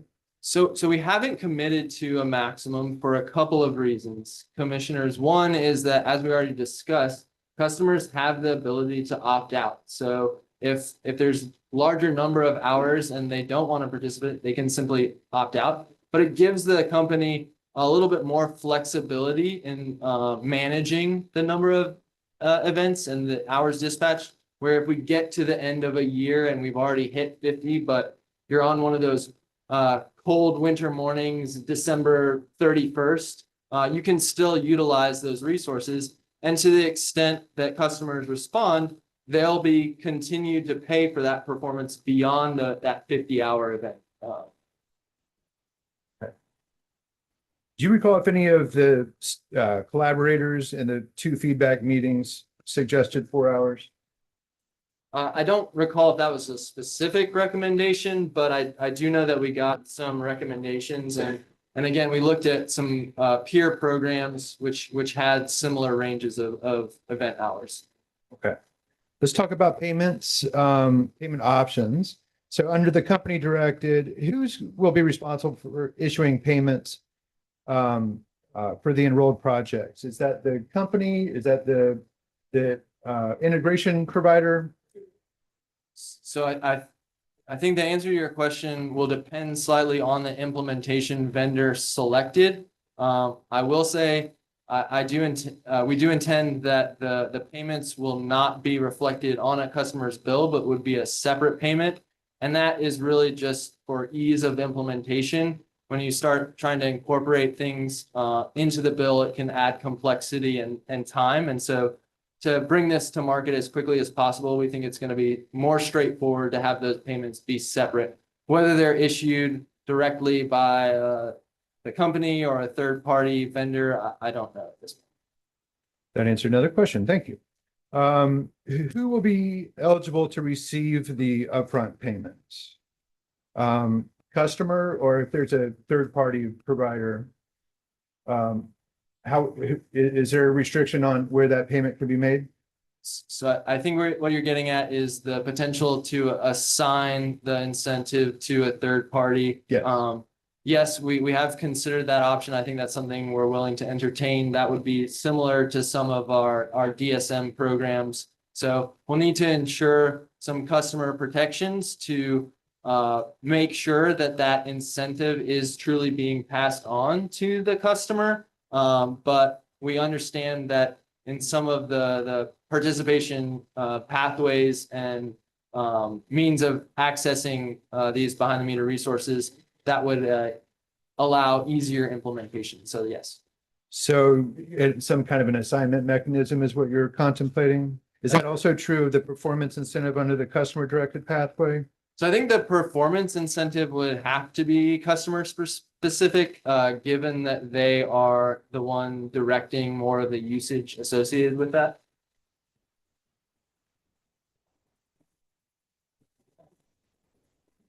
Okay. Let's talk about the grid charging. Under the company directed option, the battery can only be charged with a paired solar system. Is that correct? Under the company directed option, the battery would be restricted to charging just from the solar. And the reason there, commissioners, is we didn't want to be compelling customers to use more electricity to charge those batteries. Is it possible that energy storage systems not eligible to charge from the grid could have less available discharge capacity? That is possible, yes. Which could lead to less capacity available to discharge during an event. Yes. But you'll be able to monitor that and be able to see all that. Another one of those benefits of the Derms systems we've been discussing. So customers would not be eligible to charge from the grid ahead of a storm event, or any suspected outages. Again, the intent there is that the battery resource will be charged exclusively by the solar, so that the company who's directing the operation of those assets would not be forcing the participating customer to purchase more electricity, more of our product. Now, to your point, as we continue to gain learnings with the program, that's a design element that we could consider moving forward, is to allow grid charging for those in the company directed option as well. Do you anticipate that requiring the solar to charge the battery could have an impact on the benefits to the customer, in that the customer would have less use for offsetting its own electricity usage or time of use arbitrage type of thing? So could requiring the solar charge the battery limit the ultimate benefits to the customer? I'm willing to agree that by limiting the charging to the solar, you do potentially restrict the all the potential availability of the battery, but you also provide some protections for the participating customers in ensuring that they will not be required to purchase more electricity to charge those resources that are being directed on the company's behalf. Are you familiar with the Duke Power Pair program? Generally, yes. And they also require the battery to be charged with solar? There are a number of year models that we've looked at that have a similar requirement, yes. For the Duke Power Pair program, they offer a 36 cent per kilowatt incentive, upfront incentive for the solar, because the solar is required to charge the battery. Did the company contemplate an incentive for the solar? We didn't directly contemplate an incentive for the solar. I will say the structure of the two programs' incentives is very different, so I don't necessarily know that that's an apples to apples comparison. In addition, as we've discussed previously, commissioners, participating customers will also have the opportunity to participate in R&R, which already provides an incentive for the solar itself. And the intent of this Solar Plus Storage program is really to encourage additional adoption of battery storage, not necessarily just standalone solar. Yeah, and I'll just make another note about North Carolina. They've got a solar goal, a state mandate, and so incentives for solar are likely driven by compliance with that state mandate. All right, let's Are you talk talking about the carbon plan, their carbon plan, or what? North Carolina is the goal, and I can't remember the name of the plan, but a goal for a certain amount of solar, and be my expectation that that's. Yeah, they call it the carbon plan, Okay. but they previously had an RPS. Yes. Yeah, they don't have an RPS. Thank you. On page 41, line 16 of your testimony, I'll let you get there. Says the pilot will leverage the battery inverter for measuring performance and does not penalize customer for non-performance. Do you see that? Yes. 16. So for the company directed, will there be any minimum performance requirements?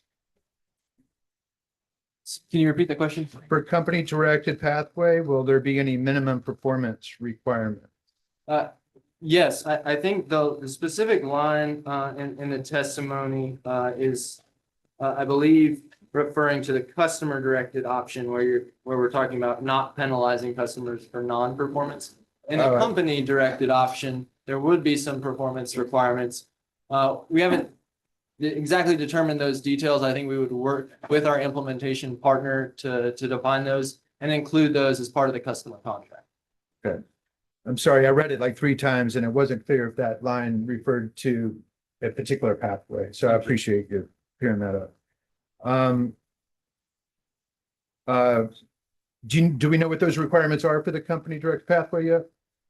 Again, as I said, I think we'll work with our third-party implementation partner to define those, and any requirements would be included in the customer contracts. Does the company anticipate any clawbacks for the upfront incentive if there's non-compliance under the company directed? Yes, I do think in order to participate or to protect non-participating customers, if these assets are not meeting the sort of performance requirements, we would have a clawback provision to ensure that we didn't pay incentives beyond the value that's realized for non-participating customers. In addition, that optionality can actually provide a benefit to participating customers who might want to, say, move or sell their home, the ability to sort of end that contract and return a prorated portion of that upfront incentive based on their participation to date provides them additional optionality. But again, everybody should know going in based on customer agreement, here are the expectations, here's what's going on in the program. So everything should be very transparent so people know what they're being agreed to. 100% agree. And I want to talk about that in just a minute.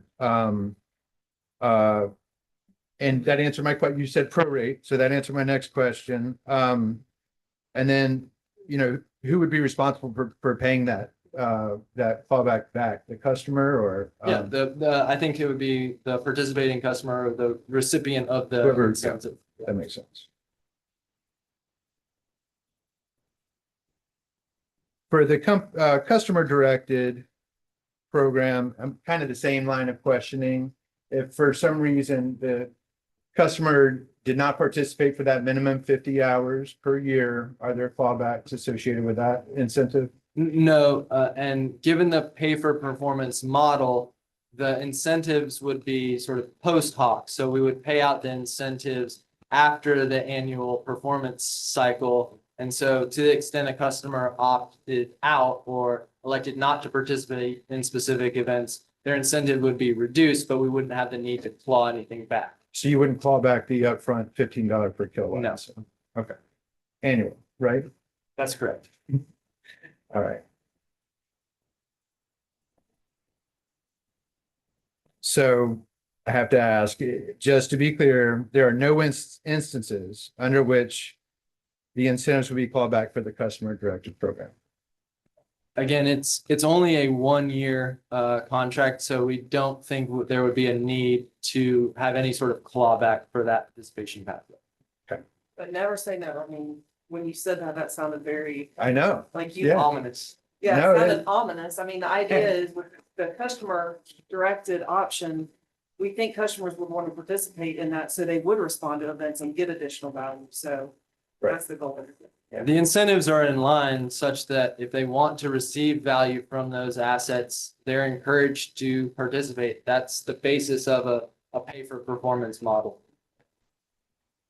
When designing the program, did the company consider benefits to the participating customer Yes, as well as the company? yes. I think we just went through a pretty exhaustive list of the monetary incentives available to participating customers. Did you compare the total benefits to the customer versus the costs of the underlying asset as Yes, part of that analysis? I think I mentioned this earlier, based on our sort of guidance of the costs of battery storage systems. We think that these incentives will cover roughly 1/3 of the upfront costs. When you consider the potential to stack federal incentive dollars available through the IRA, that might get you another 1/3 of the cost. So you're getting beyond half of the upfront cost of a storage incentive through program participation. Okay. All right, let's talk about the application process. Maybe we haven't fleshed that out yet, but just to ask, there will be an application process to participate in the program. Do you anticipate that being through Power Clerk? Yes, I do think that we will use a Power Clerk or a similar application vendor. We've had some initial discussions. We released an RFI to the market to gain some insight into the capabilities of different vendors and implementers. And that was included as their ability to interface with that Power Clerk process. So not definitive, but yes, we anticipate utilizing some of the existing processes. Yeah, and just the short answer is still TBD. Yeah. Power Clerk generally focuses on the interconnection application. The customer acquisition will depend on ultimately our selection of that implementation partner. And so once we select that partner, understand their capabilities, marry that with our own capabilities that are established for interconnecting customer-sided projects now. That's where we'll put all that together and get feedback from the marketplace and staff and come up with what's hopefully an easy and efficient application. Maybe process. streamlined, so maybe you can only apply once and for both the interconnection and this program. We can dream. All right, good enough. Do you anticipate there being a fee to apply for this program? No. Who is eligible to submit the application? Do we know that yet? In other words, is it the customer? Is it the installer? Is it the system owner? All of the above? I don't know that we've worked out those details specifically, so TBD on that. Any other documentation that you anticipate that will be required as part of an application for this program? The typical documentation that's already required for interconnection, including the one-line diagrams and the contracts. I think those would be modified for this program. And again, those might differ based on the size and the type of customer. So those, we have existing solar and storage facilities now. Do any of those existing processes or application details need to be modified? That'll be something that we'll work out through the process. And just another one to put out there is, you know, at what point will an application be submitted? You know, at what point in the project development phase?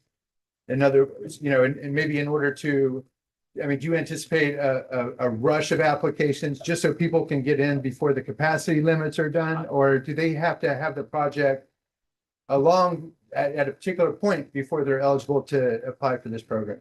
Again, we've learned a lot over the last few years with implementing our customer-sided programs. As it currently stands, projects really do have to be ready to go. All the data has to be complete in Power Clerk. And so I would foresee a similar type of a process where a project really does need to be designed and developed and ready to go to apply for the program. If a customer is on the R rate or the GS rate, they'll need to switch their plan. Is that correct? Yes, those are not options that are available for participation in this program. And do we anticipate when that would need to happen? Is that at PTO, at the application process? I haven't thought about that one yet. At one of those times, yes. But certainly before the system operates. Okay. That's important, right? Because Sure. when are the applications? When is the application going to be accepted?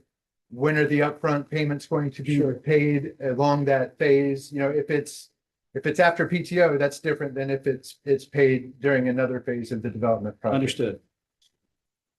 And then customer protections, have you considered options to ensure customers protections are maintained under this program? One idea that our members came up with was perhaps to develop a disclosure form for customers so they know the ins and outs, what's allowed, what's not allowed as far as the program is concerned. I don't know that we've explicitly considered that, but throughout the development of the program, we've been taking feedback and envision that we will continue to do so as we move into the implementation. Yeah, and customer protection is of utmost importance to the company. I know it is to the solar marketplaces as well. So we want to make sure that customers are protected from all types of providers, both the ones that we know locally and maybe some new ones that might be invited into the marketplace based on the rollout of a new program. Has the company considered having installers be certified and registered to be able to offer this program to their customers?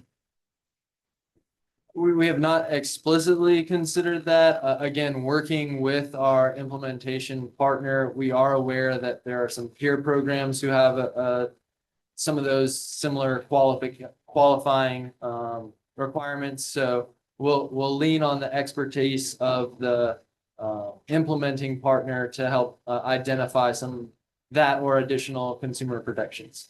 Great. How do you intend to, this is my last line of question. How do you intend to procure the implementation partner? Through an RFP process. And how long do you think that'll take? The Should this be RFP approved? Of course. itself, I envision following a hypothetical approval from this commission. That's something we would do akin to what we do on the demand side programs. So in the third quarter of this year, we would prepare and put forward to the market that RFP. Do you anticipate a start date for the program? We don't have a particular date identified. As you mentioned, we will have to go to the market to identify that implementation partner. Based on the responses that we heard from our RFI, you're looking at probably 4 to 6 months from selection of that partner to enable customer enrollment. So I think the midpoint of 2026 is probably a reasonable expectation for when we could begin enrolling customers if this program is approved. Okay. Thank you. I appreciate it. Thank you, Commissioner. Thank you. Georgia One and Vote Solar.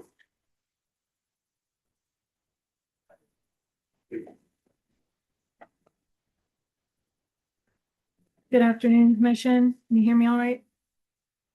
All right. You might want to just straighten that thing out before we look. Thank you.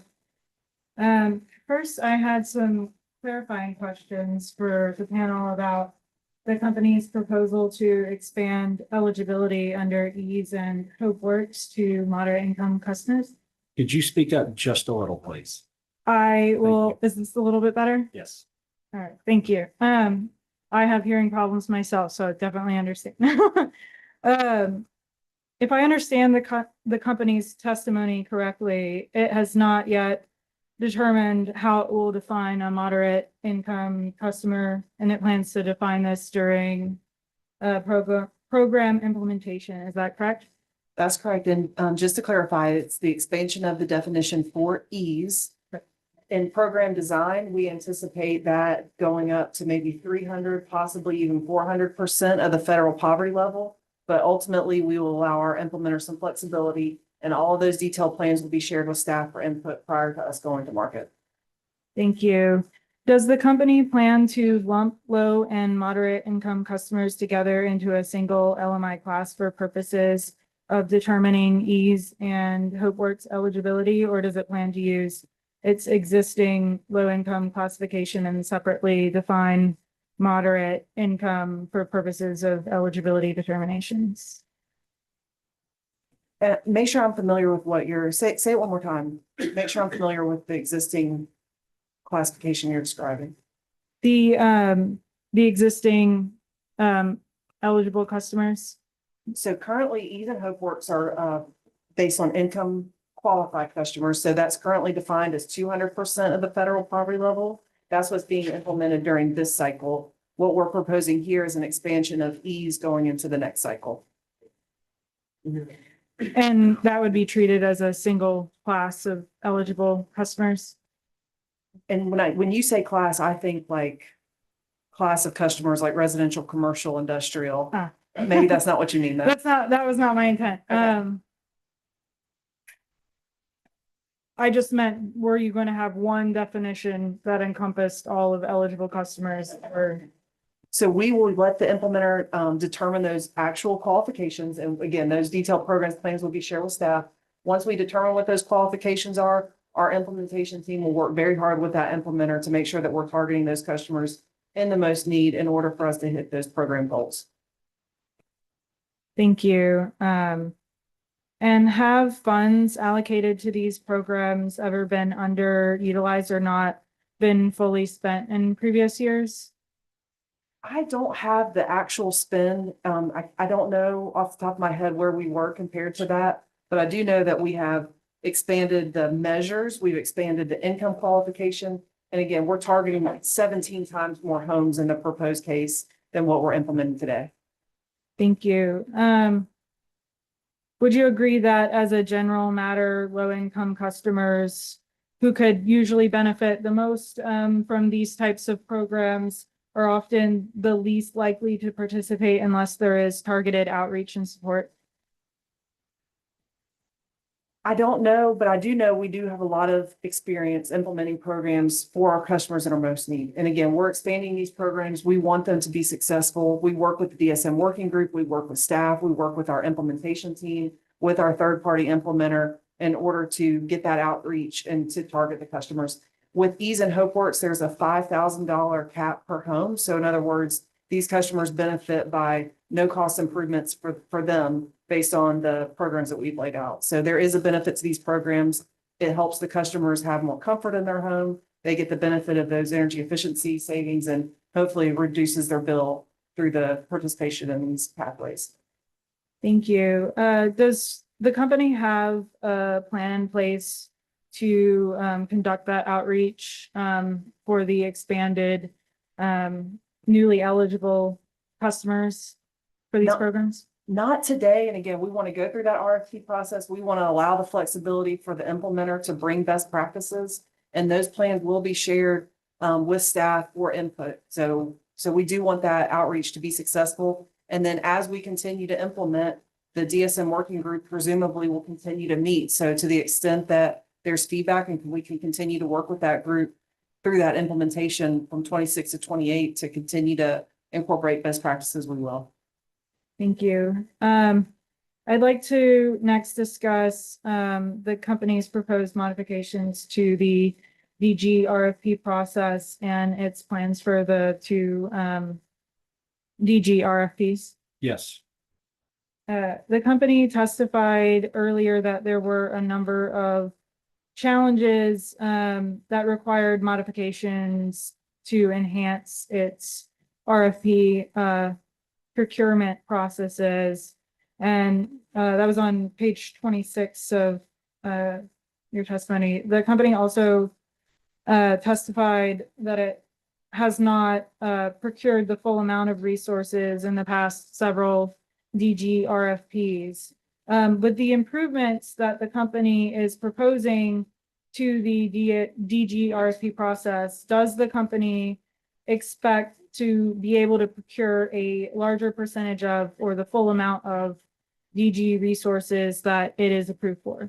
Yes, the company expects the enhancements to the RFP process will make the RFP more successful overall. That combined with the procurement targets at 250 megawatt RFPs in a 3-year cycle, we do think that's the most efficient allocation of those megawatts. And yes, we're optimistic that those RFPs will be able to achieve those targets.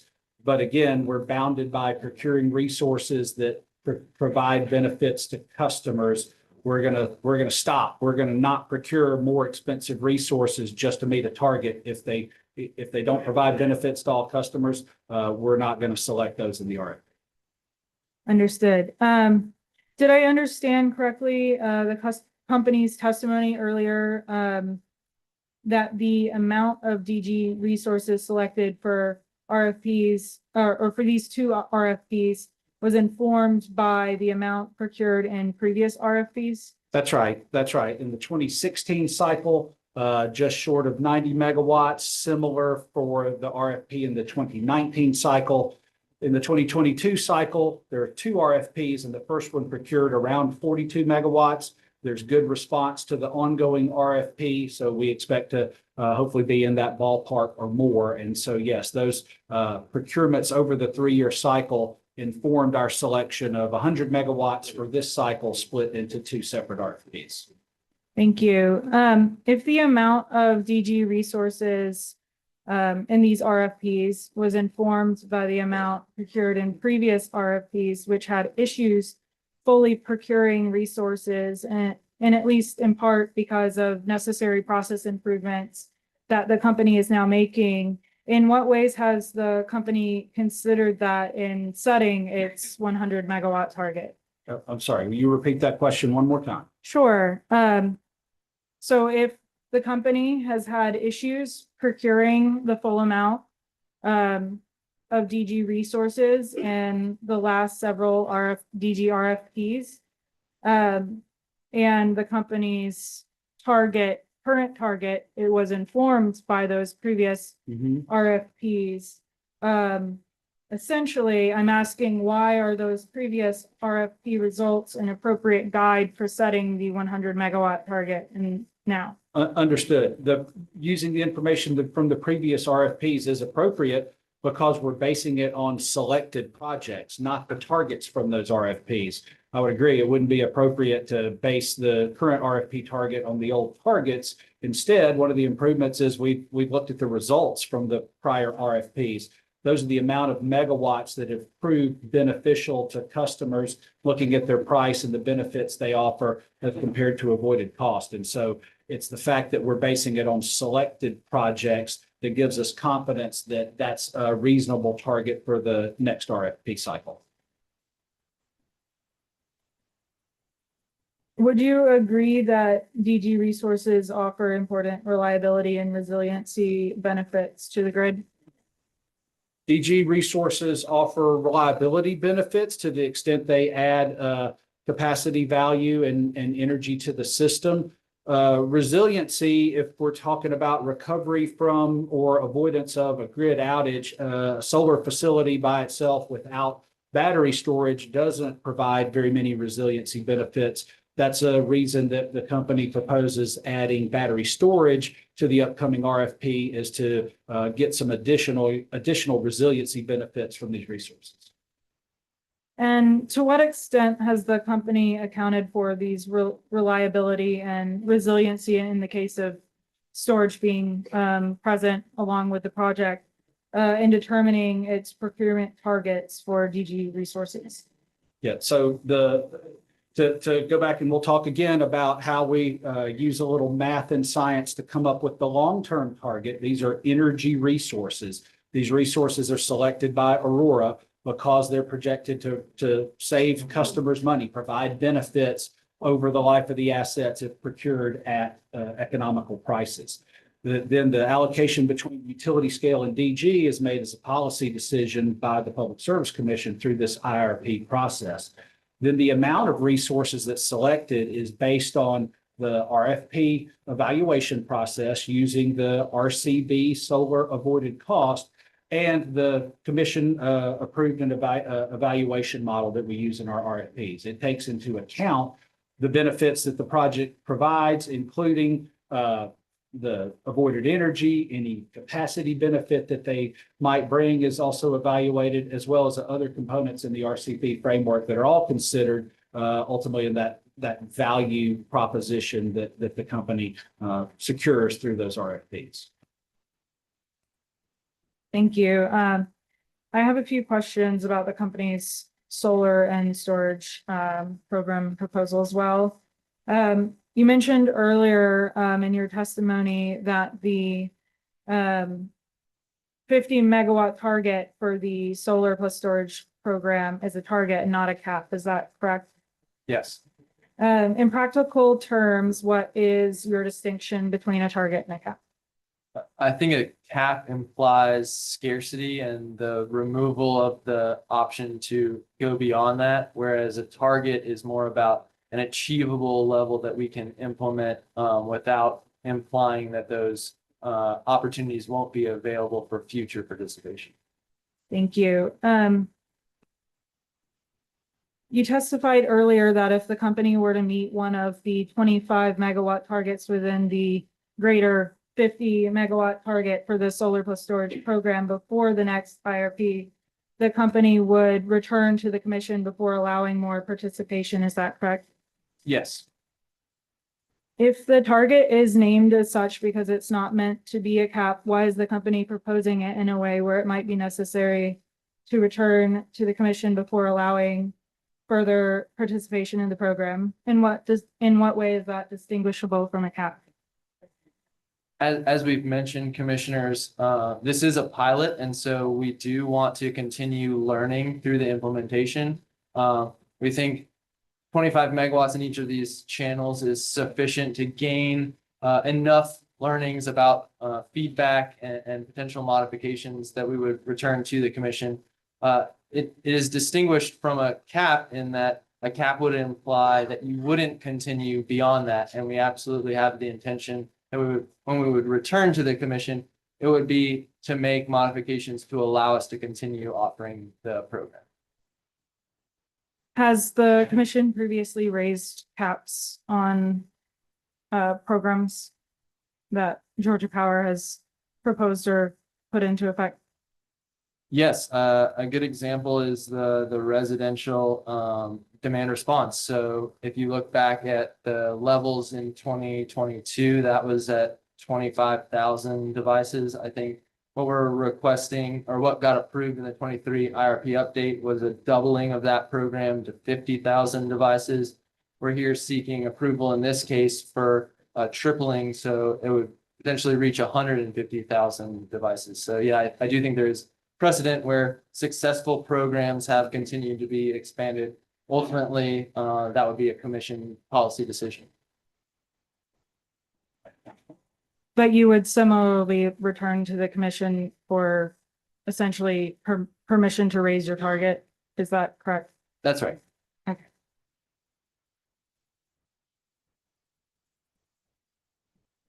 Does the company have any specific plans for a stakeholder review to expand the program based on any early success of the program or high demand?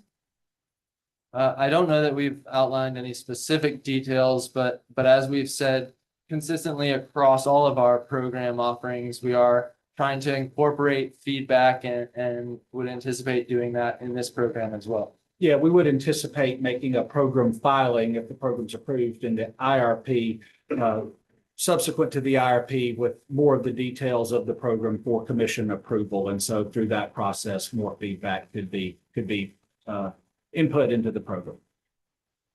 Thank you. In the company's testimony, the company said it was addressing upfront cost barriers for low to moderate income customers through the removal of the discount factors application to customers in these segments and the allowing of the stacking of funding sources. Are there any further ways that the company is addressing barriers to LMI participation? I will highlight one additional opportunity, which is in the customer directed option. We have the ability for standalone storage to participate through that channel. So you wouldn't necessarily have to have available roof space to participate in that participation channel. Thank you. What plans, if any, does the company have to do outreach to low to moderate income customers on this program? As we've mentioned, we've been in collaboration with some other potential sources of funding, including those solar for all dollars. We think that's a really cost-effective way to target those populations.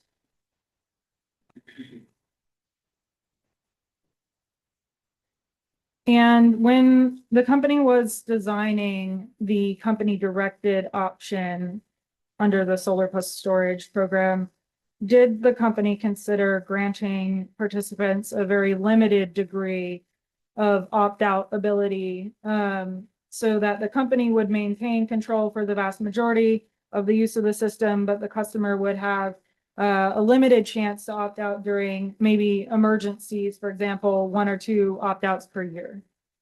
We did not explicitly consider that in designing the program, no. Moving on to my last topic, I'd like to discuss the company's DSM efforts with data centers and large load customers.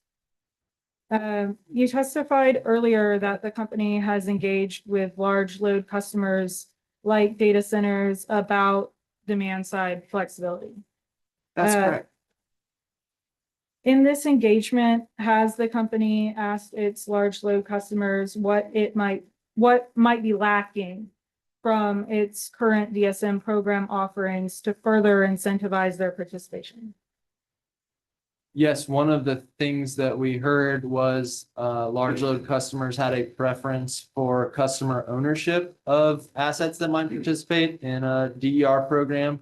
And we've addressed some of that feedback with the new offering that we've put forward in this filing, the large customer-owned resiliency program. And as we spoke to before, there are options available for data centers to participate in our DSM programs. That's not the focus of them, but they absolutely have the option to participate. There's measures included.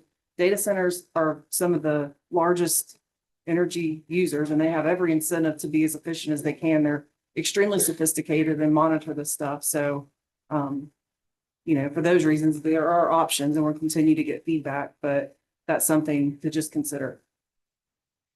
Thank you. Were there any other, just wanted to make sure, were there any other things that those customers identified as potentially lacking from current DSM programs besides the one example provided? Again, lacking, I don't think that there's a lack. I think these are extremely large, sophisticated companies, and they have every incentive to do this on their own. There are options available to them, and so they can participate, but to the extent they're able to, that's great, but they also are potentially doing that on their own as well. Has the company discussed with these large load customers about how just a small amount of flexibility on their part during peak periods could result in system-wide benefits for all customers, including a lower per unit cost of electricity, a reduction of the likelihood that expensive new peaking plants or networks would be needed to accommodate that new load? That is an industry conversation. I think that is absolutely being had across the industry. Dr. Bepler mentioned the DC Flex initiative going on with EPRI. And, data centers have expressed an interest in being partners in the grid. Georgia Power has proactively brought programs to this commission to allow for that flexibility and for those resiliency assets and other things to be used for the benefit of all customers. So a variety of options from a DER space. And as Dr. Bepler mentioned before, from a curtailable load perspective, from a rate perspective, the tools are there from a Georgia Power perspective. We've brought forward additional options in this IRP to continue to expand that portfolio. Given that data centers represent a vast majority of load growth in Georgia, and that even a small amount of flexibility from those customers could yield system benefits, is there a reason the company has not developed a data center specific DSM program to help realize those DSM benefits? These are sophisticated large users. To create a program standalone for them, again, we typically don't do that. We like to have programs that can all bucket under one program that reduces administrative costs. It makes things more cost effective. And so to carve out another program for data centers alone, I think we would be concerned about the cost effectiveness of that, given the potential benefits that would provide. And I'll add there that our existing DSM programs are funded by all residential and commercial customers. So restricting eligibility of participation to just one specific type of customer would be inappropriate. And we have a number of measures or energy efficiency options available to data center customers, whether it is around more energy efficient servers, around whether it's building envelope or some of the systems for cooling the facility.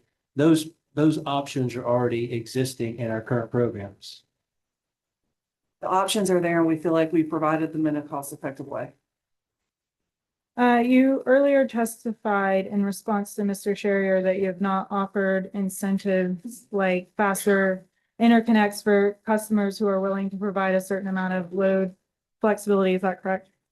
No, I would disagree. I think the testimony was actually that the new program offering is intended to do exactly that, which is expedite some of the timelines associated with participation in those programs and getting that capacity reflected on ledger for the benefit of all customers.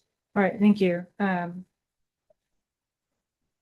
Has the company engaged with other utilities in the country about programs that they have offered that are designed to encourage data centers and large load customers, load flexibility, such as PG&E's Flex Connect program that allows those loads to be connected faster in exchange for flexibility at the margin when the system is constrained?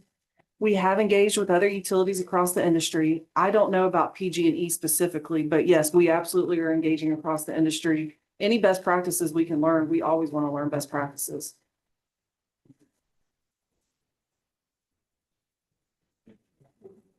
Were the company's existing demand response programs designed with modern data centers specifically in mind, or were they designed with more traditional customers in mind? I think it depends specifically on the program that you're referring to. Certainly, we think the structure of those programs makes them suitable for participation from our traditional industrial customers, but also for these new data center customers that you described. Do you believe that the company's existing DSM programs offer benefits and incentives tailored to the uniqueness of participants like certain data centers who would be able to have near instantaneous response by adjusting workloads? Objection. I'm sorry, but the witnesses have answered these questions multiple times. So many times, so many times. Ask and answer. Please try to stick to questions that have not already been asked. I'm sorry, I thought I was addressing a unique point there about instantaneous response. Apologies if it was already covered.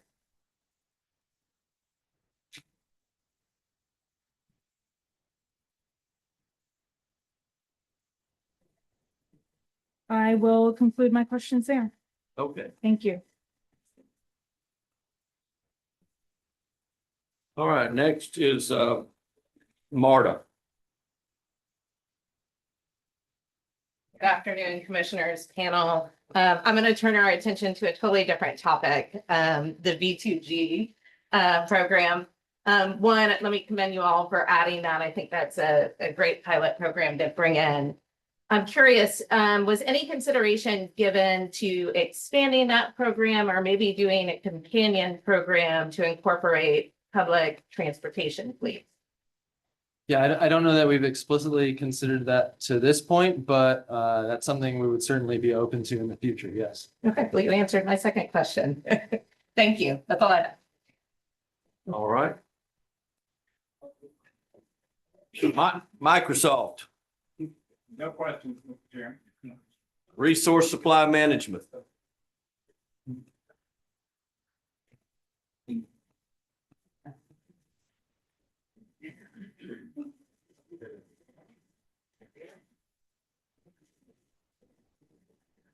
Good afternoon, Commissioners. Good afternoon, panel. Good afternoon. Robert Baker for Resource Supply Management. A few preliminary questions. Could you tell me if Alabama Power and Mississippi Power have DSM programs also? I'm not sure that that's germane to the Georgia Power IRP. Well, I let your attorneys make that. I'm asking in regard to, first, do they have them? Are there programs that are in place in Mississippi and Alabama that Georgia Power can get the benefit of their experience and apply it here in Georgia, or vice versa, Georgia apply in your sister? Yeah, I believe they do have programs. I'm not familiar with the specifics of either the Mississippi or Alabama Power programs. Well, and as we stated before, we do look for best practices across the industry. We absolutely want to incorporate the best practices that we can for the benefit of our customers here in the state. Thank you. Thank you.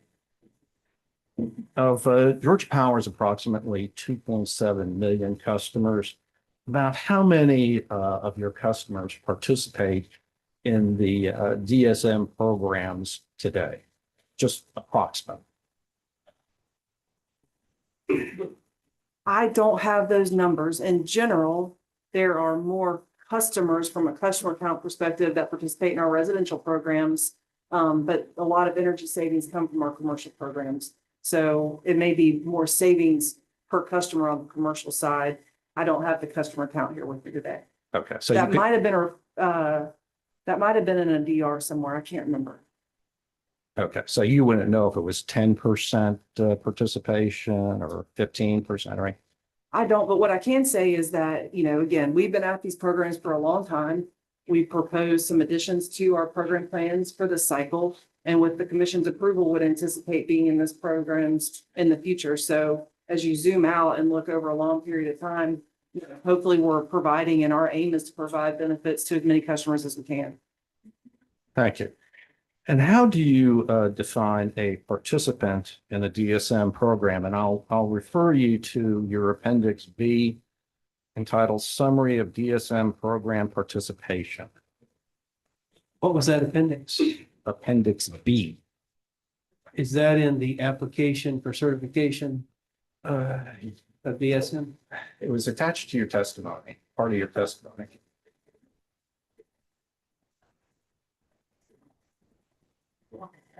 Appendix B, Summary of DSM Program Participation.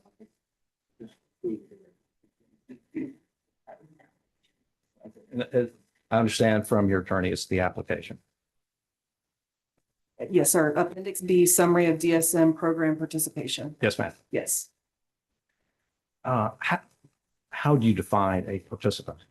So in this exhibit, and I'll invite Mr. Phillips to weigh in here too, this is labeled the number of installed measures. So this would be a projection of the number of installed measures for both residential and commercial by program for the forecasted period. Okay. And it's certainly possible that one customer could install multiple of these measures. I think that's obvious given the fact that in 2026, we're projecting 3.7 million measures, which is above the number of unique customers that we have. All right.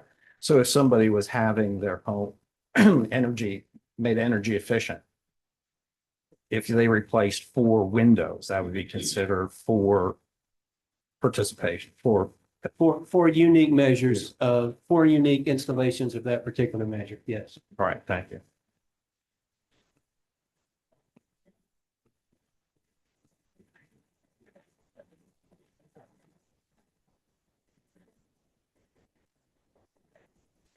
And on that chart, something that just struck me is that in some of the categories, they don't change. The numbers don't change over the 12-year period that chart covers. Why is that? Why is there no? And I could point you to the residential demand response is 150,000 throughout the entire 12-year period. Commercial custom is 456 throughout the 12-year period. Why no fluctuation? Or the reason for no fluctuation in the demand response program is like Dr. Becker just testified. Historically, that has been capped at the number of devices approved by this commission. So in the 22 IRP, that number was 25,000. The 23 IRP update, that number was raised to 50,000. Now we're seeking approval to increase that number to 150,000 for this particular IRP. And we have expanded the definition of that program to be residential demand response. So what we have included here is we have evaluation results on the thermostat. So that's what we've included from a program design. As we go through an RFP and select an implementer, we would be open to a pay for performance model if someone were to bring that to allow for other connected devices. If an implementer could achieve those savings within the budget that's approved by this commission. let's say for commercial customers, 456, is that also limited by a cap on participation? So the commercial custom program, and it may be either outlined in the program plans or in the work papers we provided, there are incentive caps associated with that program. We have expanded those caps in order to generate larger projects with larger savings in order to meet these aggressive targets laid out in the proposed case. Okay, thank you. For every dollar spent on DSM programs, approximately how much goes to customers? It's about 25%, or what would you estimate based on your knowledge? Are you asking about specifically incentives that, Incentives, the rebates that are offered through the DSM programs. I'm not asking for a specific dollar amount, but I mean about how much of that money goes directly to the customers. I think our entire incentive budget would go to the customers. Historically, and I believe in the 22 IRP, on average, we were funding about 50% of the total incremental cost towards incentives. And then, as we have already stated, in our proposed case, a number of the programs, we are asking for funding up to 100% incentive for those programs and those measures. So give or take 80% of the total budget is incentives, and 100% of those incentives go to the participating customer. The entire cost of the program is borne by all residential and commercial customers. Thank you.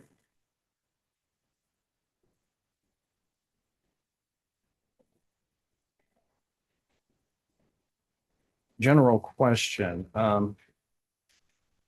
There has, with the new Trump administration and the policies that the Trump administration either has implemented or what reasonably could be expected will be implemented, would any of those have an impact on the programs that you have been putting forward?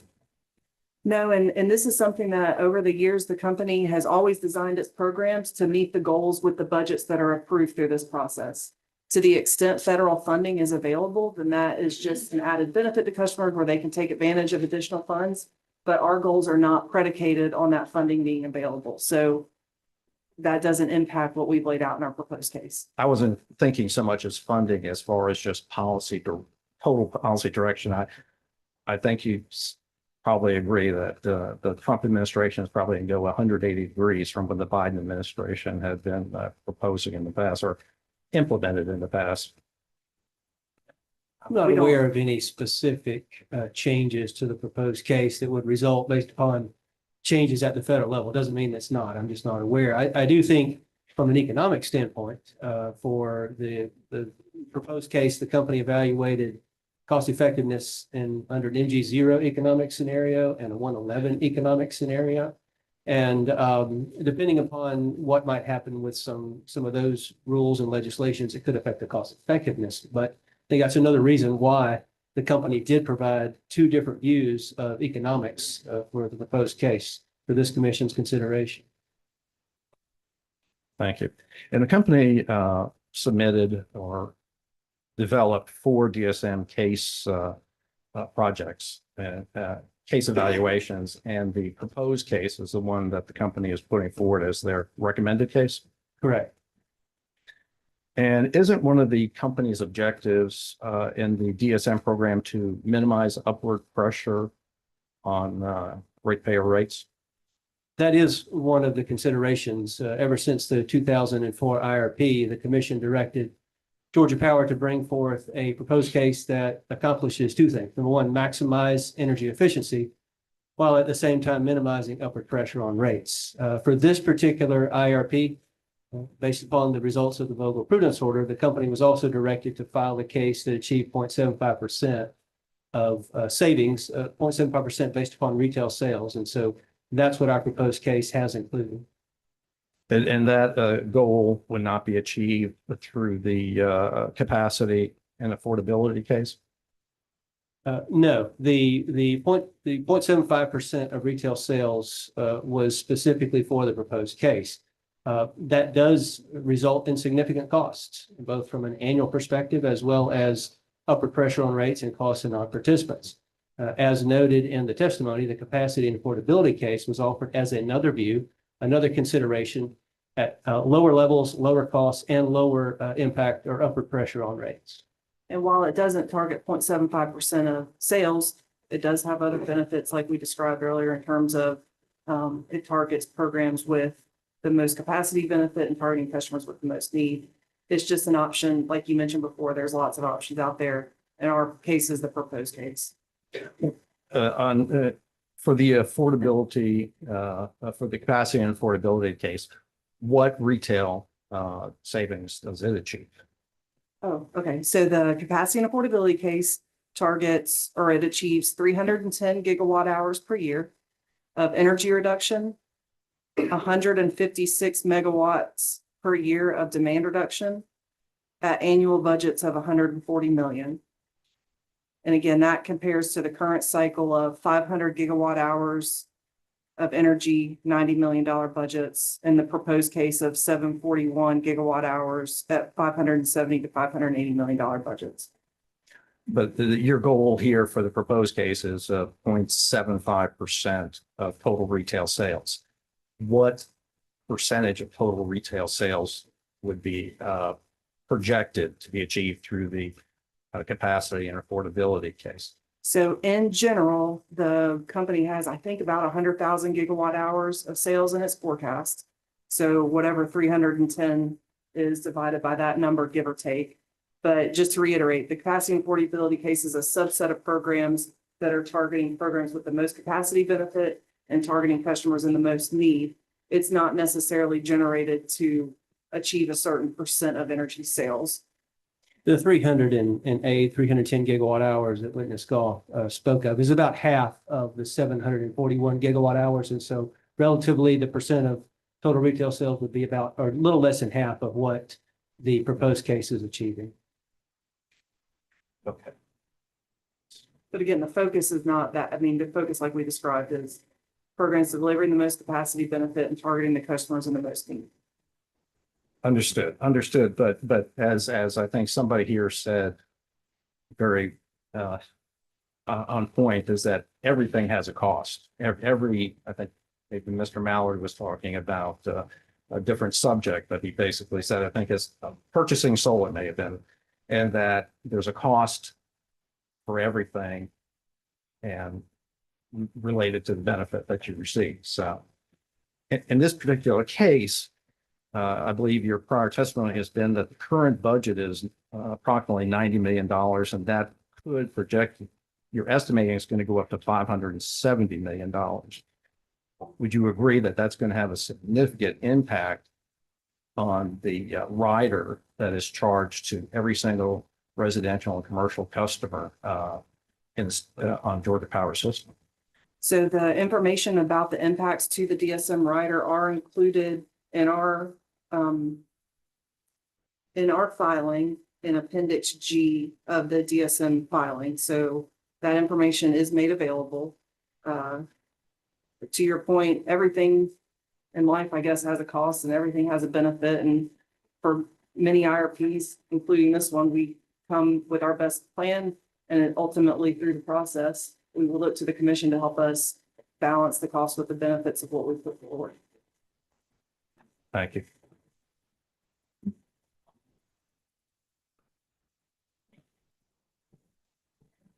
And would you agree, or would you say that it's true that the Georgia Power Company Georgia Power Company's marginal cost of power is much lower, is lower than the alleged savings produced by the DSM programs? When you refer to the marginal cost of power, can you be more specific?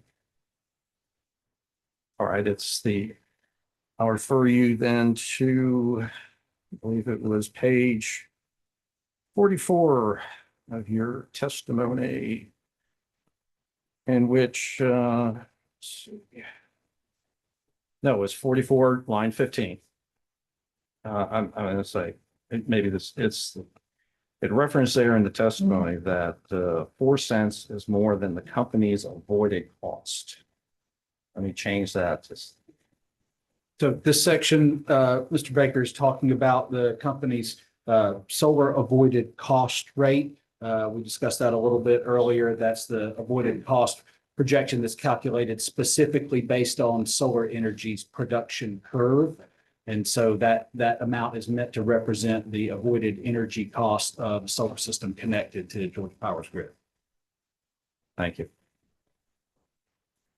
Now, so you're saying that you don't know what the marginal cost of power generation is? I would disagree with that. I think you were asking a line of questions about DSM savings and then referenced solar avoided cost calculations to help us understand. All right, I'll try to clarify my question. Going back to the question, would you agree that the company's cost of marginal power generation is less than the cost of less than the savings from the DSM programs? No, I would not agree with that. Why not?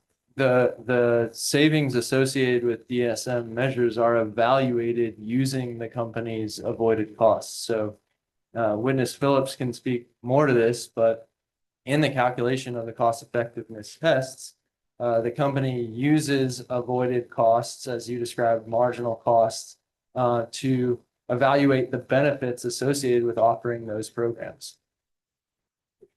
And those avoided costs are the same avoided costs that we use, or marginal costs, for all of the program design that this panel is representing. So that's the benefit of this process is we have consistent assumptions. We have a flexible process. We continue to evaluate and update those things as part of this design. And I think I can provide a little more perspective. One of the first steps, commissioners, in evaluating energy efficiency from a cost effectiveness standpoint is identification of the benefits. And the benefits to the system are the avoided costs that are realized by participants installing and implementing energy efficiency. The next step, once you've identified the benefits, are the costs. And depending upon the perspective, the costs might be different. But from a system perspective, the Georgia Power perspective, the benefits are the avoided costs that are realized by customers implementing energy efficiency. Depending upon the specific test, then you evaluate the costs. And you mentioned the upward pressure on rates. The RIM test quantifies what that upward pressure on rates is. And the costs included in the RIM test are the cost of the programs, both the program costs, the incentive costs, as well as the lost revenues that are realized by customers implementing energy efficiency. And if RIM were equal to 1.0 or greater, then what that would tell us is that the benefits that the system is realizing is equal to the cost of the program, as well as the savings our customers realize by implementing energy efficiency. But that's not the case. RIM is negative. RIM energy efficiency is negative, and for this proposed case as well as previous proposed case. And what the commission has directed the company to do, as I mentioned, since the 2004 IRP, is to seek a balance between maximizing energy efficiency while minimizing that upward pressure on rates. Thank you. And do any of the residential DSM programs pass the RIM test? No. And excuse me, the energy efficiency programs do not pass the RIM test. I believe the thermostat DR program does pass the RIM test. Okay. Were you asking specifically about residential or commercial programs? Residential. I was asking about residential. Subject to check, I believe the only program that does pass the RIM test is the thermostat DR program. Okay. Thank you for that clarification. At page 9, you state that by 2028, if you want to look, it's page 9, line 19. At page 9, you state that by 2028, the current DSM portfolio of 1,400 megawatts will represent 8% peak saved claimed overwhelmingly from real-time pricing customer response and not from DSM. I'm sorry, do you mind saying the page reference one more time? I'm You said sorry. page 9. Which Page one? 9, line 19. 19. 19. Okay. You got it? You got it? Okay. At page 9 there, you talk about the DSM portfolio of 1,400 megawatts. That represents 8% of the peak saved. And that will be claimed overwhelmingly from the real-time pricing customer response. Is that accurate? Is that most of the savings coming from the real time? I don't see anything about real-time pricing in the lines you've highlighted in testimony there. All right, well then, doesn't the DSM response only represent 225 megawatts of savings? Could you ask that question again, Mr. Baker? Doesn't the DSM response as part of that 1,400 megawatts only represent 225 megawatts of savings? So the 1,400 megawatts in the testimony is, and I think we might have mentioned this before, that's a broad number that incorporates things like DSM, RTP, non-routine RTP response, our CVR, our conservation voltage reduction program, DPEC, thermostat DR. So that is a broader number, but you are correct. The proposed case does deliver 224 megawatts of demand reduction based on the plans and the budgets that we've put forward in our proposed case. Out of the 1,400 megawatts? Can you ask the question again? No. Is the 224 megawatts of savings part of the 1,400 that you're claiming on page 9? Yes, the 224 megawatts of demand reduction would be included in the 1,400 megawatts of demand reduction through 2028. Okay. And if 224 megawatts of savings is from DSM, where did the others 1,200, approximately 1,200 megawatts come from? So I think the 1,400 megawatts is including the existing portfolio of DSM measures, whereas the 224 is referring to the incremental saving from the newly proposed programs. Right. And again, the total 1,400 includes things like DSM, our RTP, non-routine RTP response, DPEC, CVR, temp check. So it's a wide variety of programs, which I think is a benefit because we have a wide variety of things that we can count towards our resource ledger. To the extent the 224 megawatts through the proposed case is approved, then that number will adjust as we adjust all of those demand side options and reflect the most up-to-date information on our resource ledger going forward. Okay, thank you.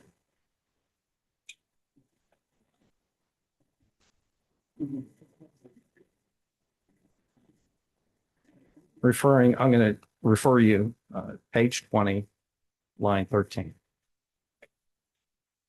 At page 20, you state that DSM program economics are declining due to substantial resources and higher incentives needed to achieve high energy savings in the proposed case. With declining program economics, shouldn't all failing DSM programs be eliminated? Mr. Baker, what line were you referring to? 13. Page 20, line 13. And what was your question? The question is, with declining program economics, shouldn't all failing DSM programs be eliminated? Well, that's not our ask of this commission. For the programs where we already are in the marketplace, where we already are engaged with our customers, we have asked the commission to consider a TRC waiver for those failing programs. And several of those failing programs are programs specifically directed towards income qualified customers. And this is not the first time we've asked for a TRC waiver. We did ask for one in the previous IRP for the thermostat DR program due to the changes in system costs and the cost that program now helps avoid. That program is TRC positive. And so while several of the programs in our proposed case do fail TRC, we have asked this commission to consider a waiver for those programs so that we can continue to be in the market to offer those programs to our customers, especially our customers who are in greatest need. And I'd like to add, I think there are additional benefits to the company offering DSM programs in terms of customer expectations and customer satisfaction. This is an opportunity to provide customers agency over their energy decisions. But isn't it true that the company is eliminating some programs that don't meet the financing requirements of such as a refrigerator program? Right. I'm sure customers would love to have you pay them to take away their old refrigerator. But you're ending the program because it isn't financially sound. Why not? Shouldn't that be a policy for all DSM programs? So we look to the commission for the policy. Since 2004, the policy has been to maximize economic efficiency through TRC while minimizing upward pressure on rates. We are asking for decertification of 3 programs: the residential refrigerator recycling, the residential specialty lighting, and the commercial behavioral. None of those are cost effective. And so those are programs that we're asking to discontinue. We are asking for 4 TRC waivers in our proposed case in order to meet 0.75% of the fails. 2 of those programs are targeting customers that are in most need. And so when you look around the industry, it's not uncommon for those type of programs to actually be assumed of a TRC of 1. So 2 of the waivers, even though in Georgia, we are required to file those as a request to the commission, I did just want to note that those are for that income qualified and low to moderate income customer base. And I think as witness Goff testified earlier, there's some other challenges that have been identified in the programs that we're seeking decertification for in terms of implementation of it, applicability or the market for implementers for those programs that would make them difficult to continue going forward. Yeah, and I'm happy to go through those again if that's helpful. No, you've answered the question. Thank you. Appreciate it. You have a subscription, a utility scale and DG subscription program. When a customer subscribes to one of those programs, is that energy or power from that program specifically dedicated or assigned to that customer? Is that how it works? No, definitely not. The whole purpose of allowing subscriptions to our renewable resources to allow customers access to the REC, the renewable energy credit. What they're really subscribing to fundamentally is the renewable attribute. Those attributes are measured on kilowatt hour, megawatt hour basis. So it's a subscription to the energy. The benefits, the energy that the resources produce actually go to serve the entire customer base. So the customer's just subscribing to the attribute, the renewable energy credit. Okay, thank you for that clarification. And there's been some questioning and discussion about large load customers and DSM programs. Is it your experience that energy conservation is just good business for large load customers?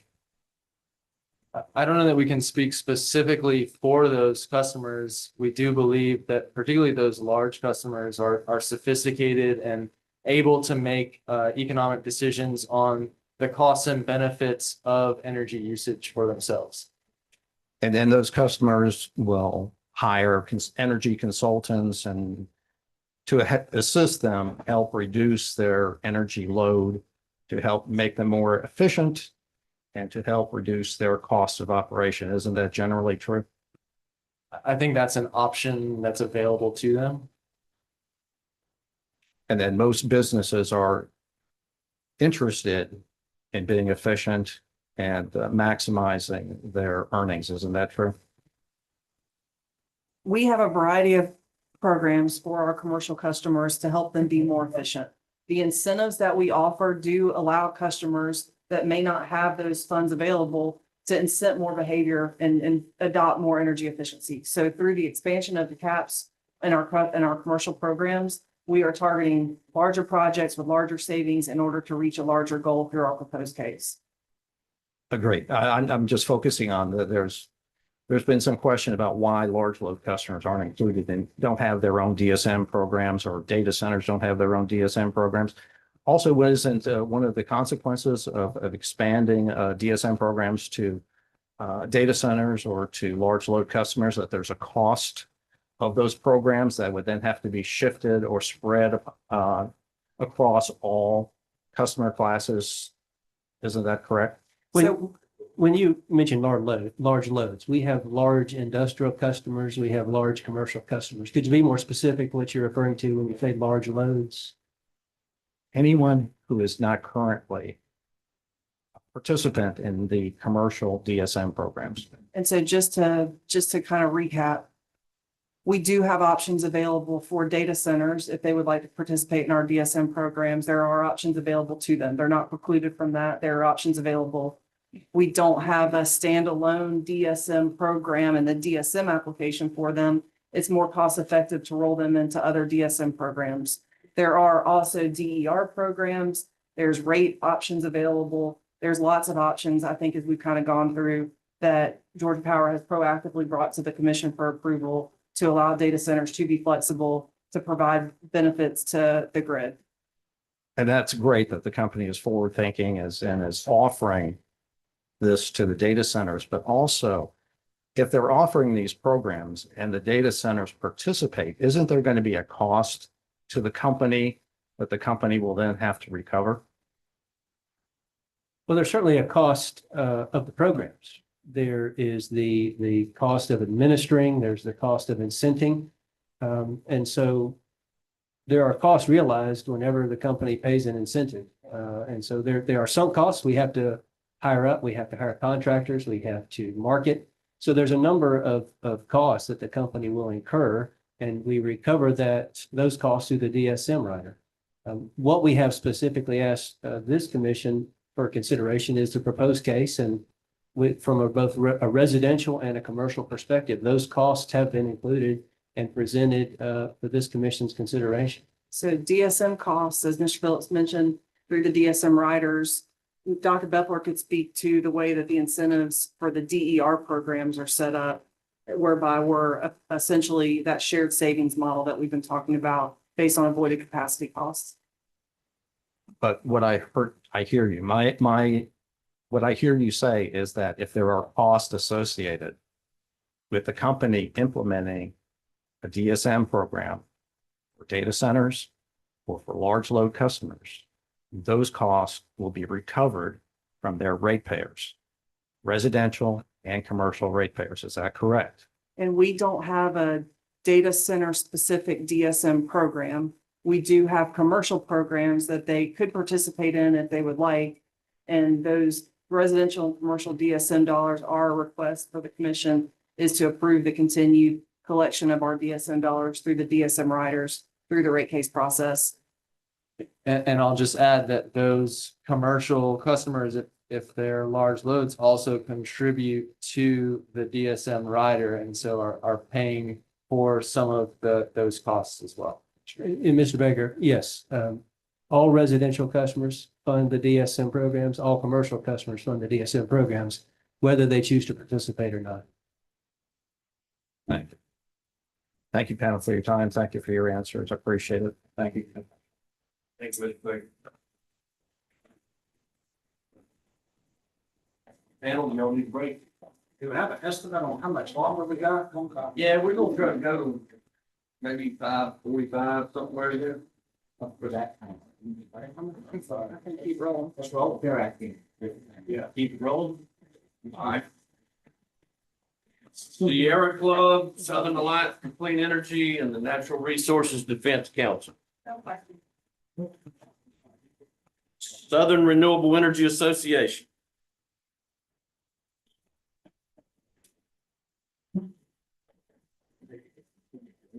Good afternoon, commissioners and panel. I just have some brief questions about utility scale renewable resource procurement. Sure. And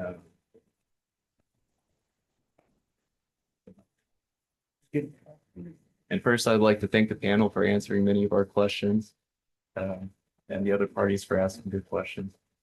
So turning to page 26 of your testimony. Yes. So on page 26 of your testimony, you mentioned that several challenges have limited the company's ability to meet its renewable RFP targets.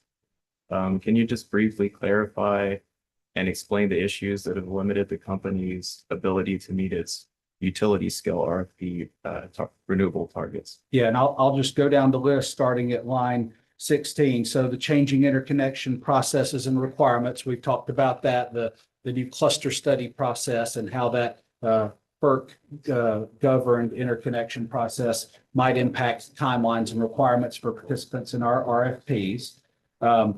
The impact from regulatory uncertainty. Gosh, we could spend a long time talking about the potential changes that might be on the horizon to tax credits, to incentives, to tariffs, otherwise that other policy changes that might impact solar development and procurement. Increasing scrutiny and land use. The chairman has mentioned this one already. There's more and more focus every day and month that goes by on land use, the impacts to the land in Georgia, and how to make sure that we're mitigating those impacts properly as solar continues to expand. Supply chain impacts, that's still happening today. It's much better recovered since the COVID era, but I know there's still a challenge to get both the solar components, battery components, but also the equipment needed for interconnection, whether that be long lead time transformers or breakers or that type of thing. Those are still in place. And lastly, we've discussed this too, the difference in the timelines that it takes to build a solar facility and that it might take to make the necessary improvements to the transmission system to allow for the interconnection and the delivery of that energy to our customers. So that's not an exhaustive list, but those are some of the headlines that are some of the challenges that we've been seeing through our utility scale procurements. Okay, thank you. So in light of these challenges, including changing regulatory policies and tariffs and taxes, would the company be open to considering further enhancements to the procurement process and corresponding PPAs that would provide more flexibility in the face of regulatory uncertainty and thus allow more developers to participate in the RFPs? What the company has put forth is a pretty extensive list of proposed enhancements to the RFP process with that exact goal, to allow more flexibility, to allow more adaptability through the ability for expanded COD ranges and flexible CODs, through the ability to extend the RFP process. And so the details of exactly how those improvements will be proposed and implemented will happen through the RFP process. That process, commissioners, as you know, allows for input from developers, from solar stakeholders, and that would be the opportunity for the solar market to provide additional feedback into the process as we finalize exactly what those final RFP enhancements look like. Okay, thank you. And does the current RFP PPA allow changes in law or tariffs to be taken into account? For instance, if the legal grounds change underneath the project, does the company have the ability to renegotiate or amend the PPA with developers to accommodate changes in law? Like a lot of contracts have changes in law. Yeah, there's not a specific change in law. There's a regulatory out. There's also force majeure language that are in our PPAs at this point. There's not a specific change in law provision. Okay. And would the developers have to pay penalties under the current provisions to exit as a result of a change in law? If there was a developer, certainly there's certainly remedies in our current purchase power agreements that hold the developers accountable for the terms and conditions of the PPAs in which they enter. Okay. And would the company consider including a provision in future PPAs that would allow more developer flexibility for qualifying changes in law? I think the company's always open to feedback from market participants and to be informed by the current conditions in the marketplace. So we're open. Again, we're committed to the success of these RFPs. I'll mention again, it's really a balance. We want to be as flexible as we can, but the certainty of the RFP, the process, the timeline, and bidders knowing exactly what the requirements are of the RFP they're bidding in, that's also important. And so we always want to balance having an RFP that is predictable and reliable with the ability to be adaptive to changing market conditions. Okay, thank you. So just one more question, and I'm not sure if you can necessarily answer this now, but just in case. So on page 86 of the main IRP document, it states that Georgia Power expects to announce the results of the CARES 2023 RFP in Q1 of this year. And was just wondering if you could provide any clarification on the timing of when that announcement would be. Yeah, I can't. I'm going to respectfully decline to offer any insight into the ongoing CARES utility scale RFP. Okay, thank you. So that's all the questions we have for this panel, and also Saria will not have any questions for the next panel. So, but thank you for your time. Thank you. Okay, thank you. Department of Defense, Walmart.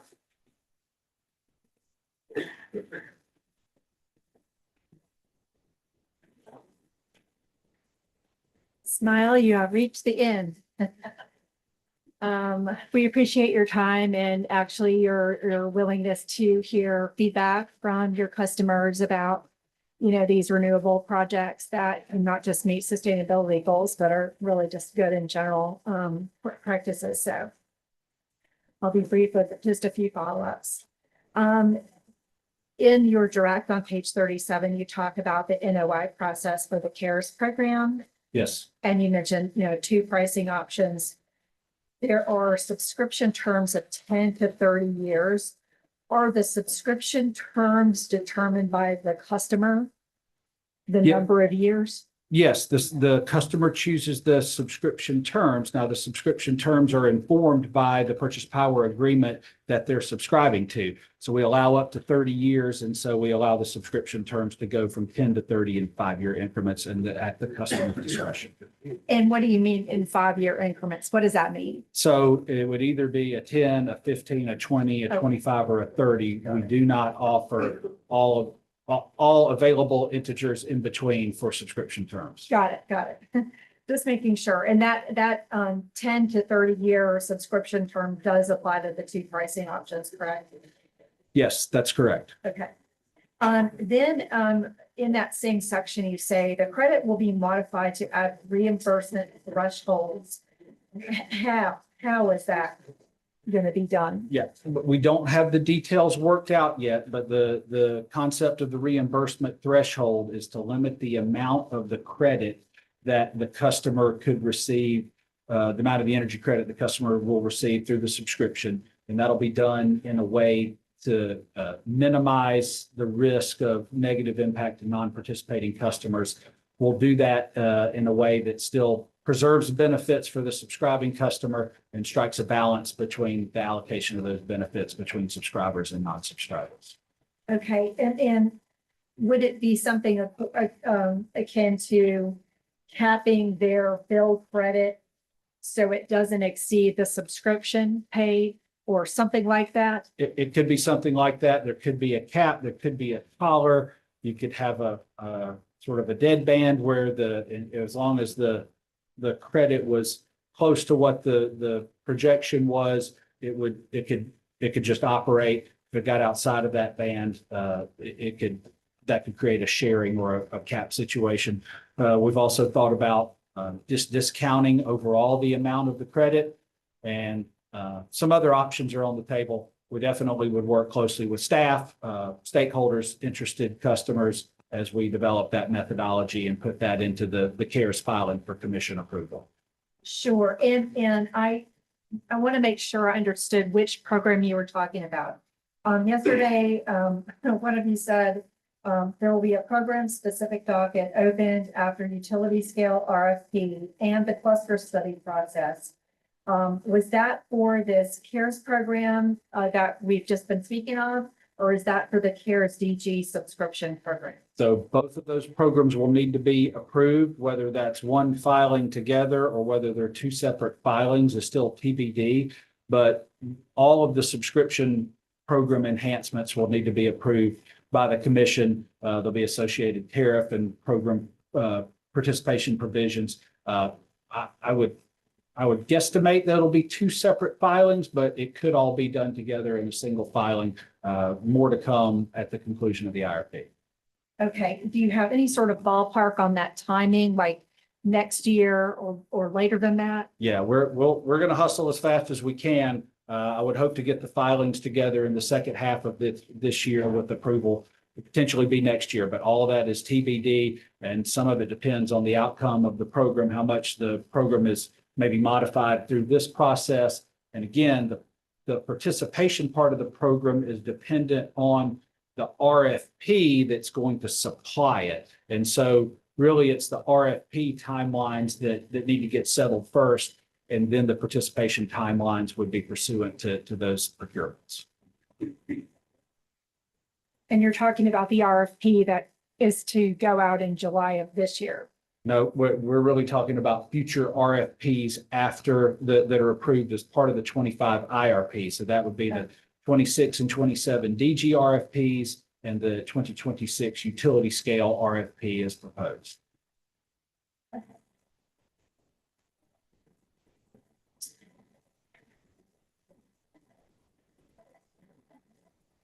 At this point, based on your work with your customers, commercial industrial customers, do you expect the subscriptions for your CARES DG program to exceed those megawatts, the 50 megawatts each? It's really hard to predict. A lot of it is going to depend on the price that the market delivers in the DG RFP.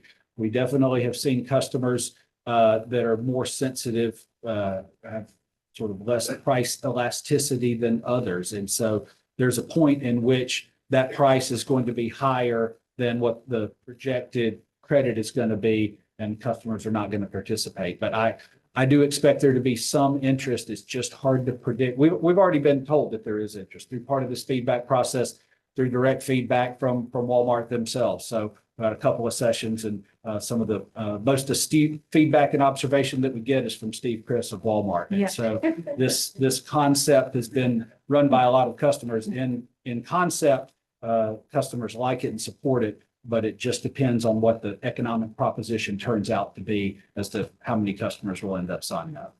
Sure. And I'm not really clear on, what happens to customers who have requested subscriptions, but then the procurement is maxed out. Like, is there, how would that queue be handled? Or, how would you notify customers that are in that queue? That sort of process. Yeah, so a few things. First of all, we're now introducing the concept where we can go and procure additional resources beyond the initial target. And so if there's additional unmet customer need, then the buy down part, the price refresh part would come into play, and then the extended RFP as well, that would allow customers to drive the procurement of additional resources. Again, if that value proposition is something that they're interested in, if they're willing and able to fund those resources. And so the details of how the original NOI will work, how additional resources are made available, either through the second part or the second phase, all that still to be determined, but we'll definitely work closely with all the stakeholders, and especially the customers who are interested in subscribing as we work out those details. Sure. And that would be also part of your filing, which would be a standalone docket, whether it's the DG RFP, or the CARES DG with the CARES program, independent dockets, or one big docket. I'm not allowed to offer a legal opinion. Okay.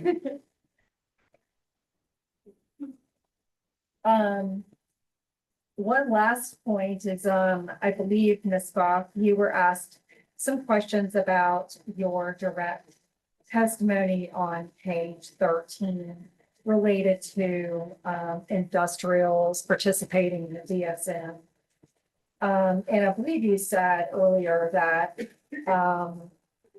the company recognizes there's no need for utility programs to incent the energy efficiency or DSM for industrials because they're already doing that sort of thing on their own. I think one of the last gentlemen kind of alluded to this a little bit. And you also talked very favorably about your work with national account managers. But wouldn't you agree that there are also sophisticated commercial customers who also have implemented their own energy efficiency and DSM measures on their own, at their own cost.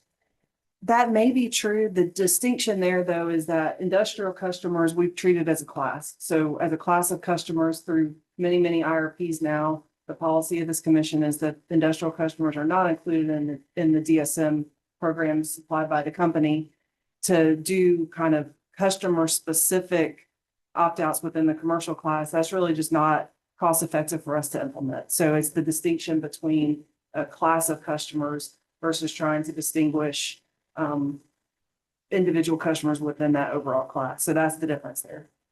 Primarily because in Georgia, they don't allow commercial customers to opt out. That's right. It's just not an effective way to implement the programs. We offer programs that all residential and all commercial customers can participate in. And so those costs go through the DSM riders for the residential and commercial customers. Industrial customers as a group have not been included based on past precedent. And Sure. if customers were allowed to opt out, what that would do is put even more upward pressure on rates for non-participants.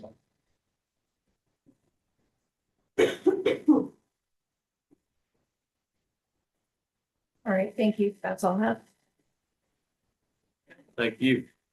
Redirect. No redirect. Thank you. All right, thank you. Panel, thanks for your thoroughness and your time. You can be excused. We'll take a 10-minute break and we'll begin with the next panel. And like I said earlier, we'll go to somewhere in that 5:30, 5:45, 6 range and take a break and keep going. Yes, sir. Good to see you. Third. I'm going to see.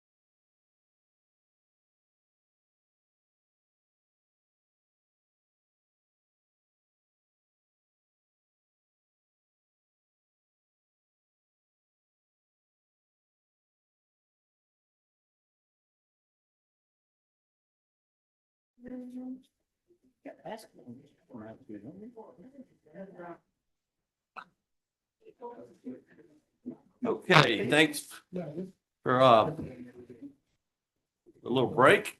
I hope everybody got enough break. It's time to get back to work. It's time to swear in the next and final third panel. Mr. Marzo, if you want to swear in your panel. Thank you, Chair Shaw. We'd like to call the panel of Ms. McNally and Mr. Mitchell to the stand. If you both will raise your right hand. With your permission, Chair, I'll swear them in. Yes, sir. Do you swear the testimony you give today is the truth, the whole truth, and nothing but the truth, so help you God?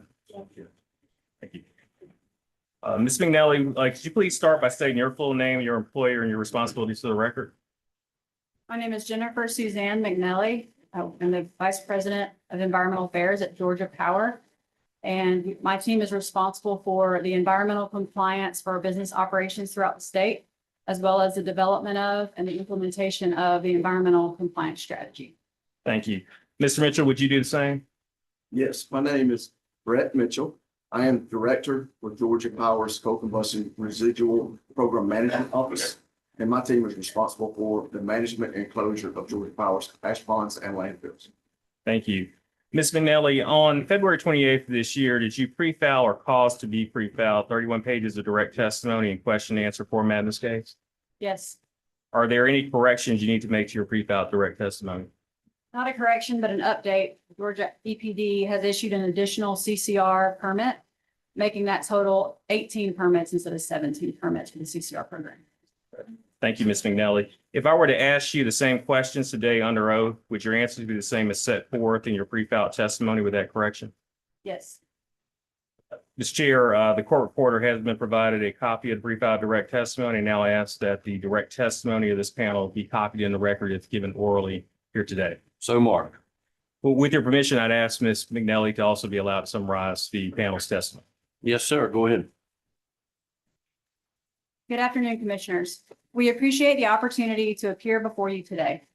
The purpose of our testimony is to support Georgia Power's Environmental Compliance Strategy, or ECS, which is a comprehensive strategy designed to provide cost-effective plans for the company to meet its environmental compliance obligations while providing customers with clean, safe, reliable, and affordable energy. Building on the success of the company's previous ECS filings, the 2025 ECS seeks to provide flexibility and optimize compliance in an increasingly dynamic and uncertain regulatory environment. The ECS considers existing and potential legislative and regulatory requirements and identifies plant-specific compliance options. Georgia Power evaluates these options, considering the available technology, cost, schedule, plant operations, and the environment. This iterative approach is designed to provide Georgia Power with the necessary flexibility to develop and refine its compliance plans in the best interest of customers as additional information becomes available. Georgia Power's ECS provides an update on key regulatory and strategy changes since the 2022 IRP, including the company's compliance strategy related to the 4 rules finalized by EPA in 2024 that impose new requirements on utilities. These rules include greenhouse gas emissions limitations pursuant to the Clean Air Act, Section 111, revised mercury and air toxic standards, revised and supplemental effluent limitations guidelines, or ELG, and coal combustion residuals, or CCR rule amendments through the legacy CCR surface impoundments rule. As discussed in the ECS, the company is pursuing the natural gas co-firing compliance pathway as the 111 greenhouse gas rules strategy for Plant Bowen and Plant Sheriff. The ECS also details the ELG compliance options the company has selected under the 2020 and 2024 ELG rules. For Plant Share, the company is continuing its efforts under the Voluntary Incentives Program compliance option. And for Plant Bowen, the company is evaluating feasible options for additional controls. The 111 greenhouse gas and ELG compliance strategy benefits customers by providing a balanced plan to comply with existing requirements while maintaining flexibility to select the most appropriate unit-specific compliance options. This is the best plan to address the continuing uncertainty around the ultimate outcome of these rules. The company's CCR compliance strategy approved in the 2022 IRP, including management and closure of 29 ash ponds and 13 landfills, continues to be effectively implemented under the oversight of the Georgia Environmental Protection Division. The company has made significant progress in implementing its approved closure strategy, including opportunities to maximize the beneficial use of stored coal ash at its active and retired plants across the state. With the commission's oversight, the company is well positioned to continue to build on successes for the benefit of customers with its 2025 ECS through cost-effective strategy optimization, reliable operations, and environmental compliance. Thank you, Commissioner. Thank you, panel. Mr. Chair, the witnesses are available for questions for the commissioner as well as cross-examination. Commissioners, any questions for this panel? All right, we'll begin with cross, start with Georgia Public Service Commission. Thank you, Mr. Chairman. Good morning, Ms. McNally, Mr. Mitchell. My name is Justin Pollock, and I'm a lawyer here at the Public Service Commission representing the public interest advocacy staff for this IRP hearing. Before we get started, Mr. Chairman, may I have permission to distribute exhibits to the panel and to the bench? Sure, go ahead. And we're going to be marking this STF PIA 7.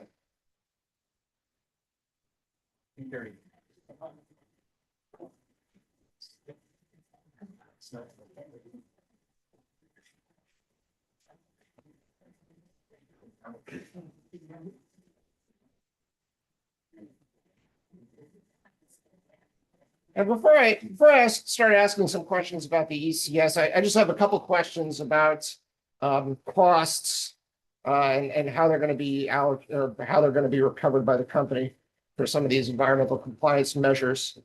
In general, environmental compliance costs are paid for by the company's customers as part of their electric bills. Isn't that correct? That's correct.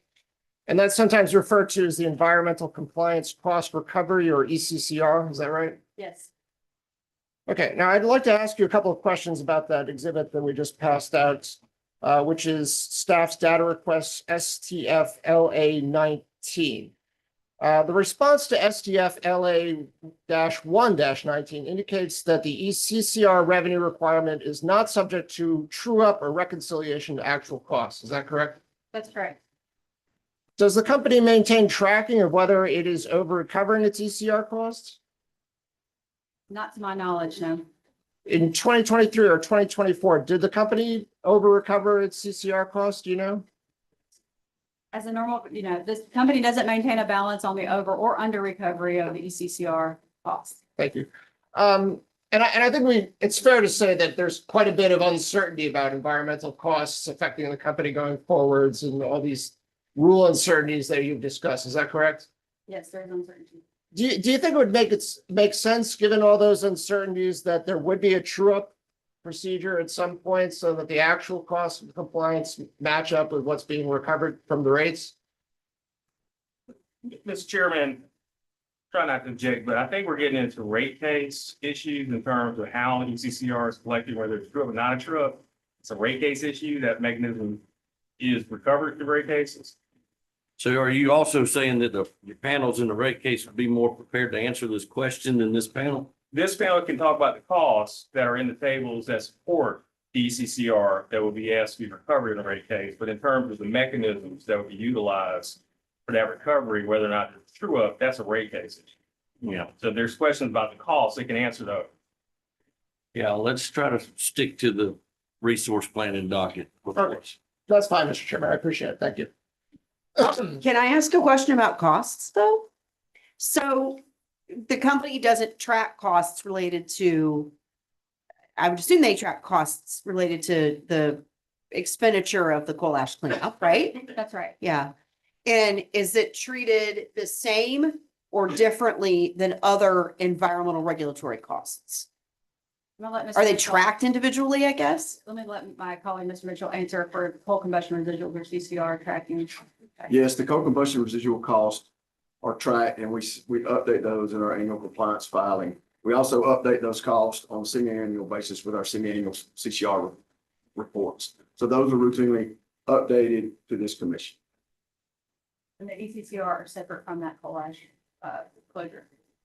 So CCR costs, so CCR Aero is handled separately from the ECCR tariff? It's part of the ECCR tariff, but it is, I don't know the proper accounting language, but it is. That's okay. Neither one of us are accountants, that's all right. Separately, in simple terms. Okay, okay. Are other environmental related costs captured? It uniquely, like, clean up at a hydro plant? All the normal environmental compliance costs are captured in the ECCR tables, excluding what Mr. Mitchell mentioned for the CCR Okay. ARO. So they're all tracked and part of the normal cost of doing business for environmental compliance. Okay. In both capital and O&M. Okay, thank you.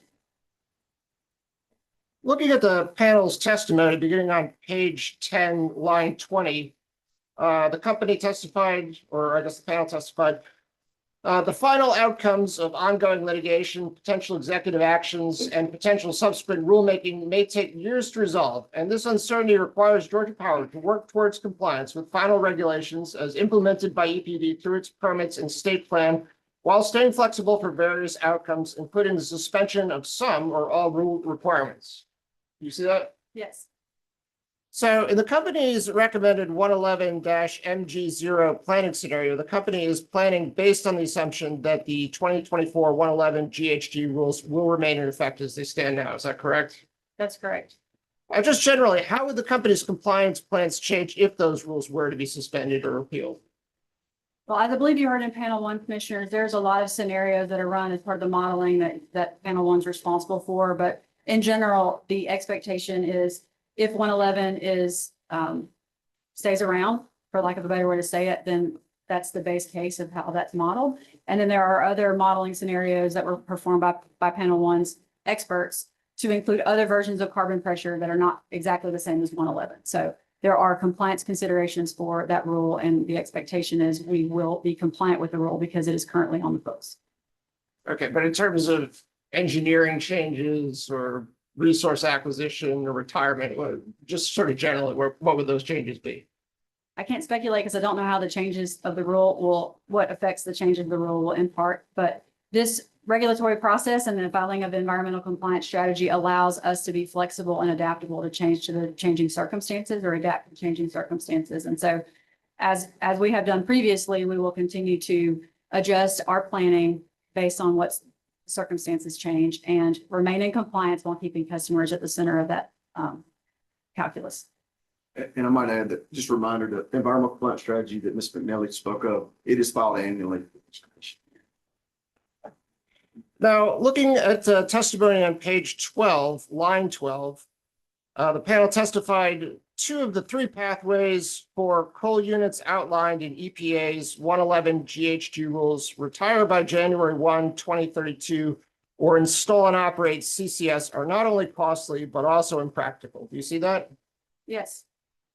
Why would it be impractical, in your opinion, to retire the coal units or install and operate CCS? Well, let me start with the CCS. The CCS current technology is not technically ready or deployable at this scale for these units and is not cost effective for customers at this point. Not only is the technology for CCS still under development and we'll just say development, but also the infrastructure needed for CCS is pretty intense. It includes not only pipeline infrastructure, but also potentially geologic storage.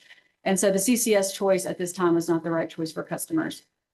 As I believe you also heard from panel one, the large load growth in the state means that we need capacity, and retiring the good resources that we have in these units is not the right choice for customers at this time. It's not the most cost-effective choice for customers at this time. And so we made those decisions and that compliance pathway recommendation based on those limitations. So by impractical, you're really mean not cost effective. Is that correct? No, I don't agree with that because it's not technically feasible or deployable at this point for CCS. There is also an economic and cost effective or cost consideration as part of that balance as well. So the company's recommended strategy then, I gather, is to proceed with modifying the Bowen and Share coal units by the January 1st, 2030 date to operate with 40% natural gas co-firing. Is that correct? Yes, that's the recommended pathway. Now, what does 40% co-firing natural gas mean? Does that mean that, does the 40% refer to the mass of the fuel that's being expended to heat the boilers, or is that the amount of heat being generated from burning each type of fuel, or the energy that's being generated? Help me out here. I think the simple way to understand or explain that is to talk about the total production of that unit is 40% of that production is fueled by natural gas. And that's in terms of megawatt hours? Yeah, I think you can think about it that way, yes. Now, looking at page 14 of the testimony, starting on line 10, you testified as part of Georgia Power's ECS, the 111 GHG rules strategy for Plant Bowen and Plant Share is to pursue the natural gas co-firing compliance pathway, starting with engaging engineering firms to perform boiler studies to determine potential designs for adding natural gas co-firing capability. Do you see that? Yes. Now, what engineering firms do you anticipate engaging with to perform those boiler studies? The actual contractual part of that is trade secret, and it is commissioners like traditional conceptual or conceptual engineering work to do studies to understand the scope of what that modification might look like. And it is a typical engineering study with an engineering firm. Are there more than one engineering firms out there who have experience doing this type of work? Yes. And how many coal plants in the United States are you aware of that have been successfully retrofitted with natural gas burners for co-firing? I don't know the number for the US. I do know that we have success within our fleet commissioners of that modification. Which units are those? There are a couple in our fleet, including the units at Plant Yates 6 and 7, as well as some others across the fleet. And has the company been successful with that? Yes. When was that done, you know? I don't have those dates. I could probably look it up for you, but in the teens. Sort of ballpark years? Teens. Yeah. Looking at page 15 of your testimony having to do with the company's MATS compliance strategy, beginning on line 14, you testified compliance will require the addition of new particulate matter continuous emission monitoring for each of the Plant Bowen units 1 through 4 and Plant Share units 1 through 3. Could you elaborate a little bit more on what you mean by continuous emissions monitoring? Yes. So commissioners, MATS rule is not new. We've been complying with the MATS rules for several years now. And MATS rules currently, there is a provision where you can test your emissions on a periodic basis. The new MATS rule that was issued in 2024 requires continuous emissions monitoring. And that you can think about that as analyzers that are continually running to monitor continuously. And so the addition of those analyzers or monitors is what the requirement of that rule requires. And that's part of our plan moving forward to comply with the 2024 MATS rule. Okay, but those monitors haven't been installed yet, right? That's right. Okay, and I mean, is that a new technology or is it? No, it's not a new technology. The technology is advancing. So it's one of those things that has gotten better over time. And we're still in the process of evaluating which monitors will be needed for our units. Those are required in 2027. And I'm not asking about the cost to ratepayers, but what would be the cost to the company of installing that technology? The details of those analyzer additions are trade secret, but they're minimal. They're monitoring costs similar to traditional O&M or small capital. Are there any other engineering challenges involved with installing that monitoring system? Not really. And commissioners, I'd like to take this opportunity to talk about the fact that we have been in compliance with MATS for a long time. And so this new MATS rule actually doesn't require us to add any engineering work to change how we operate our units. It is more of a monitoring change in how we monitor. Looking now at page 16 of the testimony, beginning on line 22, you testified the 2024 ELG rule adds additional requirements to the ELG rules described above and sets forth more stringent compliance pathways for the company's scrubber wastewater and CRL. What is scrubber wastewater? Can I ask you again that reference? I didn't find it fast enough. Oh, I'm sorry. I'm looking at page 16, line 22.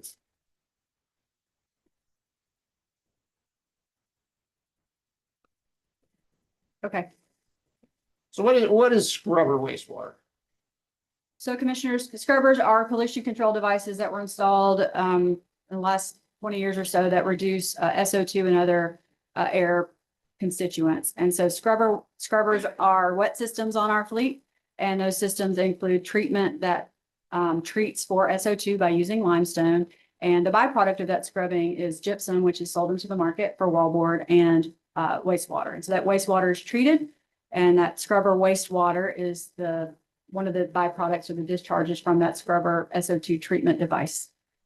Okay, and what is CRL? I appreciate the explanation. CRL is combustion residual leachate, and I'll let my colleague, Mr. Mitchell, talk more about that. So yes, combustion residual leachate is collected in landfills are designed to collect leachate. And so that is the leachate from landfills. And so our plants have landfills for which whatever ash is not sold into the market goes into the landfills. And then the leachate from those landfills is the CRL portion of this ELG. Okay, thank you. I appreciate that as well. Continuing with that quote that I started on page 16, it goes on to say, most significantly, the 2024 ELG rule established a ZLD requirement for scrubber wastewater and CRL from the company's coal-fired generating units. What is ZLD? Does that refer to zero liquid discharge? Yes, that's right. So how does the company plan to achieve zero liquid discharge for its coal plant scrubber wastewater and CRL by the end of 2029? The ELG rule bases its limit on a suite of technologies that can be used to reduce the discharge from scrubber wastewater treatment to zero. And that includes a combination of membrane treatment, so like a reverse osmosis, kind of like a contact lens, that kind of treatment, combined with evaporation and crystallization. And so that is the company's current plan, is a configuration of those options to treat for, to make it ZLD at that scrubber wastewater stream. Okay, and again, I mean, how much do you think that'll cost for Bowen Insurer? While the specifics are trade secret, the cost for that ELG treatment is significant, on the order of hundreds of millions of dollars. I'm sorry, you say hundreds of millions of dollars? That's right. Now, looking ahead to page 17 of your testimony, line 14, the panel testified, in light of the continuing, I'll let you get to it. So that was page 17, line 14. Got it. You got it. You testified, in light of the continuing increase to the company's projected load forecast and the magnitude of the capacity needs in 2020 and beyond, as discussed in direct testimony of witnesses Grubb, Hubbard, Looney, Robinson, and Valle, the company is making a formal recommendation in this IRP to continue operations for Plant Bowen units 1 through 2, as well as extending the operation of Plant Share Unit 3 and Plant Gaston units 1 through 4 beyond the 2028 retirement dates approved in the 2022 IRP. You all see that? Yes. Isn't it true that the only reason for keeping these coal units going, in spite of the costs and some of the engineering challenges that you've described, is because of the projected load increases from the large load customers, including the data centers? Yes, commissioners, as I believe you heard from panel one and we've talked about, is the fact that this extraordinary load growth in the state means that we need capacity, and we need to do that in the most cost-effective way for our customers. And so my understanding of the reason for the extenuation of those units, or the extension of those operations at those units, is to meet that capacity load for all the large load as well as the needs of our customers. I mean, it doesn't make your job any easier from an environmental compliance standpoint, does it?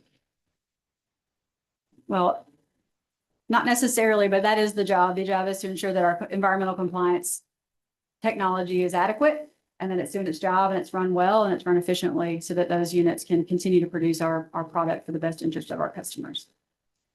Now, moving on to parts 4 and 5 of your testimony related to coal combustion residuals, or CCR. What does CCR include, just generally? Coal combustion residuals include ash, fly ash, bottom ash, and gypsum. And Ms. McNally described gypsum a while ago and how it's collected. And you talked a little bit earlier in your summary about beneficial use. Are there beneficial uses for coal combustion residuals? Yes, there are. So fly ash is a heavily sought out commodity that typically goes to the concrete industry. And so fly ash is used into ready mix concrete. And then gypsum is, as Mr. McNally spoke to, is heavily used into the wallboard industry. Georgia Power has a long history of recycling our operational ash. Over 85% of our production ash from our active facilities has gone to the market for years. And then we are also including where the market can bear. And so it's based on a market-driven approach, beneficiating ash from our ash pond closures and trying to move that material to the market. And those benefits offset costs to our ash pond closures. Now looking at page 25, lines 24 to 27. I'm sorry, page 25? Yes. I believe you indicated in 2024, the company harvested ash at Plant Mitchell and initiated harvesting at Plant Bowen with over 400,000 tons for beneficial use. Is that correct? That is correct. Approximately how much revenue did the company receive from the 400,000 tons of ash resulting from that beneficial use? So the exact numbers are trade secret, but those benefits do go back and they do offset the ash pond closure cost. At Plant Mitchell, though, that ash there is going to Portland cement manufacturers. And then the ash from Plant Bowen is primarily going to the ready mix concrete industry. Now, to avail itself of the beneficial uses of CCR, the company must first incur some upfront costs. Is that right? That is correct. Through December 31st of 2024, approximately how much has the company incurred for upfront spending for ash processing infrastructure that could enable the beneficial use of CCR at each plant? So at Mitchell, that we just talked about, there is none. The plan there is material is dried and it goes to the Portland cement manufacturers. So no processing infrastructure, you might say, other than normal management at a site. And at Plant Bowen, there's a processing facility that dries the ash prior to it going to the market. And so that was a result, the Bowen contract was a result of an RFP that we completed in, I think, 2023. And we provided a summary of that document to this commission regarding the Bowen and the branch projects that were awarded at that time.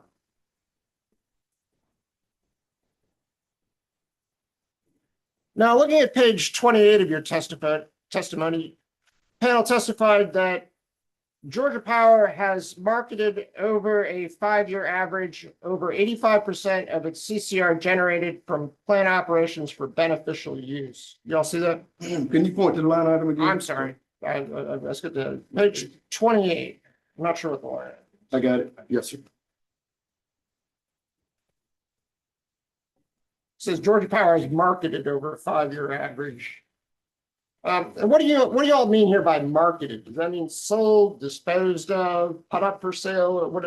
That means it's sold to users of the ash. Okay, all right. That just means sold then.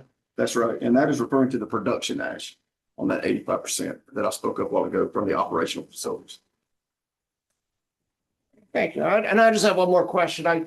I do feel compelled since Rule 515-3-4-.041C of the Commission's rules for IRPs does require that the ECS address low-level nuclear waste and high-level nuclear waste. And I didn't see too much in the ECS. I think it was the very, very last page of the plan. There was maybe one page about nuclear waste. Has there been any changes or new developments, regulations as to the disposal or storage of low or high level nuclear waste?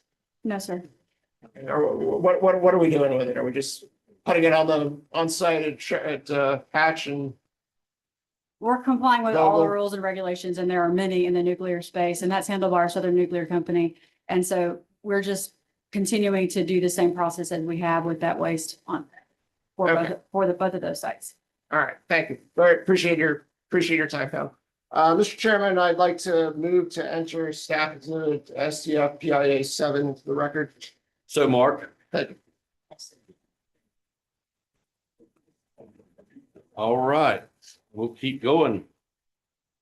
Starting with cross on the interveners, we'll start with Advanced Power Alliance. No questions. Americans for Affordable Clean Energy. No questions. Clean Energy Buyers Association. Capital Good Fund. I think she's gone. Fermata Energy. Georgia Association of Manufacturers. Georgia Center for Energy Solutions. Georgia Coalition of Local Governments. Georgia Conservation Voters Education Fund. No question. Georgia Interfaith Power and Light and South Face. They were talking. They were because they knew it.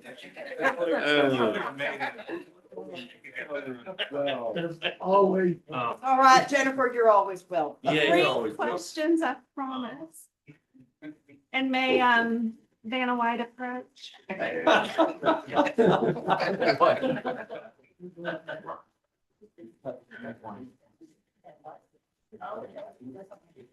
If you may,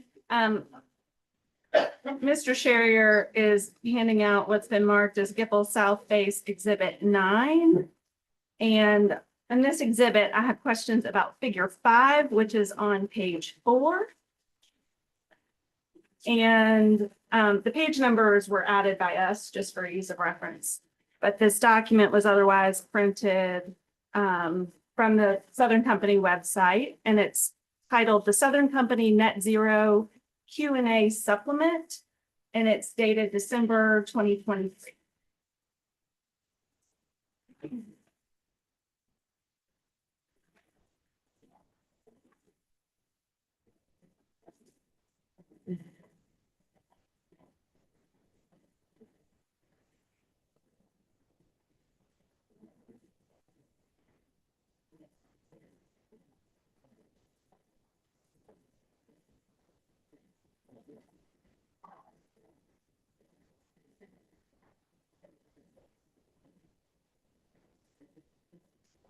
Figure 5 reflects EPRI's analysis presented by Southern Company in this document of potential cost-effective pathways by region to achieve net zero greenhouse gas emissions.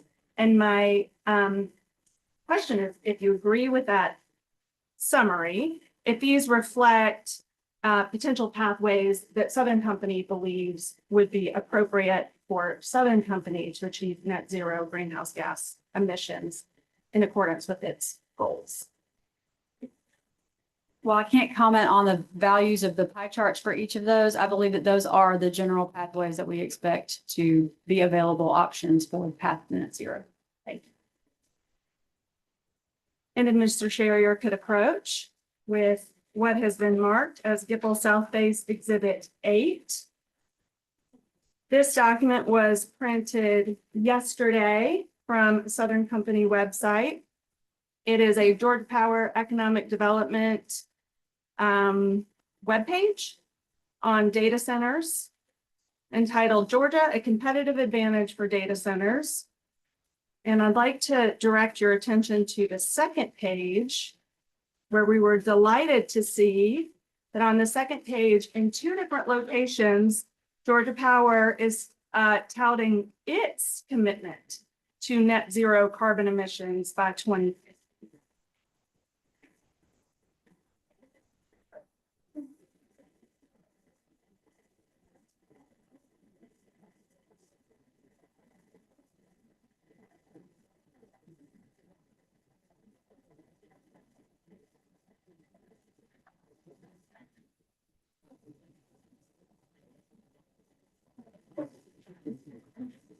Am I correct that Georgia Power has now adopted the Southern Company commitment to net zero emissions by 2050 as a utility-specific commitment as well?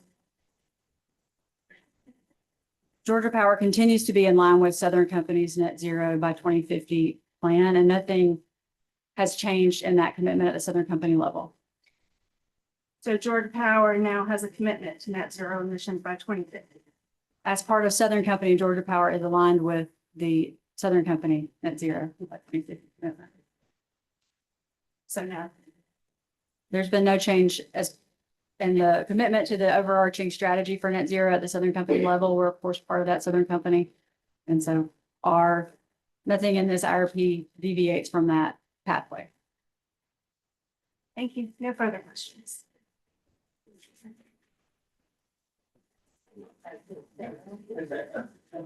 Georgia Solar Energy Industries Association. Georgia Solar, he said he didn't have any. Georgia Watch. Georgia Wand and Vote Solar.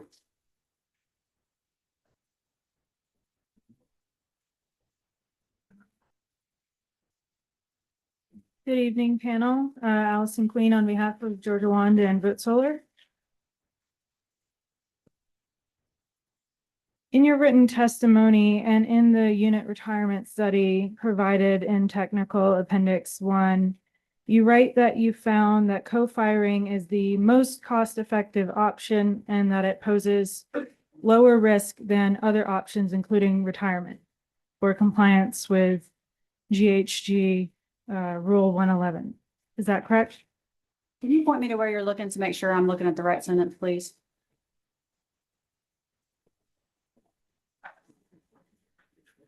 I left my page reference back there.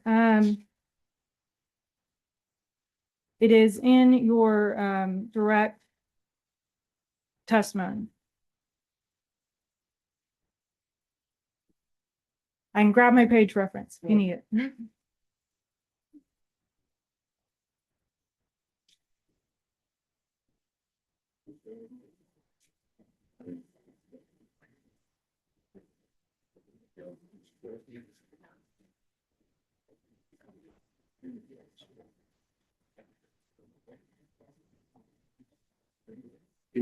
I think we may have found, will you repeat the question?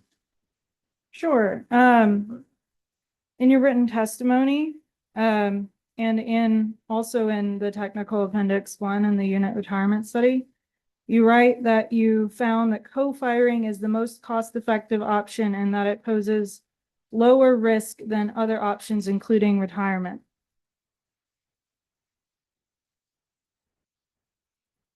If you can point us to the line, that would I help. can't find it.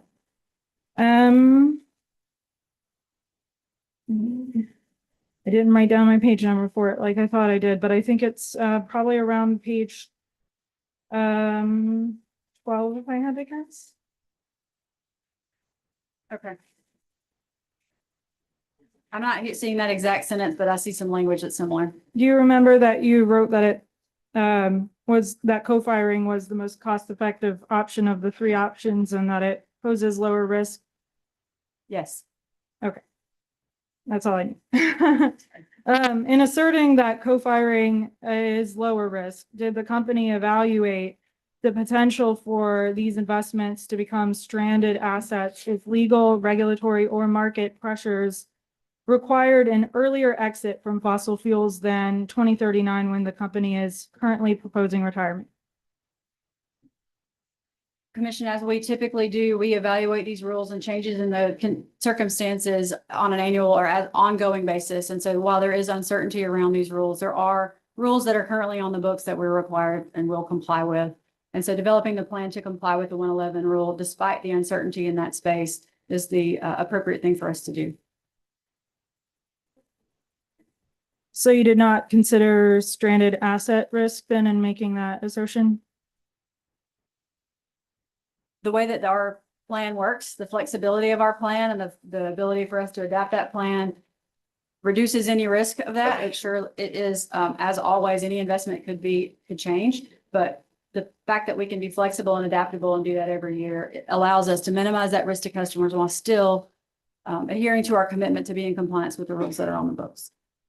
And in asserting that co-firing is lower risk, the lower risk option of the 3, did the company consider fuel volatility risk from further investment in natural gas?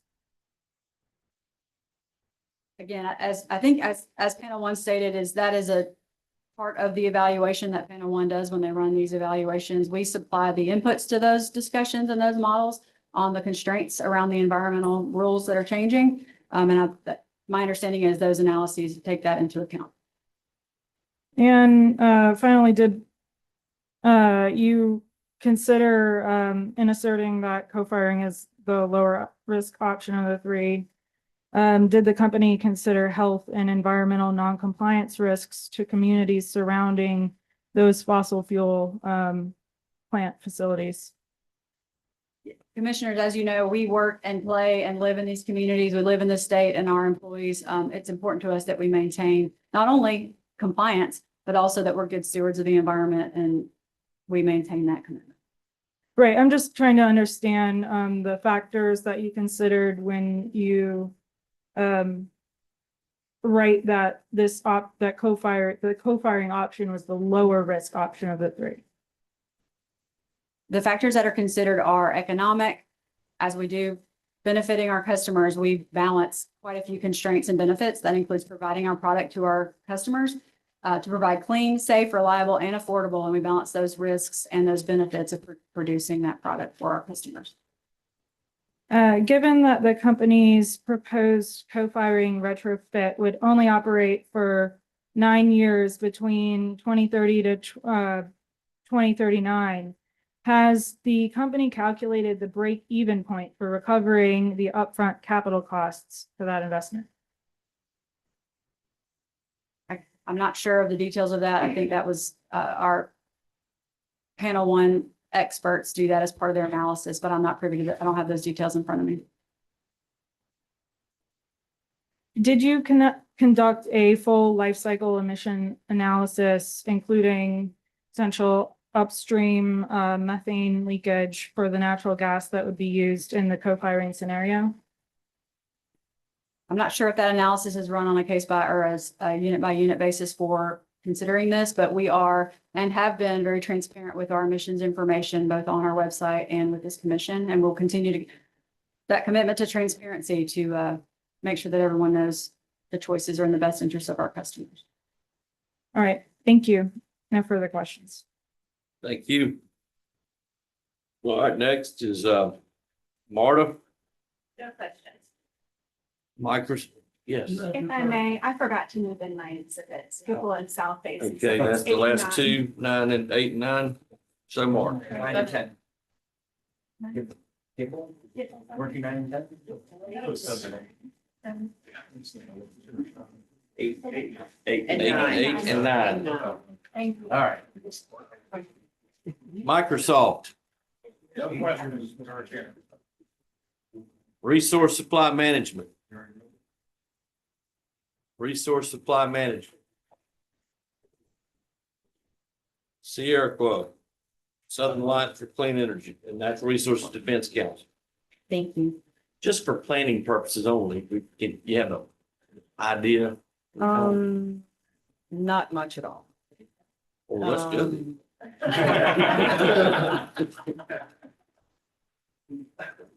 Less than 3 pages. Less than 3 pages. Thank you. Good evening, panel. My name is Isabella Ariza, and I represent NRDC Safe and Sierra Club in this proceeding. Staff asked you a bunch of my questions, so I'll be brief. Would you agree that? Sorry, ma'am, we can barely hear you. Hello. This air conditioner vent is super loud. I'll try to speak closer. That's better. Is that better? Yeah, that's better. Okay. Thank you. You've talked about modeling 111 rules. Would you agree that you model them because it's prudent to model existing on the books applicable laws? Yes. Isn't it true that it would be imprudent to fail to assess environmental compliance obligations currently on the books? Yes. Would you also agree that modeling that 111 rule can serve as a proxy for other future environmental regulations that are likely to occur over the next 30 years? Did you say the next 30 years? Yeah, over the planning period. Is modeling 111 a good proxy? Yeah, I think modeling any rules that are on the books is appropriate for our customers for the future. But in particular, modeling 111 could be a good guide to what is going to happen in the carbon regulation over the next 30 years, for example. It's certainly one of the ways that it could be regulated in the future. And I think panel one mentioned also that there are other scenarios that were modeled to take into account other possible carbon pressures. And so while 111 is a good model, there are others that were modeled as well to have a robust planning picture. Thank you. On page 8 of your testimony, lines 12 through 17, you say that since 1990, Georgia Power has reduced NOx and SO2 by more than 95% and 99% respectively. Is that correct? That's correct. Do you agree that those reductions have been beneficial to ratepayers? Yes. Wouldn't you agree that further reductions in NOx and SO2 would also be beneficial? Yes, but marginally so because they're so close to 100 at this point. You know, those are very large reductions in those environmental controls that were put on to make those reductions. In the best interest of customers are doing a great job. They're well maintained and they're continuing to serve their purpose. But since you're asking to keep your coal fleet online for longer, your emissions, your NOx and SO2 emissions will no longer decrease, they will increase, correct? No, they will continue to maintain that level of performance because those technologies, that environmental equipment will continue to perform at that removal rate, and it continues to serve our customers well. Well, at least compared to retiring those units, the emissions will increase because you're keeping them online for longer now.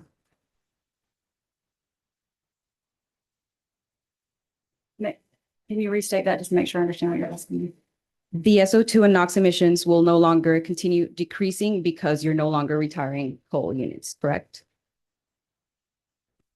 Not necessarily. So it depends on how long, they're continuing to remove at that level. And so depending on how long they run, they will continue to remove at that level. And so there will be incremental changes, but it generally will be removing those levels for those units at that rate. But emissions won't decrease, correct?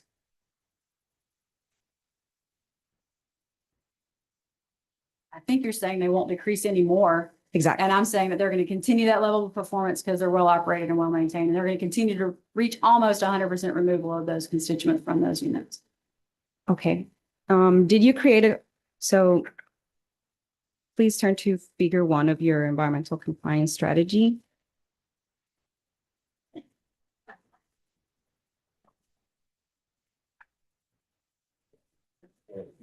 It's on page 8. Did you create a figure similar to this one, which shows NOx and SO2 and CO2 emission trends, but for future years? No. You don't know. So you don't know how much your emissions will fluctuate in the future.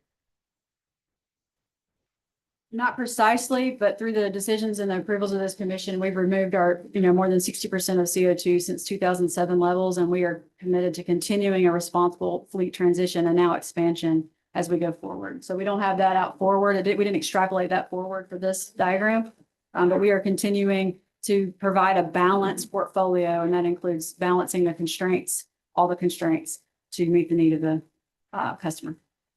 And what do you mean by fleet transition?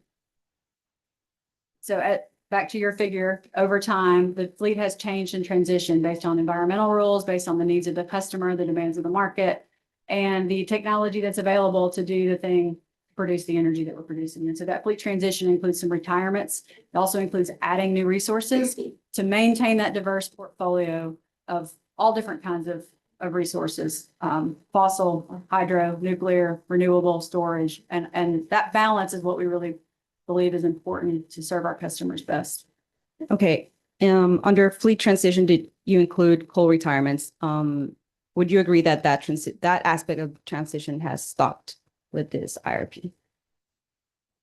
Well, we're on a continuum, so now I wouldn't agree with that because over time, things continue to change. The circumstances change, the needs of the customer changes, and the way that we continue to balance that portfolio, we will continue to balance it in the best interest of customers. So I can't say that it has or hasn't stopped because it's always in flux, and that's why this process being flexible and adaptable has worked well in the past. We believe it will work well in the future. The panel yesterday said that maybe that transition, I'm paraphrasing, but that transition might have been put on pause. Would you agree with that? I think for this period, yes. And if it's a pause, do you know when it will resume? I don't, and again, I remind commissioners that the balanced portfolio and all the things that we're also adding make that balanced portfolio still the right choice. All those different resources allow for flexibility and affordability, which is important. Have you evaluated how continued reliance on coal combined with data center diesel generators that are showing up around the Atlanta area could impact Atlanta's air quality?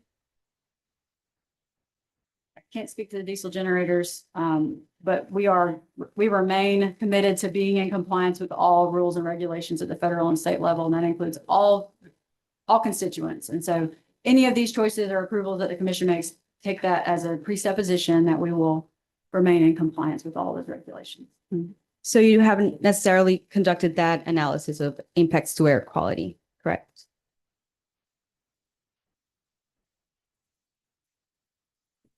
Maybe could you restate the broader picture, not just the end part of that question? I think you said no, but I'll ask again. Have you conducted a study that analyzes the impacts to air quality due to keeping coal online for longer? We continue to maintain and be in compliance with all of our permits. Georgia EPD maintains that as the protector of human health and the environment, and we will continue to maintain and comply with our permits to ensure that we are in the right spot there. Thank you. Have you asked EPD to conduct an analysis of that kind? No. Turning to CCR, on page 22, lines 16 through 20 You represent testimony? of your testimony, yes. Can you say the pages? Page 22, lines 16 through 20.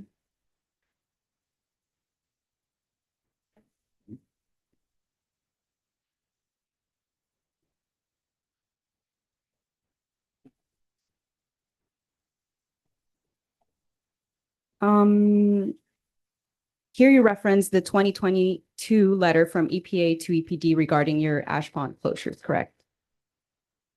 Yes. In that communication, EPA indicated that its interpretation of the CCR rule is that CCRs cannot be left submerged in groundwater, correct? Yes. Did that letter change any of your ash pond closure plans? And as we have spoken to this commission before, all of our ash pond closure plans were site-specific plans designed by third parties with expertise in this area, and they were designed to comply with the rules. All of our closure plans include engineering measures, and EPA on multiple occasions themselves have said that engineering measures are appropriate and installed to comply with performance standards. In Georgia EPD has been approved by EPA to delegate, they've been delegated by EPA to run CCR program in Georgia. And so we have continued to provide EPD information that they request and to ensure we comply with EPD's request. And our plans are designed to comply, and those engineering measures are what we reference to EPA and to EPD that if you take EPA's interpretations that we talk about here, we provided documentation to EPD showing how we comply. So you haven't changed any of your ash pond closure plans since EPD received that letter from EPA? No, we have not, because we have continued to demonstrate how our plans were designed to comply. But you've known of EPA's interpretation for 3 years now and haven't changed a single plan. Isn't that too big of a risk? Again, EPD is the regulatory authority in the state of Georgia in this space. EPD has consulted with EPA. EPD issued a closure in place permit for Plant Hammond in 2023 after consultation with EPA for over 2 years. And EPD has continued those discussions with EPA. If EPD asks us to or requires us to add additional controls or measures, then we will do what we need to comply. And we provided thousands and thousands of pages of information that you can need with permit information, including those performance standard documents that I mentioned that demonstrate how we comply. And have you quantified how much it would cost to change your plans if should EPD or EPA require you to change them? No, we have not. Let me turn to page 13. Or actually, you might remember this because you just answered some questions. Your reference technical considerations and operational impacts on co-firing gas at Bowen and Scherer, correct? You mentioned you're conducting engineering studies on those. Can you go back to, you're on page, Yeah, I'm sorry, Page 13 okay, of the testimony. of your testimony. on 111? Yes.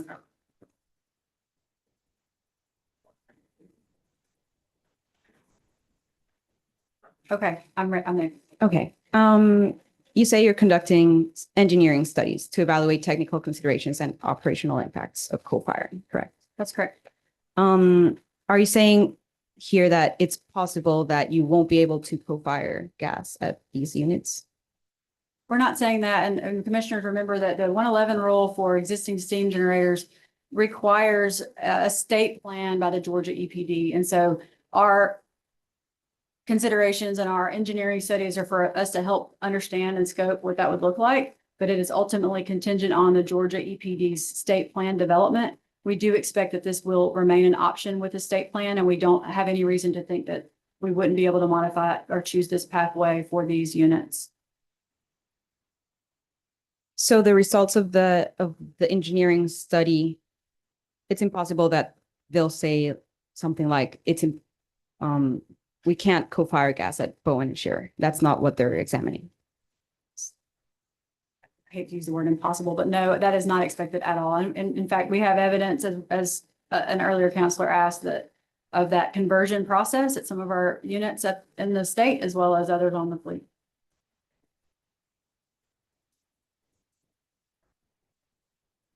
Thank you. Let me switch to ELGs. You mentioned that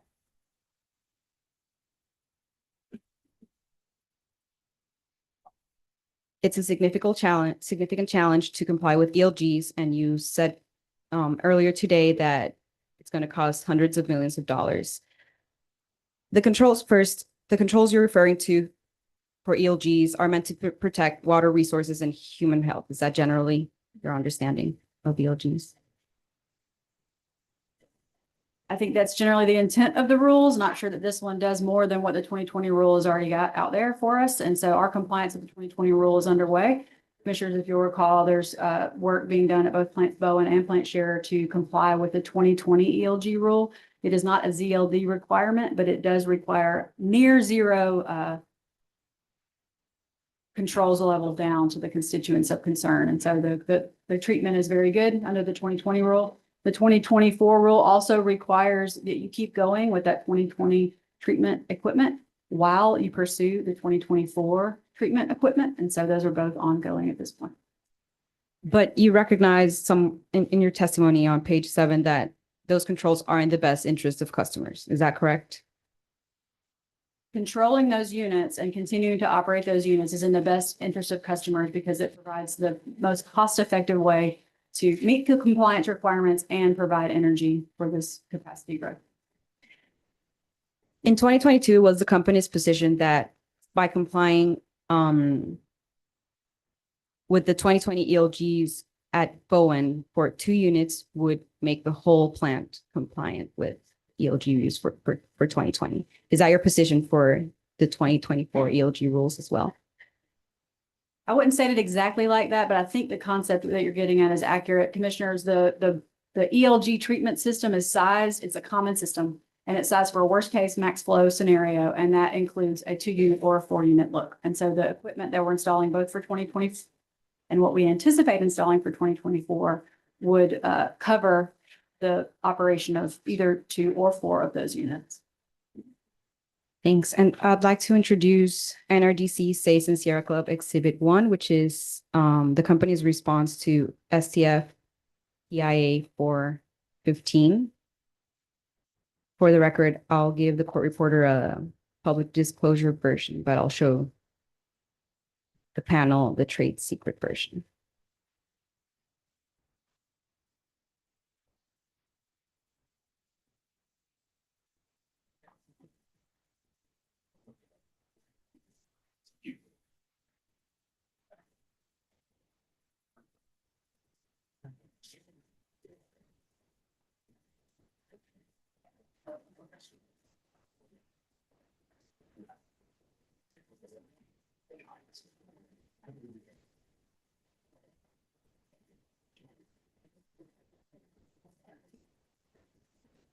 Please let me know when I can ask some questions.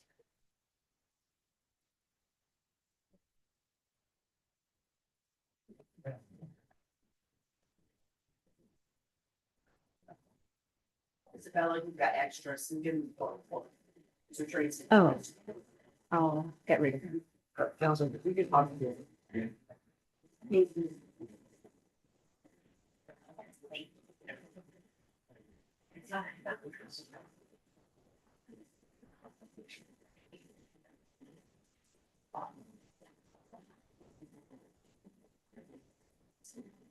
Okay.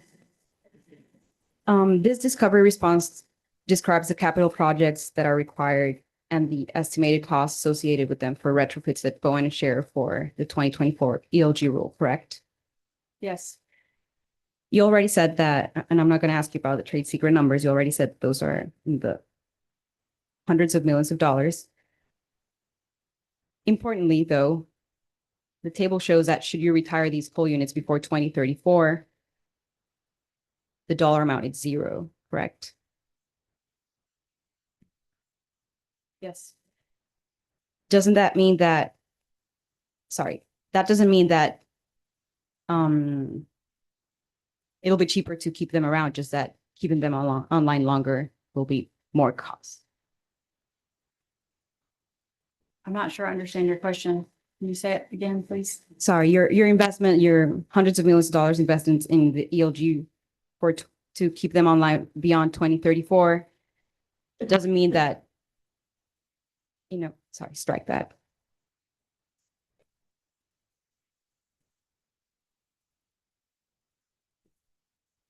Did you quantify how much additional lifespan would this significant investment would buy for Bowen?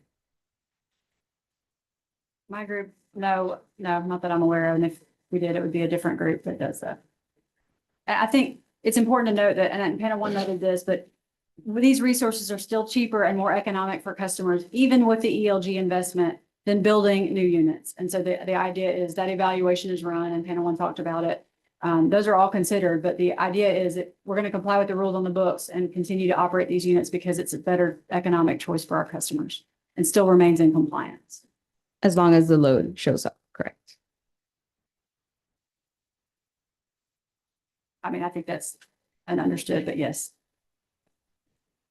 How old is Gaston, sorry. I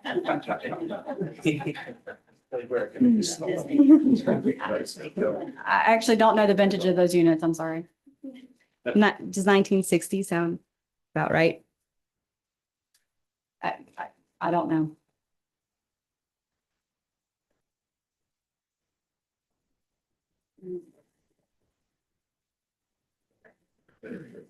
Yeah, I think we can look it up. Thank you.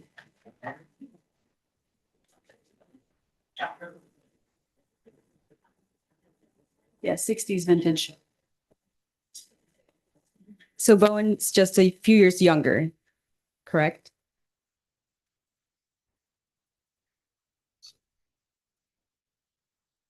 About a decade and a half. It's more than just a few years. Am I right that this discovery response says that you did not complete a study evaluating the extension of Gaston before beyond 2035, given the age of the plant? Let me look. It's a footnote. Yeah, I see that. Yes. And the main panel testified that the company is currently conducting an RFP, correct? And that results will be available later this year. Yes. And part of the reason that RFP is underway is to seek generation to address unprecedented load growth, correct? Yes. The point of doing the RFP is to get the cheapest resources available. One of the objectives of conducting an RFP. Would you agree with that Most characterization? cost effective. There's lots of things to balance, but certainly affordability is primary economic choice for our customers and is very important. And am I correct that if the RFP identifies resources cheaper than Bowen, Bowen might not end up being needed? We might not need to dispatch it. It's really for panel one's expertise, but no, that's not my understanding, that Bowen Unit 1 is part of the request of this, or part of our plan for the capacity growth. And my understanding is it's needed in any case. In any case, meaning even if the RFP shows more cost-effective resources. I think the RFP is intended to show all the resources available, and the ones that will be selected are the most cost effective. And I think it also includes the anticipated extension of those units being run.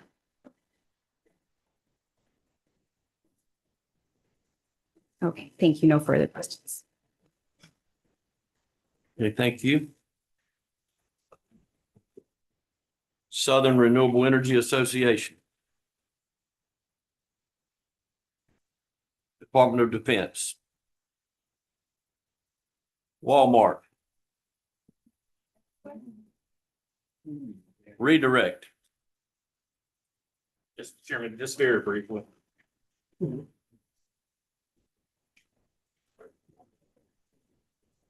Panel, you were asked some questions earlier by GIPL counsel related to what she referred to as now GIPL Exhibit number 8. It's called the Data Center Economic Development Exhibit. You recall those? Yes. And you were asked about the goal of Georgia Power and I think carbon reductions and so forth as part of that line across. And what I want to ask you is the IRP the forum where decisions will be made regarding resources that will be used to serve Georgia Power customers? No. Yes. I'm sorry. Can you ask me that again? I'm reading this thing and not thinking. Okay. I really don't. I need you to ask me again. Sure. Is the IRP the forum where the decision will be made regarding the resources that will be used to serve Georgia Power customers? Yes. Okay.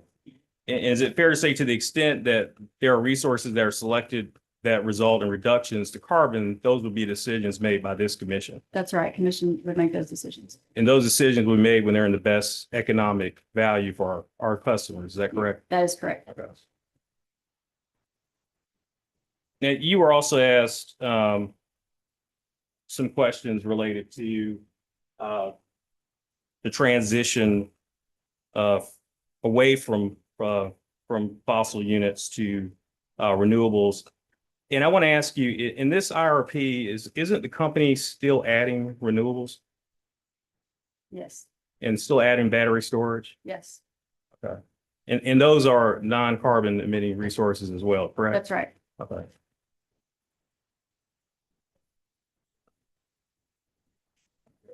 Yeah, you were asked by Sierra Club Council about what is Sierra Club Exhibit 1. She asked you some questions related to, I can't say Gaston the way she said it. It sounded a lot younger the way she said it. But plant Gaston units, and I think she referred to them as 1960 vintage units. Do you recall those? Yes. Now, isn't it true that Gaston was converted from coal to gas in 2015, 2016 timeframe due to the MATS rule? Yes. So Georgia Power, is it fair to say Georgia Power customers have invested in Gaston in recent times to convert them to gas? Yes. Okay, and so by extending the life, are Georgia Power customers getting the benefits of that investment? Yes.